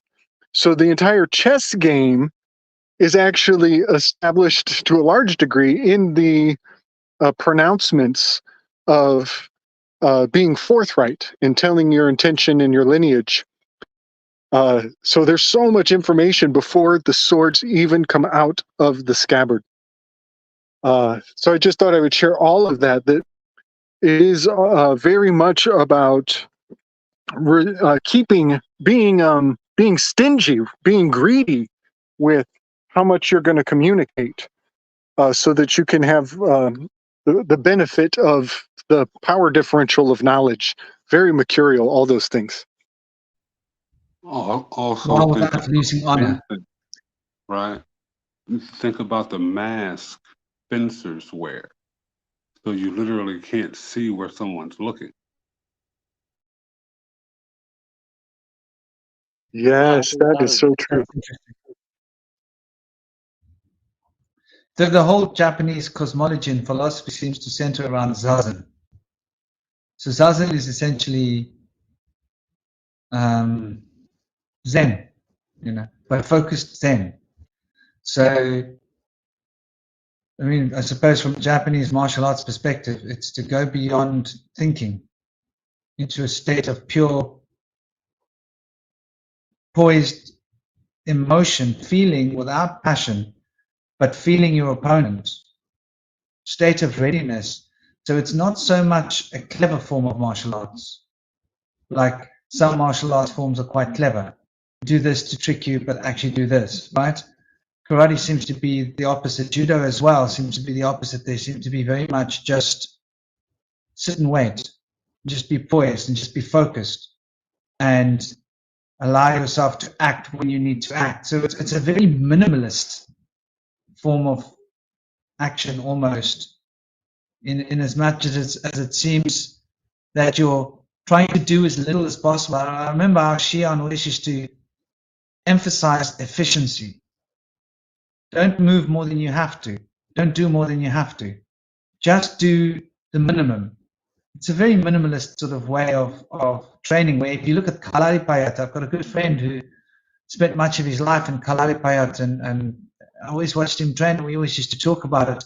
It's a very different take, because the Indian form of martial arts is very much exhibition, you know, in terms of the forms are larger than life, yeah, and interesting how the Kalaripayat, like the elephant form, you know, they use the animal forms to the point where you can actually see the animals still, but there definitely seems to be a almost the opposite mentality being expressed, and sort of with restraint seems to be the fundamental thing that's always being considered from a Japanese perspective. I think restraint summarizes the Japanese culture. You know, it is so beautiful how these different martial arts are caricatures of the culture, you know, in the most beautiful way. You know, we show up in the heat of the passion as a representative of the entire DNA web from which we come. I was very much into Japanese kendo and philosophy and swordsmanship when I was younger. One time I used to practice on the rooftop, just like Ghost Dog. Way before Ghost Dog was Ghost Dog, I was up on rooftops ghost dogging out. And one night I did the craziest move I've ever done. Craziest move, all by myself, nobody around, with my wooden sword. It was like it was a barrel roll with a behind the back block, and I cracked the back of my own head open. Hard. Saw stars. I landed on my feet though. I landed the move, but I blasted myself. And I thought I was being slick. I like put everything away and went home and had to patch myself up. Might have had a mild concussion, but the next day I went out because I kind of forgot about it. You know, I wasn't thinking about it when I left my apartment, and I looked down on the ground and there's a trail of blood. And I realized that I thought I was being a ninja, and meanwhile I had left a trail of blood that told exactly that. So I went and had to clean the stairs, and it looked like I had dragged a body into my apartment, but it was just me. That was so funny. Like the story would have had the police quite concerned. But I wanted to share a story, and then I gotta go. I gotta go. This has been so fun, but I just gotta. So in Capoeira, it's kind of the opposite. It's like it's an excuse to emote. In the Afro-Brazilian dance fighting that I've embraced since then. Gosh, that might have been the year that I started Capoeira, because I was playing with crazy barrel rolls and silly aerial moves that should not be done with a sword in your hand. I'll just say that. But anyway, one of the coolest things I've ever seen done in the Roda, which is the game, Capoeira is in the context of playfulness. You don't fight Capoeira, you play Capoeira. You know, the jogo is the game. We're in it for the game. And it's facing danger with a smile on your face is the whole spirit of what we do. So it's almost the opposite of Japan in that it's that you're almost over expressive for the sake of being deceitful and being beguiling, you know. So one time I was watching a real two high performance players execute, and both of them were very, very accomplished. But the one had taken it a little too far. You know, I think he kind of kicked the other guy while he was down, kind of did a cheap shot. And the guy who had received the cheap shot, he was like, you know what?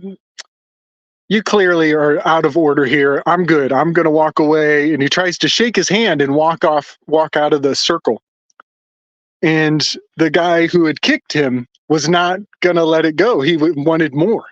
And so instead of shaking his hand, and there, everything is nonverbal. It's like 90% nonverbal. The communication. It's almost like sign language for the whole performance. But the guy who had kicked him, the transgressor, he wouldn't let him shake hands and leave. He actually kept his hand and pulled him back to a reset. Like, let's do this one more time. Let's start over. So the beginning of every game starts at the feet of the instruments and grows like a plant further and further out into the circle of the community. And so the fellow who had been, who was offended, he went along to get along for just enough time to let to the bateria, to the movements, and he let the aggressive fella do a huge flourish, like enter the game with a barrel roll flip, kind of like what I did when I split my head. And when the guy came down and landed to look for what the other fella had done, he was gone. He had disappeared behind the instruments. And it was like a smoke bomb ninja trick and you could see the confusion on his face. He literally was looking around like, where did he go? And he was hiding behind the instruments, but the message was clear. Bro, you're playing yourself. You're clearly playing yourself because shit just got personal, but you don't know me. And he just ghosted on the guy. And it was the coolest move I've ever seen. And it really encapsulates the true spirit of self-defense. Rule number one, the best way is not to fight. If you are fighting, you have lost. Walking away. Rule number one of Aikido, get the fuck out of the way. And so I'll just leave on that note. So much love, brother. Lovely story. And it does sound like a cool move, that ninja. Bust the smoke out. It was so slick. I mean, we saw it. We saw him just kind of duck and go the other way and hide behind the instruments. But you should have seen the confusion on that guy's face when he landed. He's just looking around like, what? I thought you were here. Where'd he go? And everybody just laughed. It was glorious. Well, so much love to you, brother. Love, Gabriel. All right, fellas. Big respect. Big respect. Thank you for joining us. My Have pleasure. A good day. I see the sun setting behind you. Poof. I'm gone. Enjoy, brother. Yes. Yes, Kilelle. I didn't know you lived in Japan for so long. That's a fascinating place to have lived, I'm sure. I think Westerners can't understand what's going on in Japan because we're so driven by our passions, aren't we? And I think we are over accentuating our passions. Maybe, we all have desire. Desire is probably a better word. But it's interesting because, like, I came from a background of Irish. I come from a background of boxers, which is a different form of, martial arts, which is more like what he's talking about, overexpressive and tricking people. And I think in the West, it's about competition. And I think in Japan, it's not so much about competition, is it? It's more about playing the game, doing it the way it's meant to be done. And I think that sort of, in a sense, takes you out of the competition zone almost. Or would I be wrong? Well, I was raised in karate from the age of 4, and I went to Osaka when I was 12, came back when I was 15. For the first year and a half I was there, I got my ass kicked by what we would call white belts.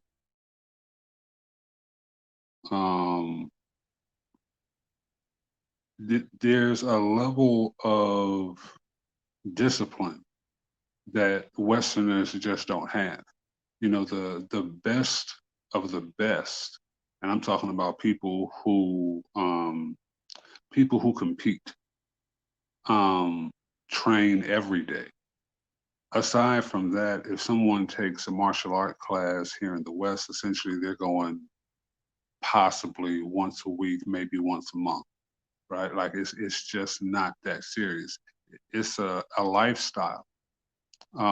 especially depending on where you are. I was amazed how many melanated people were actually there, because Japan taught me how melanated the world actually is, especially Hiroshima and Nagasaki. Those two places were essentially bombed in World War II for a reason. They were essentially given up. But that has done nothing for the population of the people, because they don't have the height necessarily, and even that is changing in some areas. But the color is much more. There's much more there than they tend to show. India would be another example of that. But when it comes to the discipline needed to truly compete with those in the East, Westerners don't come close. You know, boxing. I like what Slick said about Malkuth and Kether, because it's all about footwork and it's all about the eyes. Boxers watch the shoulders and they watch the feet. Boxing has that kind of discipline, but you can't just box once a week. That's also it calls for everyday training.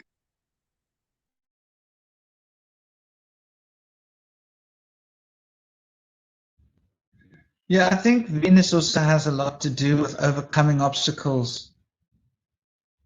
It's not about, maybe no, that's the wrong word.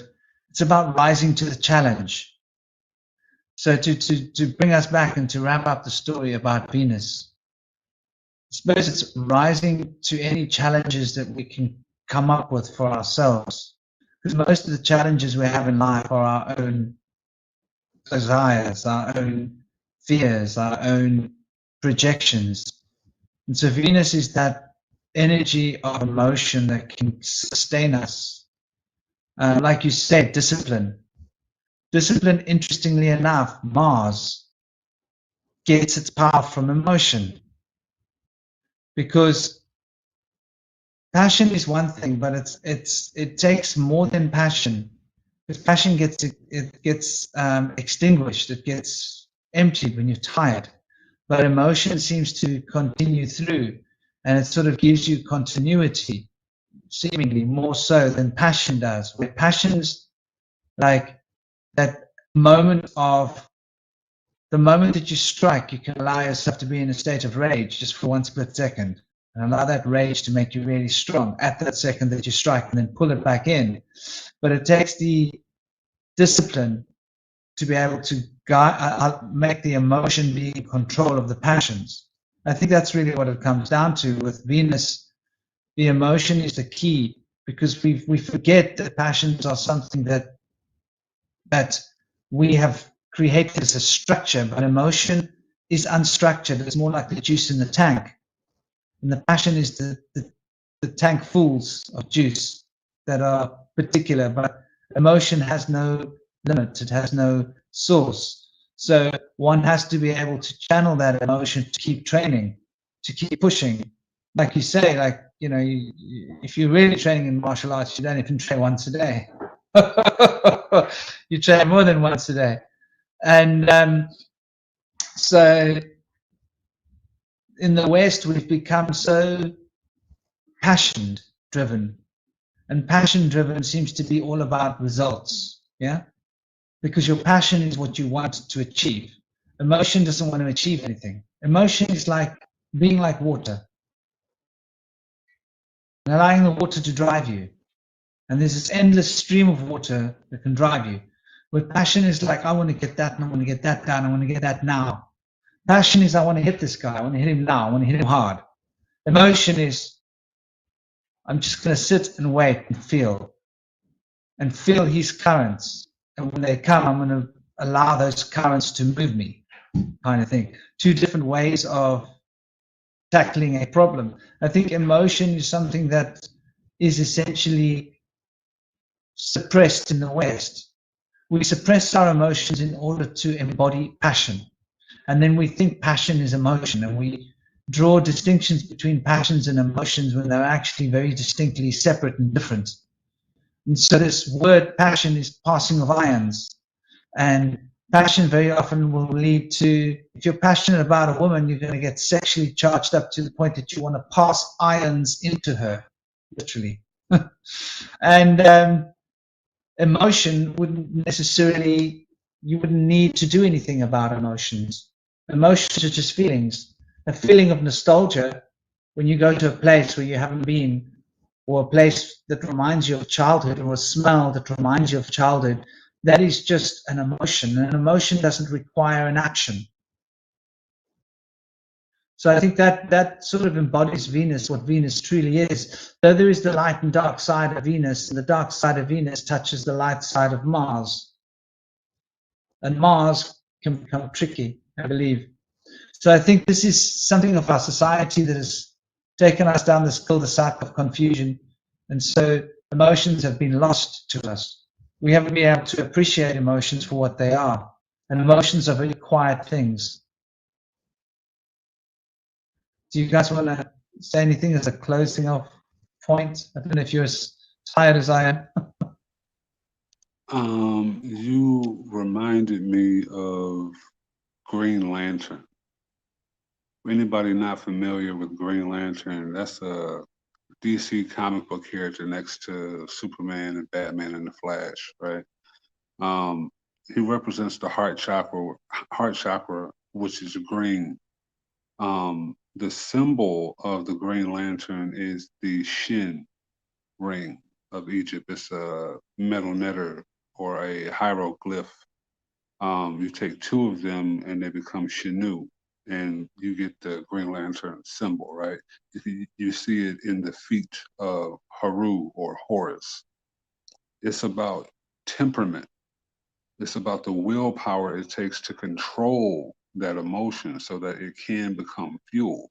This is why the heart is the crossroads, why it's the most important chakra. It's why you see 47 as the problem of Euclid, right? Because it's about the balance to go from the heart to the mind. Because once the heart is balanced, once, it's essentially light as a feather, then you can rise, you can fly. That's literally how you get your wings.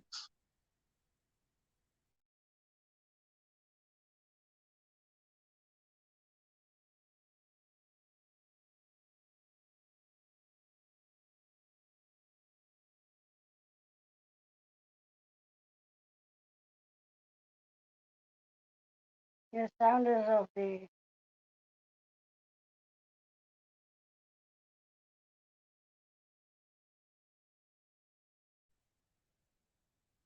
It's still muted. He's talking about nothing. Being here. Is there anything you would like to add, any of you? I want to say thank you once again, Franklin, for a magnificent, magnificent space. Absolutely. Like, I've got so many notes. It's a beautiful, beautiful time.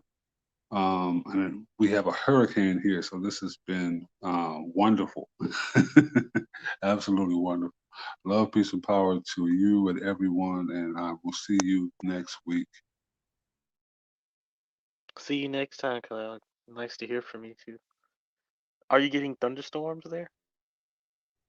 It has been storming, raining, thunder, and a little bit of lightning, high winds all day.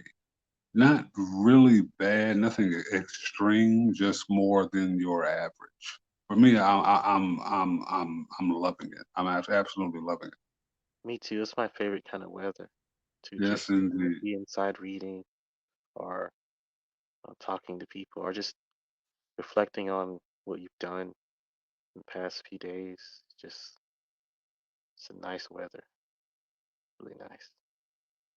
Thank you, Kyle. And I really appreciate um, being able to ask you questions and you answer them. Because I just like how um, you know, you can ask someone something and then they answer it very directly, and also they give examples from their life. And that's just great. So I appreciate that. I appreciate you. It's a beautiful space always for the discourse.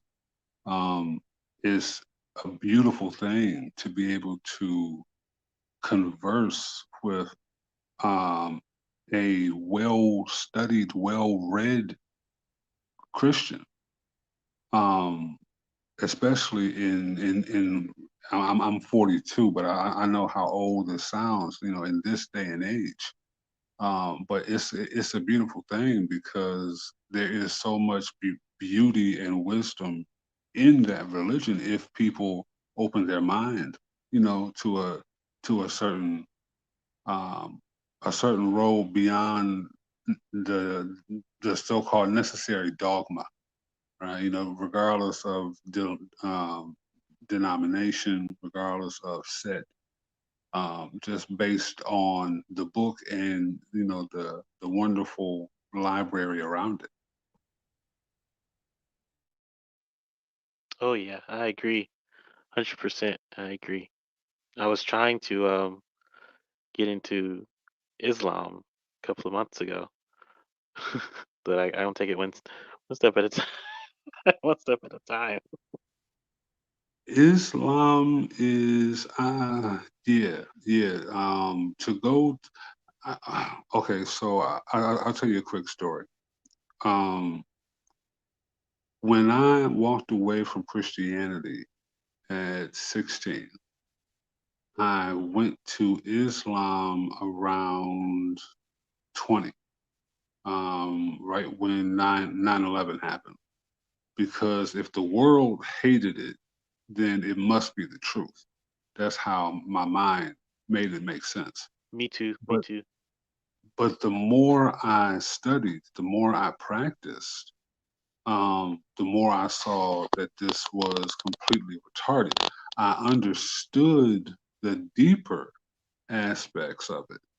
The issue is when you make it literal, which of course it has to be. So case in point, there's a ayat that reads, if you are a martyr for Allah, who is really Allat, by the way, a female deity, which Al-Baqarah, the second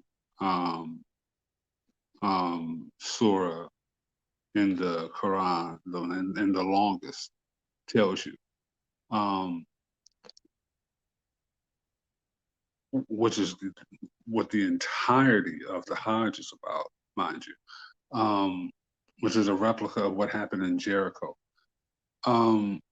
There's so much there.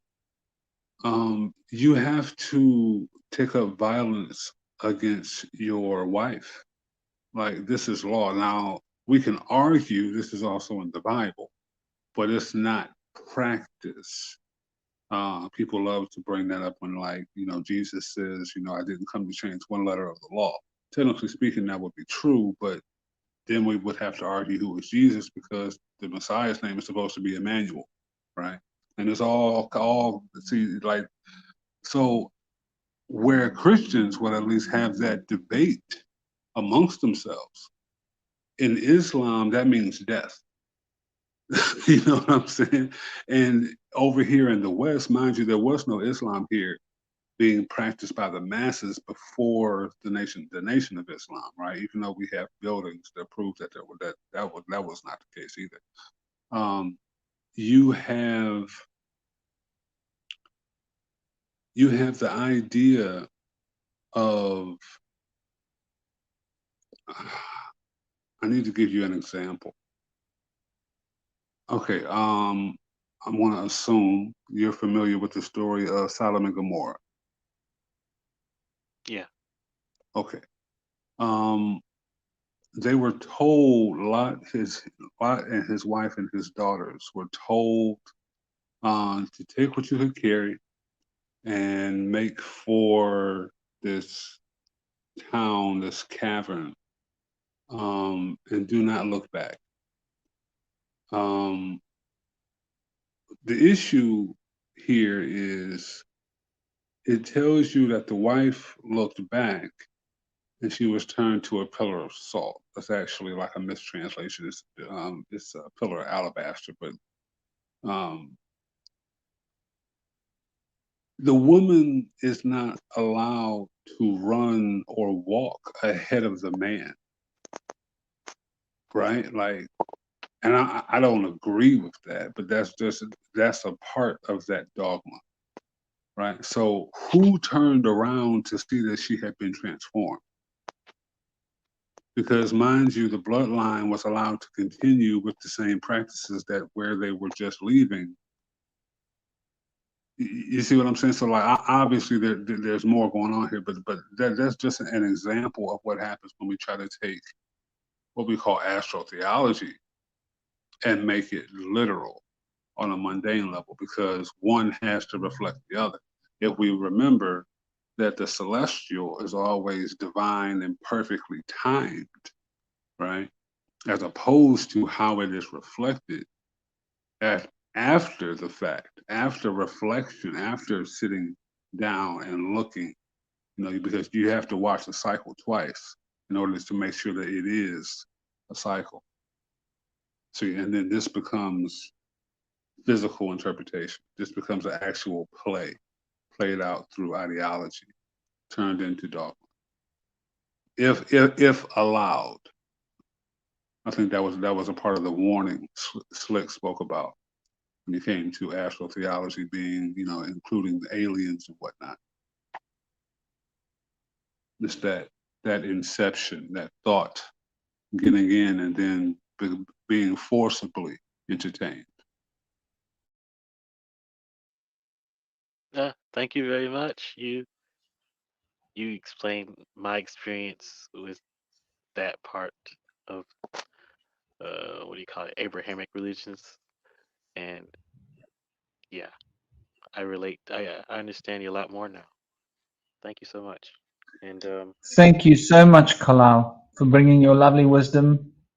And totally, I think that there is this interpretation is always going to be the issue, because we've been taught to interpret things in very particular ways, haven't we? And so we've sort of lost the whole story. But it's lovely to have you here, brother. And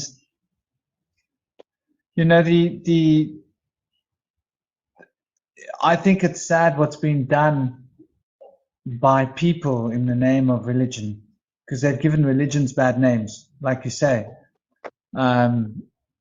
when essentially it started off with something that was quite divine and special, beautiful. And I think you're going to find it's in the same, like you look at the Muslim tradition, right? For example, people came along later and wrote up a book of rules. And the rules that they wrote up was like, if you steal, you get your arm chopped off. Woman can be killed or beaten, or a series of rules that were basically supposedly an addition to the proper Quran. And then they added that little book into the back of some versions of Qurans, and it started to stick. So people often consider it to be a part of the Quran. But when you actually look at the true Quran, it's really about mercy. It's a total trip onto mercy. So in that sense, like most of what Muslims do is actually totally antithetical to religion. And I think you're going to find the same thing in Christianity and most religions. A lot of what people do tends to be the opposite of the religion. So that's just people in it. Yeah. People with some people have dumb interpretations of what a religion should be. That's something that you can't stop.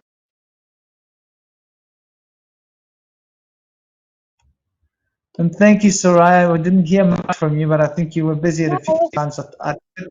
I was very silent. I was listening most of the time, and a few times I was like thinking things, but then lost it. And I was like, never mind, I'll just listen. I think there was a problem with StreamYard tonight, because I noticed StreamYard was doing some weird stuff at certain times. I don't know if it's StreamYard or YouTube or... That I couldn't hear you speak. And then I tried to make it better by unmuting myself and muting myself again. Wouldn't work. Try to come in again, or other times my connection just went away. Cool. Edifice had that too. Well, So well, thank you both. Thank you, Kilelle. Thank you, Soraya. And thank you, Quinty. I think he's already jumped off or fallen off. yes, he's Thank you so much. It's been a great discussion. Thank you, Soraya. Thank you, Franklin. God bless you, brother. And you, sister. It's pushing 6 hours. Is that real? Yes, Yes. it's real. 6 hours and 37 seconds or so. Well, God bless you both. God bless all of you that have been watching. We've still got a few people watching. God bless you all for standing and doing the marathon with us. I'm sure we're all going to sleep very well tonight. It's been a lot to think about. The better way And, marathon than one of in New York. so much love to you all. Thank you all for coming. Thank you. And yeah, we'll have to see what next week's going to bring us. It's probably going to be an adventure into, we'll have to see. We'll have to do the numbers. But God bless you all. Thank you. God, be well. I hope you all thrive, because the last week and a half seems to have been a very challenging time for a lot of people. For me, for others, like Venus and Mercury have been coming back into alignment. There's just been so much swaying energy. And obviously, Roman on the cards for a lot of people, I think, whether we're thinking about our pasts, recounting our pasts, sort of reminiscing on what's happened. I don't know if you guys have been through that.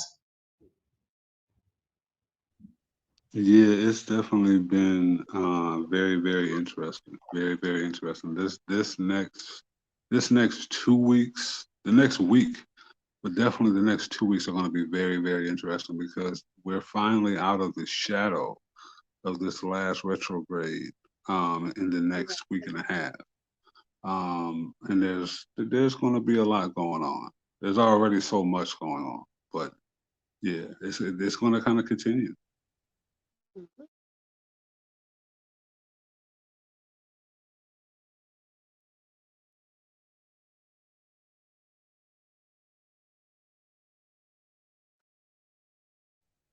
You're muted, Franklin. Gosh, it's obviously very late. I'm obviously getting tired. But yes, Ronan, we are unbelievable as that is to say. It's 6 hours and we've broken the bank once again. Thank you, Ronan. Thank you, Quint. He won't be hopefully hearing this. Shout out to couldn't make it. Unfortunately, she was very, very busy. Has got a lot going on as well. And a shout out to Stein and his partner, to Firefay. They would love to have been here, but they couldn't make it either. Big blessings to everybody. Be well and enjoy the day. Enjoy what the week has got to bring. It can only get better. Om Shanti. Love, peace, and power. Be well.